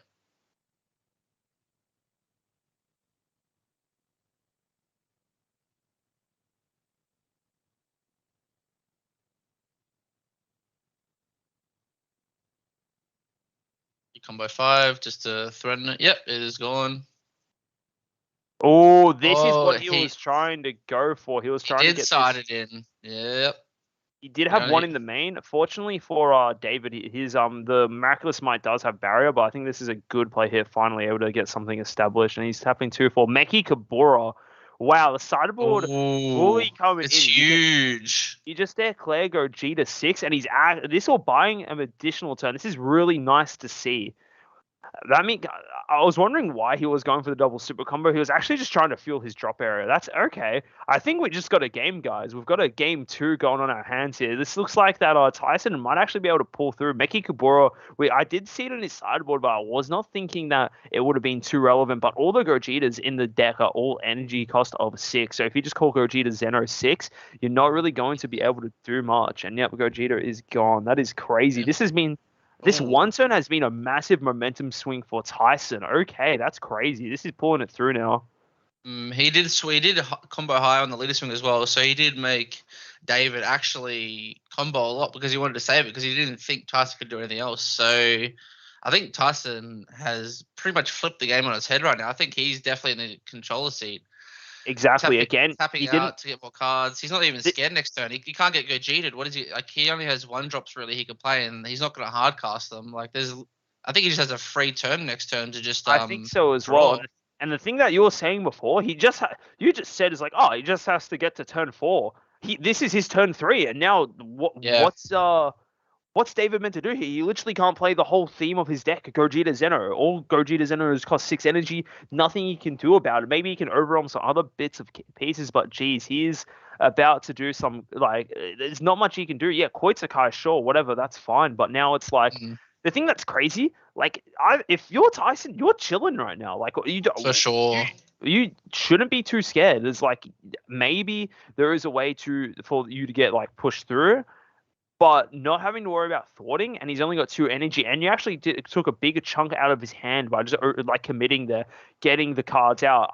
I think you're fairly happy with how this turn played out. I think if he's able to pull through one more turn, resolve the -4, he will be in a very optimal position. So I think this is an amazing turn from Tyson, I think. His previous. Yeah, for sure. Yes, of course, it sucks getting Koitsukai here, but he only has 1 target for a battle card to play from his warp. You can simply just choose one of the other cards and combo it instead. And because you have the piano on board, you'll still draw a card. Yeah, for sure. He's tapped out. He's really only going to token negate, but he probably isn't at risk of dying anyway. So what does it really matter? If he goes down to 2, there's always the risk, and he might have to. Tyson can still lose this turn if he doesn't play correctly, but he's in a very good position to survive this turn for sure. So Tyson should be trying to stay at 3 life where possible, or going to 2 if he has the token negate hand and is planning on playing it, but that'll rip so much from hand. So even going to 20 here, yep, combo out that, so he gets to draw from the piano, but doesn't actually play a card, so he doesn't neg. He's going to combo both his pianos off. That's, I think, not too bad. Just trying to keep the value of cards in hand optimally. He does still have a fairly big hand, but I feel like it's just starting to be that he wants to get out that Vegito unison. Yeah, he doesn't. Yeah, Tyson cannot go to 2 this turn. Otherwise, he's at risk of losing. If he stays at 3, this is good. So this is one of the only options he has. So he can't lose on the clapback, but I don't think there was really going to be a clapback. I think, ideally next turn for Tyson, he was just going to play the unison, swing with everything else, summon everything he needs to, and just chill and just wait. And he could play the long game now because he's going to outvalue him eventually. Gogeta will deck himself out or just lose hand because he has no good draw power once. The Gogetas only replace themselves once per turn, and that's only once. Exactly, like the fact that he denied him from fusing at all, it doesn't even, it turns off the leader skill that replaces it from fusing as well. So it's pretty insane how high value that last turn was between the Meki and the Bardock, showing how powerful just these sideboard adaptations really are. For sure. I've always said that Meki 2-drop is the most big brain card you can in the game. If you know every card in the opponent's deck and you know what their plan is, and you play that card and can call the correct card and energy cost, you will always win the game when you play that card. But it's just such a high level of you have to understand what cards they play, what cards are most important that they want to play on that exact turn. And Tyson's just showing how good he is and how good that card can be. Interesting. He's gone down to 2 life here. No more overrun available. Nothing really left for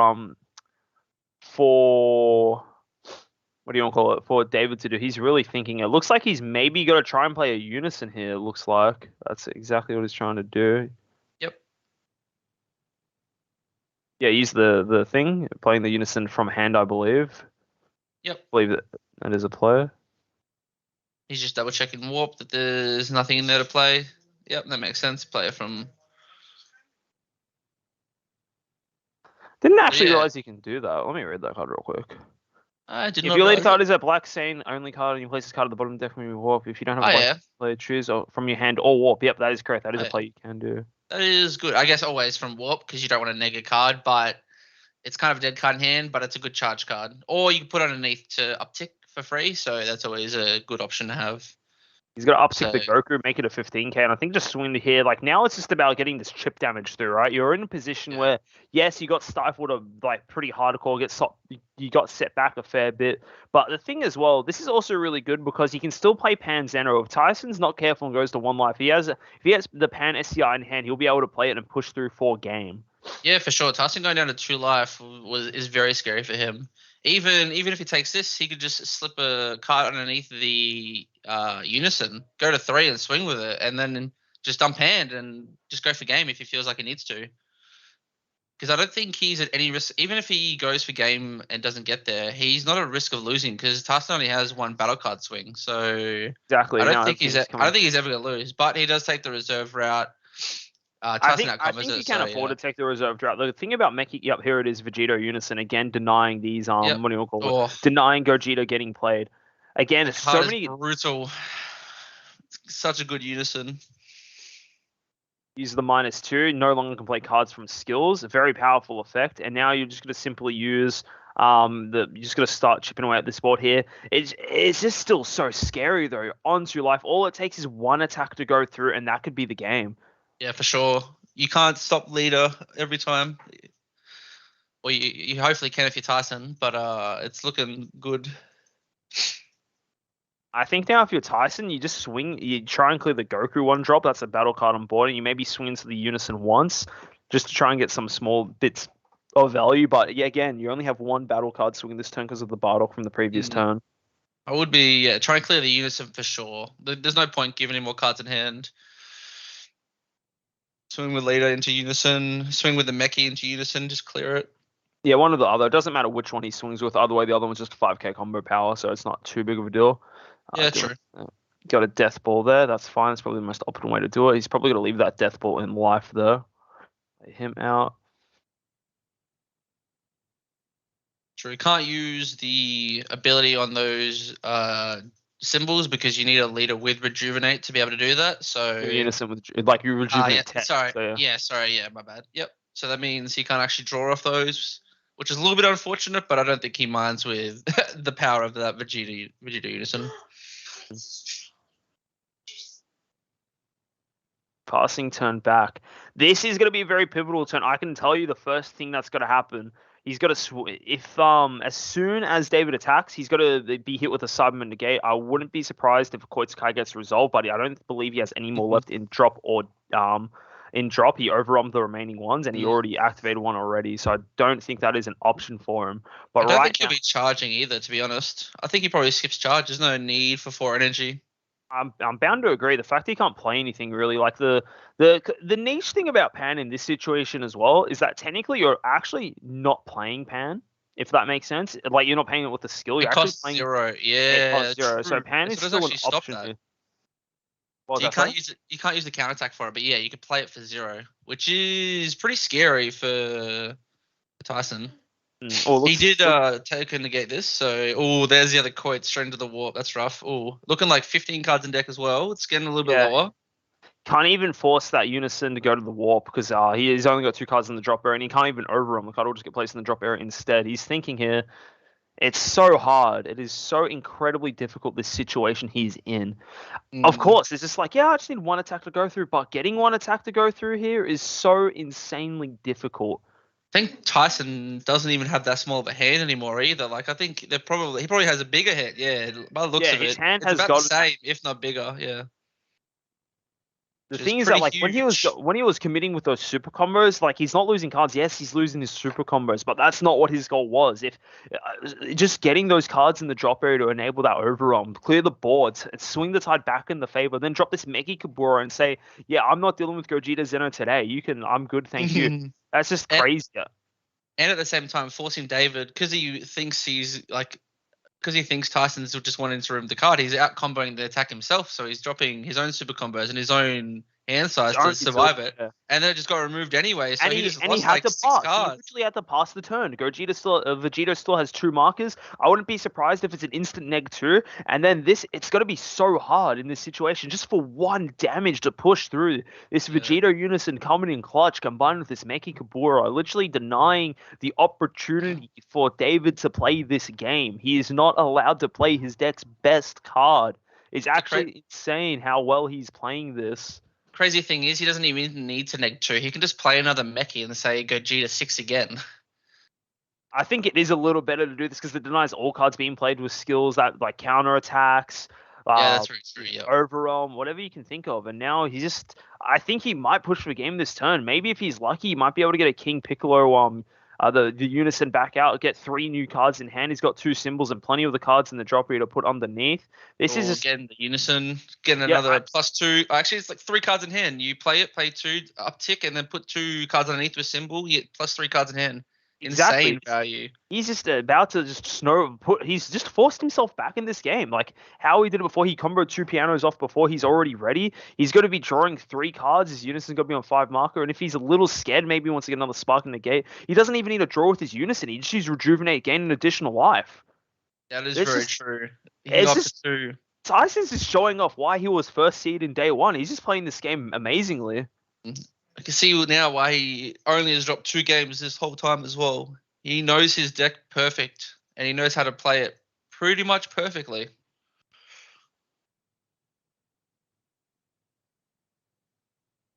Oh, there comes the Pan, which he actually can't play because it's being played by skill, though. So that the counter-attack skill, I think that was a little bit of a mistake. I think he got a little ego. He wasn't really thinking about that because the Vegeto's not on board anymore. But this Vegito Unison doing so much work in this matchup. Dragon Ball Super is a game where you play stuff with skills, and this Vegito just says no. It is happening. It's just crazy how hard Tyson is forcing this matchup after just getting absolutely blasted in that first game. Wasn't even able to stand that much of a chance. And he's just pushing through here. He's just showing why he's in the finals. He's showing that he wants to win. He's showing us he wants to be the world's representative for OCE. He is trying his damn best, and he is putting on a show. Had to outcome with Champa. Champa not as relevant here, but now using Super Kamehameha Hasana to the warp. This is just feeling like it is getting worse and worse for David here. It feels so incredibly rough. I would say the one saving grace is that because the counterattack skill is in the actual counterattack, not the on play, that Tyson will not be able to attack with battle cards anymore. So that is his one saving grace. But getting Violent Rays back to his hand as well. It just feels... no. And he has to take it. It just feels like, he can only swing with his Unison one more time this turn. But I feel like the damage has been done. swing here one more time. Still hasn't decided what skill he wants to use. It might just be the rejuvenate one. Like, honestly. Why risk it? You don't need cards in hand. You've got like 10 cards to his 4. You just neg 2, rejuvenate, get another life, be sitting pretty. And exactly, even saw him combo off the Champa already. You know, like you see your opponent's deck list. You know he only has the one Champa, so like why not? Why risk it? You know. It's true. He does decide to draw though, probably thinking that he already has so much in hand. He doesn't actually really care. He'd rather just have another card in hand to win the next turn after, which does make sense. Like But- even now, there's only cards. What cards can really be played here? Like you can't overwhelm. You can't play your Gogeta Zenos. It's literally just these one-drop battle cards, and like they're kind of nothing without the tools around them, which just Tyson has denied so well. Yeah, for sure. And even then, Violent Rays sitting in hand, it's like, well, it's just the one attack is for sure not going through. Oh, this one's getting to get Violent Raised, I'm pretty sure. I would have, yeah. See, the thing is, he doesn't even have, free negate anyway. It doesn't even matter. Doesn't even matter. This is just ridiculous. I don't he think doesn't those. have SDR in him anyway, so it doesn't really matter. You don't even need to Violent Raise. Like, what is he going to play? He does have another one in there though. He can He's so close to decking out as well. Yeah. Like this game has just been just complete. Game 1 was a complete stomp from David, and Game 2 it just feels like Tyson has flipped the script completely. This is just ridiculous high level King Piccolo gameplay. I'm really impressed with how well he's playing it. Yeah, for sure. I thought this we would have been done by now. I thought we would have been. I thought I was going to Locked be up. able to go out, have some dinner, but instead we're going to Game 3 in the finals. I don't see Yes. any way David can come back from this. I see no cheese potential, unfortunately.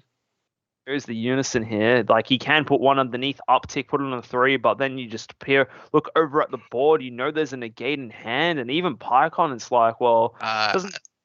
I don't even think he can out combo. I think he just he can let it go through and just troll him and just out combo it. Like it's just looking so dire at the moment. It is. It's just. It feels like there's nothing really like. From this turn to completely clearing the board of all the threats, all the big Gogetas, and just denying it from there. He's forced to play this one-drop Kai and pump it 10k, so he has an additional attacker. You can feel how desperate David is being here. But here's the thing that is insane here. Once he procs Violent Raise, he can discard a card and say battle cards, and both these battle cards will be pumped to 24k, like 25k. And geez, there's just nothing he can do about it. Violent Raise is so clutch here. It stops 2 attacks.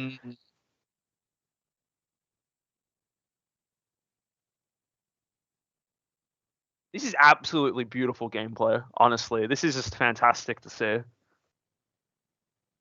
And I think David knows he's done. I think we're going to Game 3 here. Thinking about scooping, He's scooping. He's scooping. He knows that he just got completely outplayed in that second game. That's just crazy. Yeah, that is insane. I've never seen a turn flip a game so hard like that. That was actually like mind blowing. I thought I knew this game pretty well, and then that just I didn't even think about that. I was like, damn. This is why they're there and I'm here, I guess. So now we're going into the final. Both games, King Piccolo has gone first. I think this will be the first game in the series where it gets to go second. So what this changes a bit, of course, you have to worry about the turn 2 pure aggression from Gogeta Zeno, but there honestly is a chance where King Piccolo goes into his second turn of the game, awakened and at higher life than any other turn in the game he has had so far. Like, King Piccolo going second feels like it functions so differently compared to how it goes going first. And the fact that now, if you're David now, you have to be a little worried. You know he has Meki Kabura and the Bardock over him. If he's able to do that combo again, completely remove all the Gogeta 6s and deny you from doing it a whole turn until he can get to the Vegito Unison, you just have to see if you can force through that. And of course, yes, you get the luxury of going first. You get an additional turn to do that, but just knowing the option is there, you have to be a little bit scared. Like, you just have to try and dig a bit deeper, you know? Yeah, as you said before, King Piccolo likes going second, so it's not really that much of a disadvantage if Tyson ends up going second, because he can then attack first, get a life, and be closer to Awakening. He'll probably end up Awakening just by being on 2 life again, because Gogeta's so aggressive, but it does give him a chance to stabilize. I don't think he can't do the same play he did last time, because he will tap out to do it, and it will be, unless he has the right cards to back him up, it'll be a lot more pressure than he could probably handle. So we'll have to see whether he goes for the same play again as early as he did. Of course, of course. This is the final game, guys, of the 2021 OCE National Championship. The final game, the winner. There's so much riding on the line on this one single game. First place gets a Gogeta, the gold medal Goku UI coming out of the next set. They get to become the national champion of OCE, and they get an invite to the World Championship. Neither player wants to lose this game. All the cards are on the table. This is it. This is to see who wins this tournament. This is going to be an intense game, everyone, so it should be good. High stakes game of the year in DBS, in OCE. So both players just finishing their mulligan, so we'll have to see. David keeping 3 by the looks of it. Tyson kept 2. Normally in Gogeta, you just want to keep the Gogeta cards. You don't really want to keep any of the 1-drops. David's just dipped. He's out. He's done. He's off screen hyping himself up. He's talking to himself. Like, all right, boys, this is it. We're gonna take it home. Train to whatever god he believes in. That the mills are there for him. That is what he needs. That's so funny. I haven't seen a man run so fast from the table in my life, dude. He's not that second game, hopefully. I will say something I did not realize. We saw it at the American Nationals as well, but Pan SCR is being played everywhere. I'd have thought that card was good, but like not to auto include in every deck good. But turns out having a hatch with the ability to free play it, with the ability to steal something on the back if needed, just value. Pure value. Of course. I think the biggest argument for it is that it's a free card, right? It is free. You're not wrong. And like so many cards in this game, when they resolve for free, it's just so much higher value. So it's quickly making its way known as the like best SCR in the game, right? Yes. Like everyone's playing it. There's so much potential. It's only really blue decks that are not playing it, right? Because they have Hatchak, which literally is just even better. So we'll have to see how it goes here. And here it is. David is first, charging a Vegeta and using the -5. Quates, Bardock, Goku, that is horrible. Oh, man. That is brutal. You do not want to see that. Oh. That was a horrible 5 cards. That was his only Champa. That is crazy. That is the worst turn 1 I think you could have in the final game as Gogeta Zeno. Yep, that is so horrible. The biggest argument for not playing the deck is just what happened there. It just feels so bad when that happens and you just can't do anything about it. We'll have to see. We'll have to hope for another 5 cards here. Oh, that's a good start. Okay, right, at least he confused now. He got the Gokus and Vegetas in there, but that was such a... Those 2 mills were very unoptimal. That was brutal. At least now he might be able to get some cards going off, draw 1, and take a life. Yep. And this is the point I was trying to make before. All right, so yeah, Tyson will take the one hit here. But like, next turn, he'll be awakening on his own terms. Thwarting the Dark Empire will only put him down to 3. He will be able to awaken at 4 life for the first time this whole day. Heck, even now, if he doesn't want to go even lower, he can literally just resolve a token negate here and prevent that from happening. Yeah, for sure. I think the missing the turn 1 thwarting is the biggest thing that happened here. And now even now we know that David's thinking about that negate as well. Like, yeah, he doesn't want to get Pected 2 down, but he's already in a much better spot. Yeah. The having the Goku though on board is very good. I feel like he can still push further if he wants to. Like he can swing with that Goku this turn if he feels like he wants to pressure him, but he doesn't. So I don't know what I'm talking about. I feel like it's just part. This feels just like crazy. I think finally Tyson finally has some room to breathe in this matchup instead of just constantly getting slaughtered. This will be the highest life total he has been at on turn. He's just doing it. He doesn't care. Don't need no unison. Just say no Gogeta 6. Thank you very much. That is so funny, man. He's crazy. He knows what he has to do, and here he gets to swing with his leader, put another one in life, awaken, resolve everything combo. He's awakening, draw 3, get another life. He'll be at 4 life then. Again, he's never been at 4 life going into turn 2. This will be the highest amount of life he has had on his second turn in this best of 3 in the finals. That is a crazy turn 2, and the best part too is that he's just gonna combo cards off for Meki, and it's going to hurt Tyson. He just does not have the cards early in hand to defend it.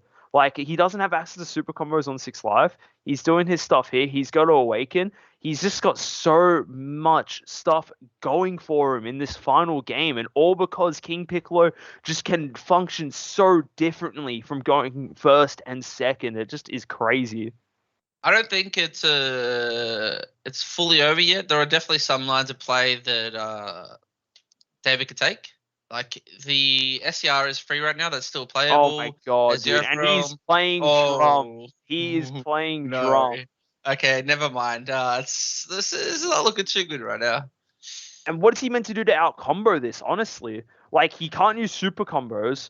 It is already 40,000 power. If he wants to out-combo this to save his slaughtering, that's his entire hand. And on top of that as well, what happens? He's also going to lose his Goku from board. This is just ridiculous. Tyson just showing up in these last 2 games. This is insane. I think it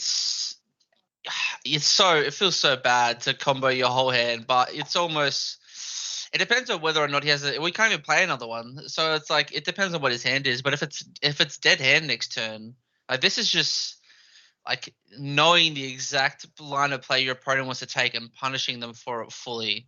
It's like Tyson is just putting on a masterclass of how to punish someone right now. He's just thinking. Everyone's just like, he has to think hard about this. Like, if this Gogeta doesn't die or dies, it's got to be so much harder. And even if he doesn't defend, sure, he just added the life. He forgot to add the life, but good thing he got noticed by the judge. I think he was just too excited for his play, right? He knew what he had to do, and he's just doing it to like perfection. So, yeah, he just fixed it up now, so it doesn't look like it's too big of a deal. The thing, at least with King Piccolo, you'll see all the cards in your life anyway. So I guess it is a little bit of a missequencing. It's not too big of a deal, but yeah, here it is, and now the Goku's gone as well. The one of Drum. Oh, bye-bye, Goku. Tyson is here to win, dude. He wants that trophy. He wants to be the champion. He wants to go to Worlds, man. This is crazy stuff. It is not looking good for David, that is for sure. I do not know what he can do this turn, to be honest. He can't even play Kai anymore because there's not enough battle cards on the field. Pan, sorry. Kai, can't play Pan, doesn't have access to any of his fusions, can't do anything. Could overwhelm, but like, if he feels like he's not going to die next turn, so there's probably no point even Bardock resoluting. So it's like, swing with leader, maybe play unison. Like, it's that's just the worst feeling when you just like, there's literally nothing I can do. Nothing. I have no outs is the worst feeling in DBS. Just when you know, yeah.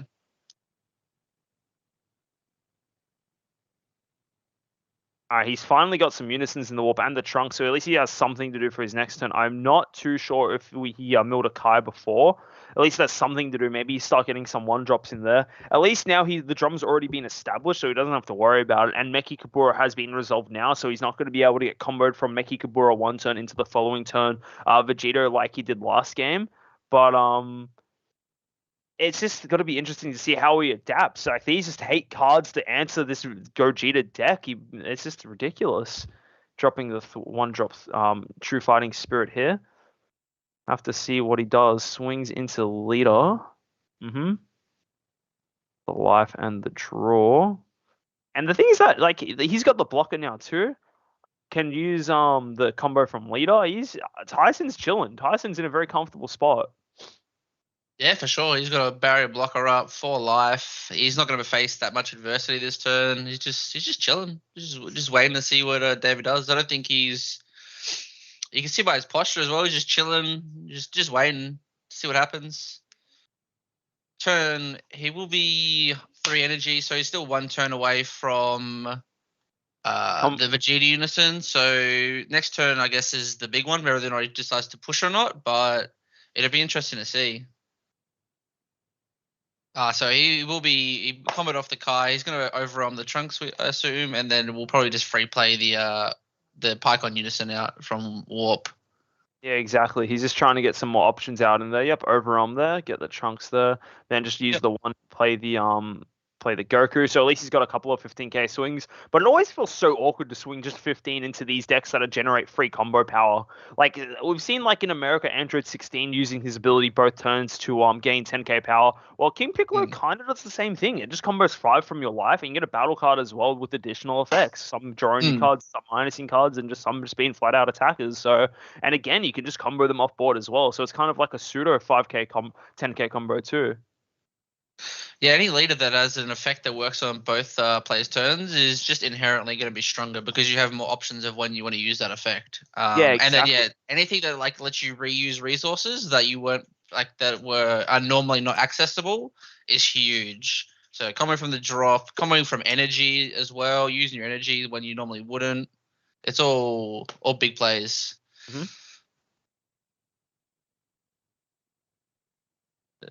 See what's happening. Just upticking, giving them both 10k. Going 15 into leader here.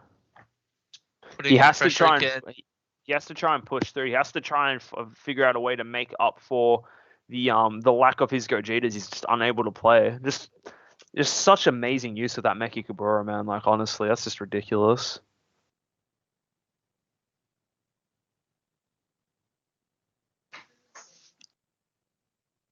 In time, yep, just constant swings. But now it's just like it's easy to out combo all these attacks. Oh, these are only 15k swings. It's not that scary at all compared to like the compared to other powerful cards that he's been using. So yeah. Just drop 5k. You don't mind. You're about to get more value back next turn.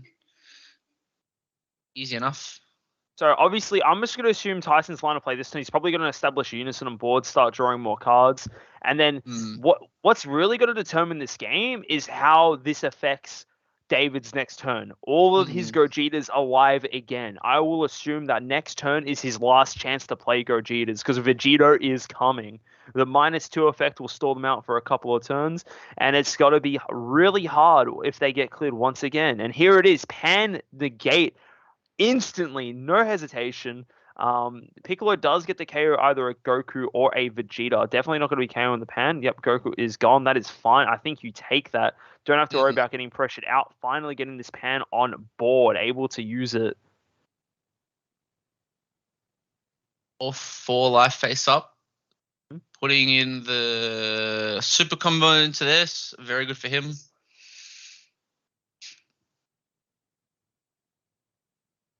Yeah, and that's another cool thing you can do as this as King Piccolo. You can combo those super combos from life, so if they're ever dead in hand, you want to see other cards, just put your super combos in life. You'll literally be able to get them to your hand whenever you want, and then you can also combo them later. It's just crazy. Yeah, so he's got up to 25, pressuring maybe he's pressuring the one drop. Did this Pycon give it to the end of the next turn? I don't remember. Yep. Oh, and there is Koitsukai. Okay. Nice. Yeah, so that's going to be huge for him next turn. So he's going to draw a lot of cards though. So he'll probably put that underneath, draw a card from Tambourine, and now he's going to assemble. Which one is? And then got too many draw a card. All the musical instruments confuse me.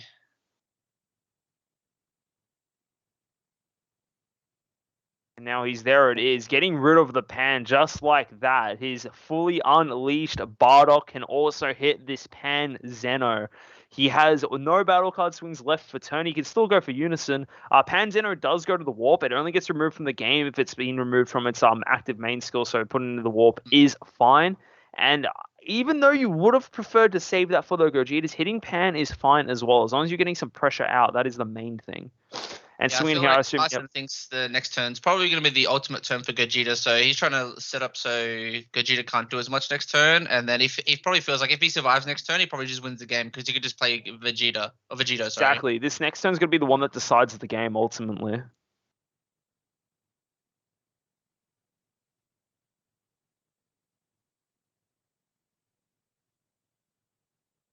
I don't know if Tyson has anything else to. A big thing that might Tyson leave, what he might be leaving that one energy up for, he is running the Supreme Kai SCR. He might be saving that for his next turn, or V-Rays. It could be V-Rays as well, but Supreme Kai also just blocks out the entire turn too. You can definitely just block with Drum, then drop a Supreme Kai, and you can't attack with battle cards or unisons for the turn, I believe. Yeah, that is huge. That is pretty much just guaranteed survival if he has that in hand. Let me read the effect. It's been so long. Yeah, you're a if you have 3 more energy, if you play this card, your opponent can't attack with leader cards or unisons cards. Sorry, not battle cards. That's to read that. Sorry, it's been so long since seen Kai played because everyone's just playing Pan. So maybe it will just be the Violent Rays instead. Maybe that is most likely. Yeah, I would assume it's a V-Rays coming in. That would be the best use of last energy. He could also just have another token negate, but with Coits, I think there was a Coits in the drop. I'm not sure if it's there anymore. That may be something that will be an issue for him if he wants to token negate. Not sure how large Tyson's hand is. Looking through Warp. Asking about super combos, I assume. It's the most common thing.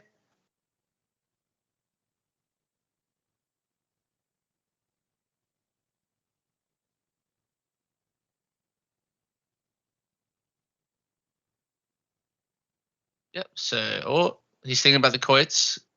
He's really thinking about it. I think it's pretty important here, although I do think he will be just walking into that Violent Rays, but it does prevent him from playing the cards from his warp, from his life, sorry. I think he will most likely play them, but we'll have to see. Depending on which card it is still value. He has no piano on board, so he doesn't get the effect from just comboing with them, so it may or may not be worth it for him.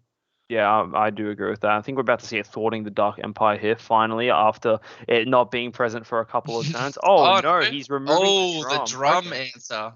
Yeah, I think that's good. You need to remove that's good as well. I think he would need a thwarting too, but we'll have to see.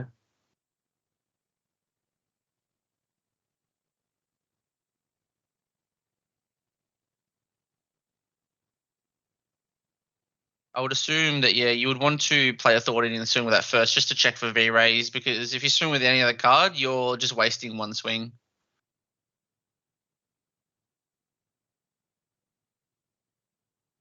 Probably just looking to see what he has in the warp again.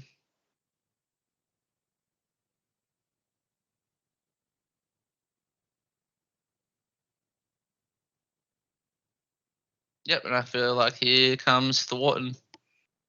No point playing a Miraculous Mind. I don't think. No point playing the other one. Yep, there it is. Swing, get rid of that last battle card in play. V-Rays, cop the V-Rays, and now at least you can swing with your Gogeta because it's a 16k. Yep, probably swing with Pycon as well. I believe it's on 1 marker. Can definitely shoot up to 3 real quick. There's plenty of options for sure, man. Swings and deleter here. Get rid of that. Will he V-Rays here? That's the question. He have it in hand? If he has it, I feel like he should be playing it. He's Wolfang Fisting. Okay. Minusing at 15. Okay. That's another one of his sideboard cards you can use for free. So now this thwarting's only a 10k swing. Very cool. Okay. Interesting card. He does have an advantage, so it does make sense. Like, he can also just combo, like that super combo, just gives him a free 10k. So David has to think about how much he wants to put into this, because it just almost feels pointless to try and go into this. I'm bound to agree as well. And the thing is, as well, because he's used Wolfang, dropping it to 15, if he combos it with a Death Ball from hand, it just kills the thwarting the Dark Empire. So it's like might not even be any point into comboing on this swing. Yeah, for sure. It's a very good play by Tyson there. Also, it's next to 15, so it's actually 10k base right now. Yeah, exactly. Yeah, that's why Death Ball is going to be so relevant here. Does he have it? He's just counting cards. He's thinking what he wants to over. I think 20 is a good number. If he wants to combo anymore, it's a bit of a risk. At least 20, he's forcing out the combo from life for free if he wants to match it, or he can at least use the super combo. At least then we know it. He knows it's gone. Is he going to use Death Ball here is all I'm thinking about. It lets you clear it for free, but then again, it also allows him to play another one if he has it. I think he's got a Death Ball here. That's what it looks like. Yep. It is. Oh, it's actually Supreme Kai. Okay. Ooh, no lead or unison swing. That is huge for this turn. And then he can just out combo with that super combo in life and just draw another. This is crazy. Just such good value from Tyson there. That's insane. I feel like that just ends the turn. I don't know if there's much else that David can do. I'm bound to agree, man. I don't think he will be able to push through. One energy, he probably wants to leave it up. He can't swing with his leader now, denies him a whole card draw and a swing. That's just such a nice time Kai compared to like me. He can't. Supreme. He's even like, yeah, Kai, yep. He can't do it, yeah. Yeah. No draw from leader. Has already fused, can't draw there. There's no point really taking the life. The only real thing he can do is swing.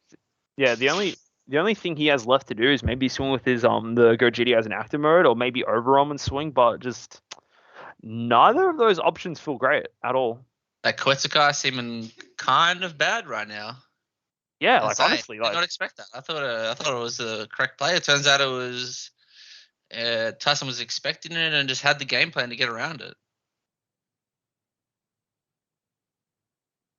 Flicking through, I'm curious what he's going to do here. I feel like it's only really Miraculous Might you can maybe play that seems somewhat valuable. I don't think you ever want to tap out, so I don't think it's a good idea. I think you should just.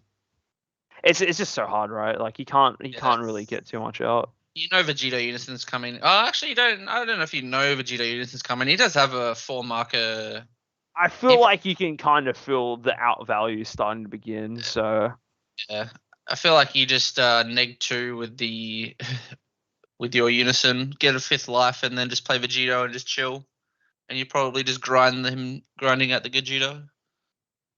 He's using this go to get a card back to hand. He's just taking the Subman to get those. Fine. I actually kind of looked away for a second. Did you see what card he added to hand with the Goku? I didn't see either. I believe if we can, let me read it. Because if we can add the, what is it? It adds a 3 to a 7 cost. 3 to 7. So I was going to say maybe you add Pan Zeno, but you cannot. It's 3 to 7, so that's fair enough. I would assume he added just another Thwarting or one of the Gogetas.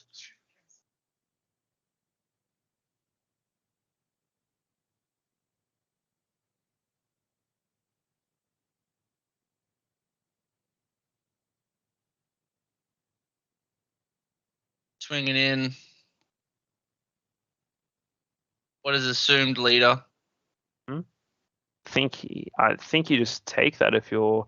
Oh, it's only a 5k combo difference. I think you're fine if you're Tyson. All these cards are going to be getting cleared next turn because of the Kai. So I think it feels so bad. Oh, and that is gone. That is it. Yep. Going into Tyson's turn here, I feel like if he's able to, the thing is that if he does resolve the Kai skill, he's not going to be able to play the Vegito Unison.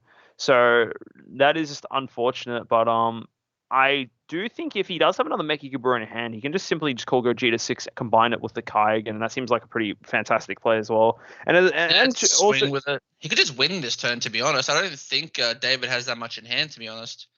Looks like he's thinking about using the Supreme Kai negate. I think that's a great card because when it gets rid of the Kai gets removed from the game as well. So it's very high. Yep, there it is. He uses it, get rid of the Kai. He doesn't get it back.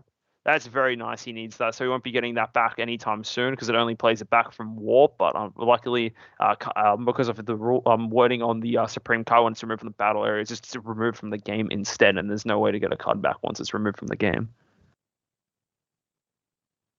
That was a very clutch. The thing is that it's like, he has to resolve that first, or he just doesn't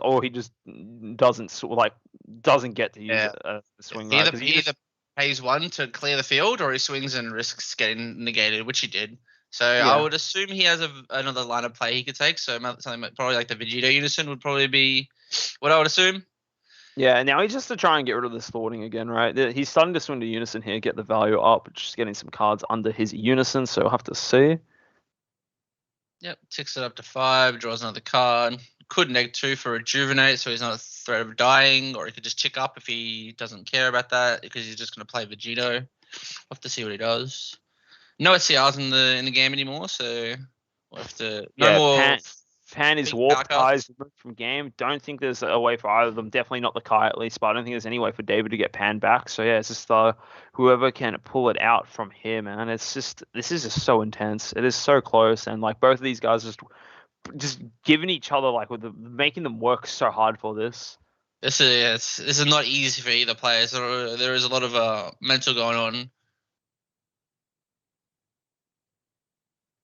Just filtering a little bit, playing the drop 1 drop, just probably looking for just more combo. He doesn't have the Vegito unison then, which is a little bit unfortunate for Tyson.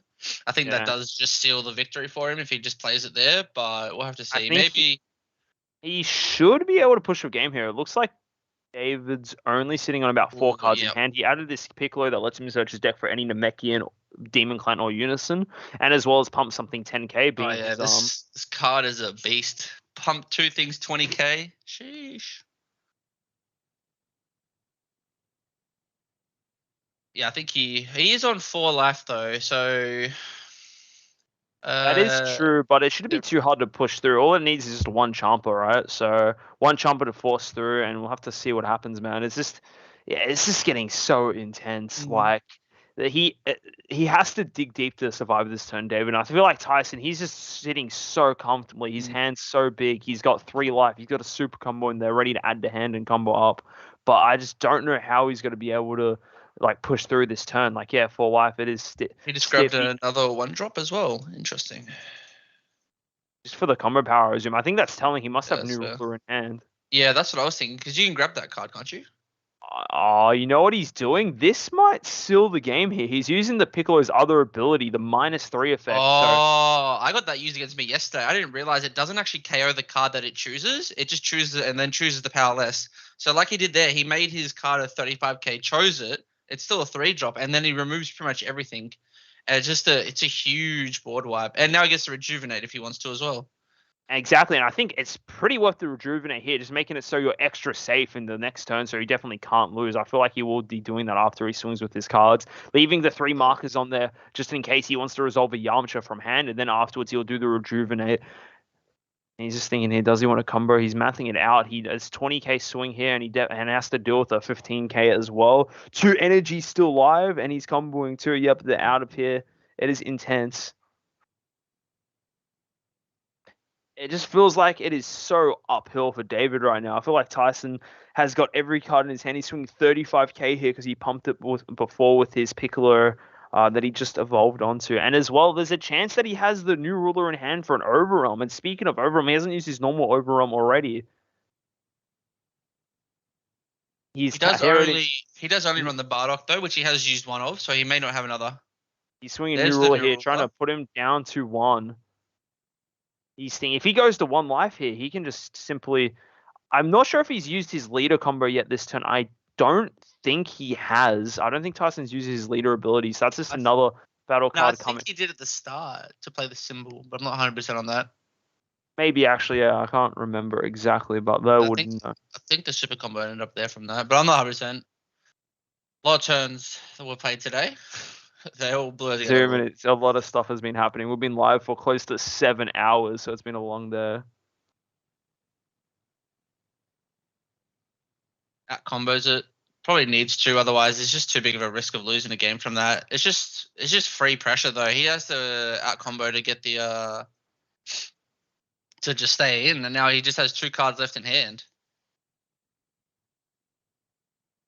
He's gonna it's 3 cards left in hand. Yep, after Sun turn. Doesn't look like it doesn't look like that Tyson would rejuvenate either. I think a rejuvenate would have been a safe play to do. I don't think you really lose too much other than losing the ability to use Yamcha counterplay. Yeah. But I think just being at an additional life would have been a lot better. But I think he does have 2 energy open, so if he has token negate or V-raise, he's not in any danger. But assume skip charge, 3 cards in hand. That is very rough. There's probably not a lot he can do from this point.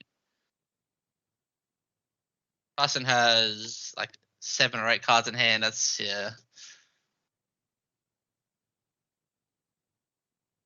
looking almost like a formality at this point, unless Yeah. David pulls out some spice that we just did not see.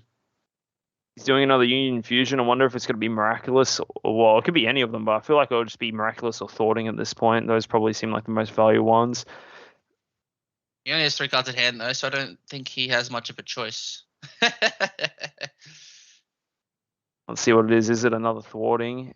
It is Miraculous Might, so he gets to draw one from his leader. Tyson just sitting on such a big hand as well. 2 energy open, has super combo and life for use. Oh, and then just free negate using the double striker.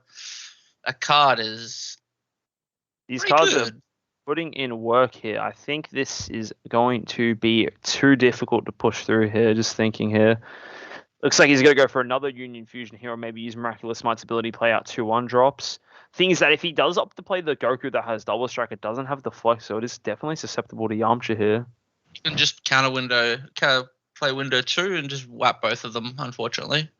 If he doesn't have the flag, that is. Swinging lead, it looks like. Yep. See if Tyson responds with anything. So And he does have the. So I'm gonna add the Oh, he super combo takes the life. I think that's a little risky if he has thwarting, but if he has another negate, I don't think it is the end of the world. I don't think thwarting ends the game either. Anyway, just based on combo power alone, I just don't think. I just am think bound to agree. David is just it's almost a formality at this point that Tyson will probably take this next turn. That was one for the Goku. Striving would have been nice to have that out before. He's got only 2 cards left in hand. I don't know what he can do. He's just, yeah. It just feels like the options are just getting just worse and worse. Yeah. He's got to overwhelm Secret Ooh. Identity, clear some cards off the board. It's not the highest value play. Gets rid of the token. I'm not gonna lie, this has to be like the strongest Goku swing of all time. He can pump it 10 from leader, 10 from Pycon, and Miraculous Might as well would be good here. Get a couple more cards pumped too.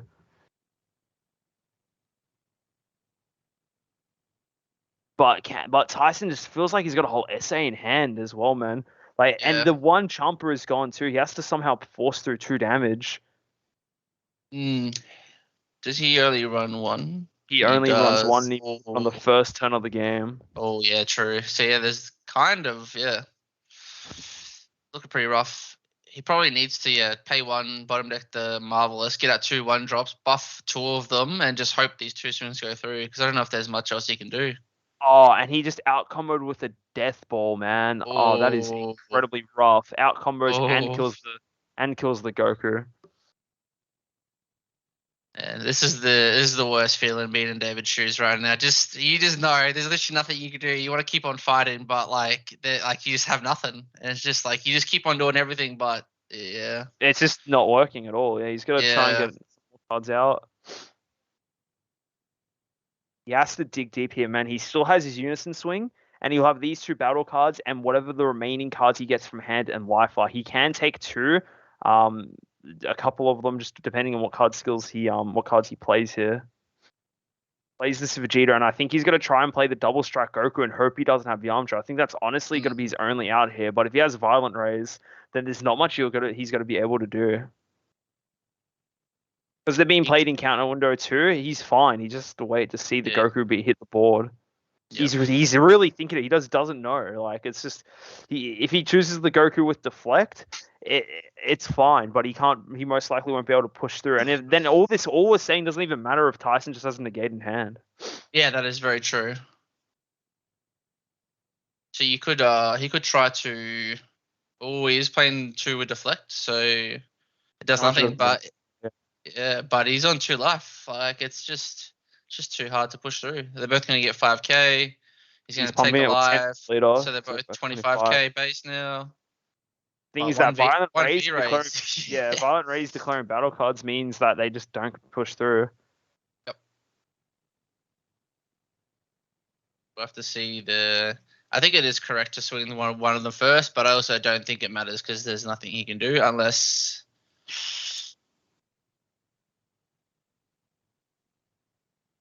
He's thinking 2 cards in hand. He has to swing here. Unless he got another thwarting off life, that would be the clutch play to get thwarting off life. Just but the problem is that it all is just pointless into Violent Rays is the thing. Like Violent Rays just shuts out this game completely if Tyson's sitting on it in hand. 1 energy up, he's got to swing here. Does he have the Violent Rays? He has to respond here. Any negates from Tyson is the question. If he shows the Violent Rays, I think that's it. I don't think there's any way for David to push through. He's thinking about it. He might not have it in hand. That's a Wolfang Fist. That's Yamcha. He has to warp a card from the Goku as well, but this minus is at 15. And he gets to choose now.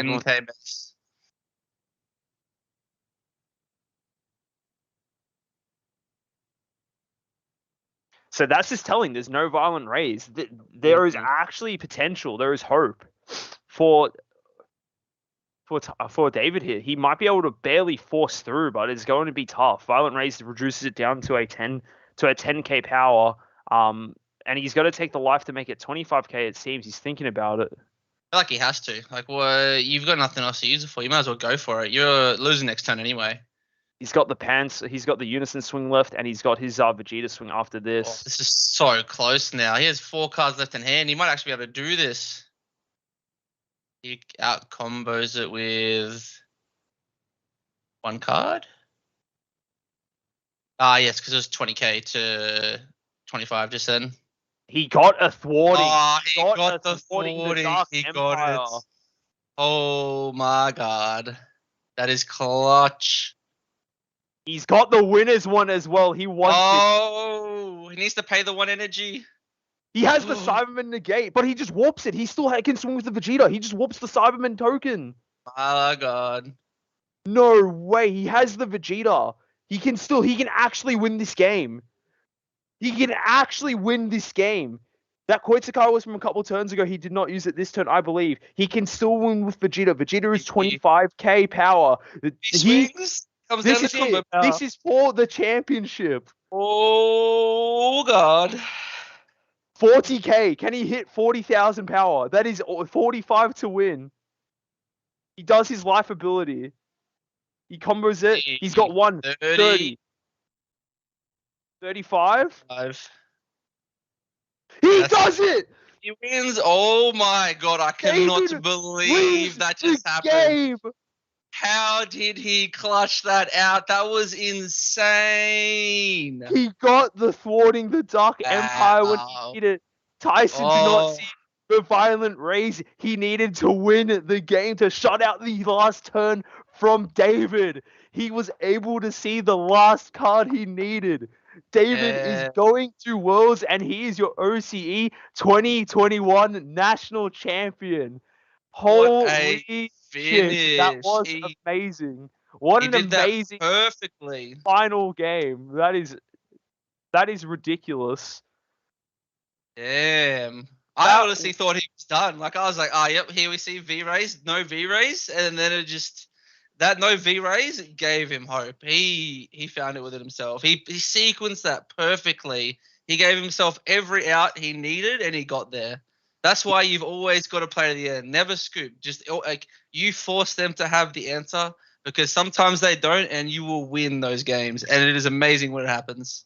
That was just insane. The exact card he needed. Yes, if Tyson has Violent Rays, he just deploys out the game immediately. He can't attack anymore for the turn. But he didn't have the one answer he needed to just secure that turn. He was able to see the Cyberman again, but that last thwarting the Dark Empire, his one winner's promo one, he had to flex it for the win, dude.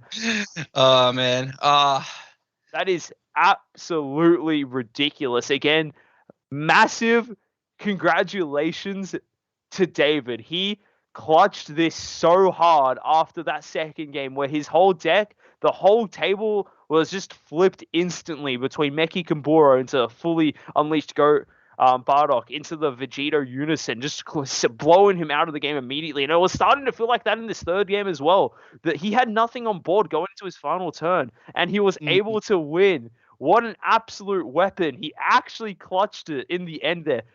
Absolute huge congrats to David. He was the best player today, and he is your OCE champion. I believe Trent will probably get us a winner interview with him shortly. But holy shit, that was so amazing to watch. Still can't believe it. I thought it was done. That was insane. I do want to say shout out to Tyson for playing amazing the whole time as well, though. I've never seen anyone pull off the magic he did with that deck just then. I thought this game was going to be done game 2, and then he pulled out the magic, and then we went to game 3. Yeah. And then he forced David to pull out the magic, and it was just what a finals. You can't ask for much more. That was crazy. In the past, with like in previous finals in OC and honestly around the world, I feel like there's so many just finals where it's like games building up to it, or just hype, and then the finals just a blowout. This finals delivered. This is such an amazing best of 3 series. It was honestly fantastic to watch. So yeah, again, huge congrats to both players making it so far. It does suck for Tyson coming so close just to finish second, but for David, he must feel amazing right now being able to win in a game like that. So we'll see if are we gonna get a winners interview, Trent, or what are we doing?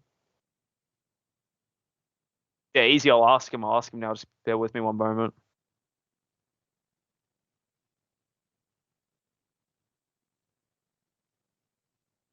Oh, that got my adrenaline pumping.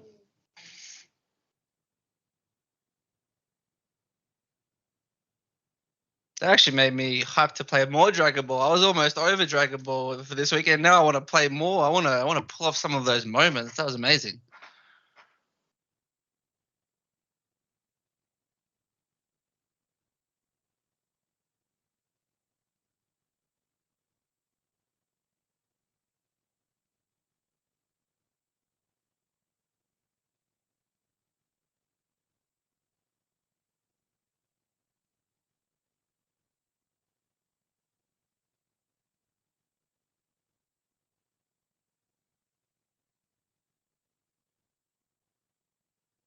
Yeah,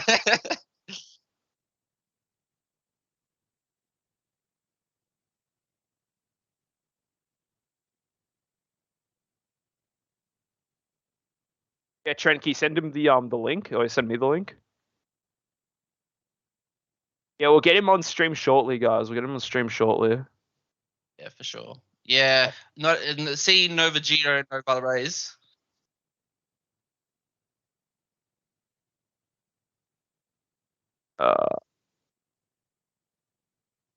Share link, copy to clipboard. Let me find where it was.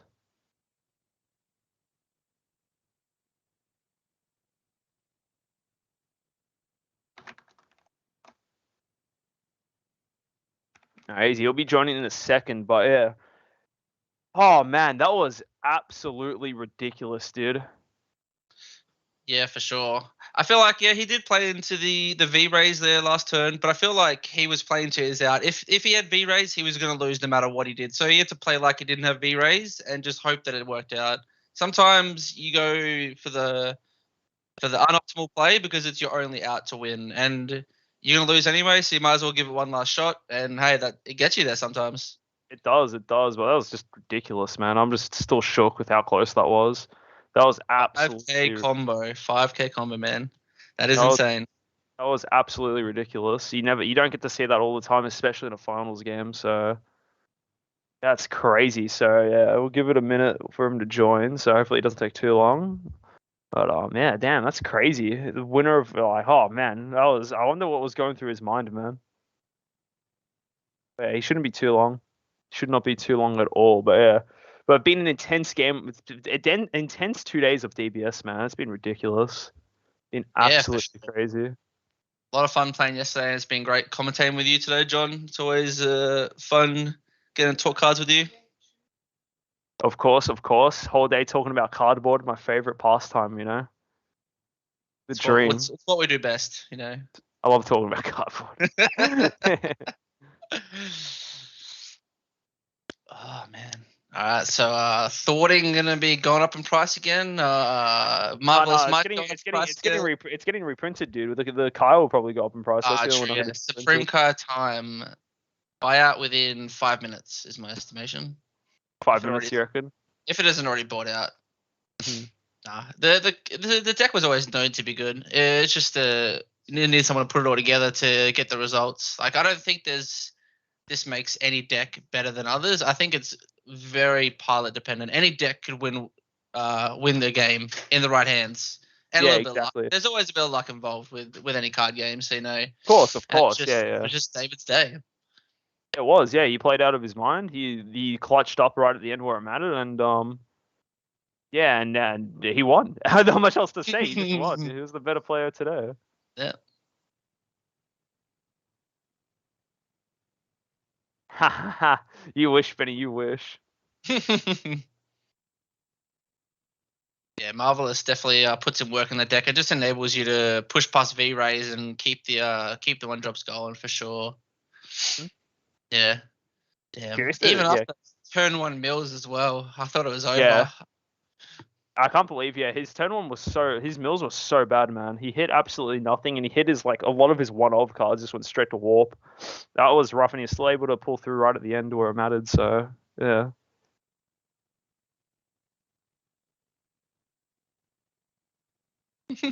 Benny. I don't think my gold card's worth a Gogeta Zeno deck. Yeah. I think you're getting ripped off, Benny. I wouldn't do that trade. I'd keep your Gogeta deck. Wait, he's getting ripped off. What? Yeah, we've got all right, cool. David's about to join, so he'll be here in a second. So he's probably logging in the Skype now on that. So, but yeah, damn man, feels good, dude. It's always good to see good Dragon Ball. Yeah, exactly, man. Like, this is just a really cool, really good day. So I think every game was really like high quality today. Everything was really close, so it was nice. Yeah, we got 4 best of 3s. Yeah, 4. Yeah, well, that won the distance, not just like complete blowouts. So yeah, damn. Excited to see what Bandai comes out with next in a few months. See what the next iteration of Dragon Ball looks like. See how the new set looks and whatnot. Plenty to look forward to. And now, when he's getting ready for his next deck, he's got a golden leader to use. And I think David is here. David, how are you doing, man? How are you going? I think his mic's just muted. Here he is, the champion, David, chilling on the throne. How are you doing today, man? How are you going? He's still muted. David, he's still muted. We can't hear you. I got so excited. Sorry. No, all good now? Yeah, we can hear you, man. How's it feel, dude? On the throne, the champion of OCE. How are you feeling, man? I'm kind of stunned. To be honest, I was telling a few of the guys that I wasn't sure if I was going to make it back. I actually got back from the US on the 26th, and it was just like uncertain whether I was even going to make it back home or not. So to play, be at home as well, and frankly, come away with a win is I'm beyond stoked, honestly. Of course, I think anyone winning like anything they're passionate about always feels just so amazing. And obviously, we were talking about it a lot. I assume you might go back through the VOD once you've like come down and relived the moment. But like that second game though, like you got hit with Meki into Fully Unleashed into Vegito. That must have been putting a lot of pressure on you. How are you feeling after that second game, man? That looks so insane that you were able to bounce back from that. It was rough, honestly. I thought I had a final push, but I just didn't read that Tyson had Violent Rays. I think you saw I had a very desperate play when I put down the Kai, thinking that if he didn't have any Violent Rays or anything, it would have gone through because those are 25 and 24 respectively. So I had a feel that maybe I could push through, but when he dropped the Rays, I was like, yeah, that's it was tough knowing that he had sided so well. Was impressive. I think on game 1, because I looked at the deck list, I'd played King Piccolo before, and previously I'd played Vegex quite religiously as of course. as you all know. So like I had a good feel for the pace, like when KP would go off, but as soon as he sided the Mechis and the Fully Unleashed, like I think like Tyson nailed game 2. Like he just played perfectly, I would almost say. Not playing the Unison, playing the Mechi was just so clever, and then stopping me out because he's 1 energy ahead and he can safely drop the Vegito when I have no board established. So that was it honestly rattled me a lot, knowing that he had a lot of outs and he knew the strategies that I had at the Gogeta Zeno domain. The Gogeta Zeno ran, and the critical weakness is everything is 6-drop. Of course. you can't do anything, and then it's frustrating because I had all this open energy, and unlike I think Icarus, where I rely on defense, it's a glass cannon type deck, so there's only so much you can stall with the Bardock. I tried to stall with like the Bardock Tenacious, the Pan, even the Pan died. But I think the tempo, he just got that. And I think for round 3, just had to try and reset, stay ahead. There was a moment where it was sort of tilting when he dropped the Kai at a really good time. Yep. Yep. And then I think he was fortunate that I think it was a tough choice for him whether to just use the Kai and blow the board up or swing into something first. Because I thought I got a little bit lucky there with that Kai negate. Yep. That sort of plucked it out and then gave me still a bit of a board step. I think he had full unleash to follow up on. So I think the third game, because I went first, it was a little bit closer. But I think what people get surprised at with Gogeta Xeno is the amount of push that the little guys can do. Yes. Is the leader to take 1 life, to give 2 things 10k each. That is surprisingly massive because 10k each for 2 things is 20k worth of combo, and then sometimes that's what you need just to get over the line, which is I think what happened in that last turn, where I was on the 3 life and I think just enough to push for the numbers. Yeah, for sure, man. Like, especially, I want to run back that last 10 for you because we were like, even though you were able to successfully get off the card, I felt like the card disparity was like massive. Tyson had like even though it was about the same amount of cards in both players' battle areas, not Sam, I can't call people Sam today, but Tyson had just plenty of cards in hand, and it felt like he was able to push through. And like as you were saying, your leader was able to make these small one drop attackers so relevant, and you're able to just to push through right at the end. Well, was it a sigh of relief as well when you drew that last thwarting the Dark Empire? It looks like your only winners promo as well. That seemed like it was so clutch. Like, how did that feel? I don't know. It's those moments are sort of like just I don't know. It's like the one thing that I think I needed, and I think I pulled it out of life actually, and it's one of those things where it's like a sort of a godsend moment. You're like, oh wow, like this is kind of a bit surreal right now because all the other copies were gone in the warp, and I wasn't seeing it. I was trying to go through my deck to try and find it, but didn't see it. I think without it, I had another Fearless Fusion in hand. Yep. So, but I'm not sure how much that would have changed. It sounded like he went up to 35k combo. So without that, I think that it would have really turned the other way. I saw the first 2 got removed first one got removed very early on when he dropped some super combos on. I think that was very clever because at this early stage of the game, my super combos aren't live. So I think he was very clever in removing that, knowing that clearing board is so critical for Meki. So when the Meki's stuck, that obviously the warning bells went off. Most KP players will just drop the Unison, which is a very passive play, whereas Meki's a very aggro play. So yeah, back to that last turn. Honestly, I think a bit of good fortune as well. I was trying to cycle through the deck, knowing I had 2 thwartings left, whether it was in life or elsewhere. Turned out my other life was actually super combo. So I saw that as well. I was like, oh, it's super combo. So like whether it was thwarting or if it was thwarting, great. For super combo, that would have also been pretty helpful as well. I think as soon as he, all of his battle cards have been rest. I think the reason why I played out those 2 deflect guys was obviously I was afraid of Yamcha coming out, which I'm not sure whether he had or not. But I couldn't take the risk to play out the Catastrophic Premonition, so these 2 1-drops made the most sense. Yeah. We thought you might play at the dual strike, double strike. Joker. If you had the counterplay in hand to counterplay as Yamcha, but obviously you didn't. But yeah, no, that was great. Awesome match to watch, man.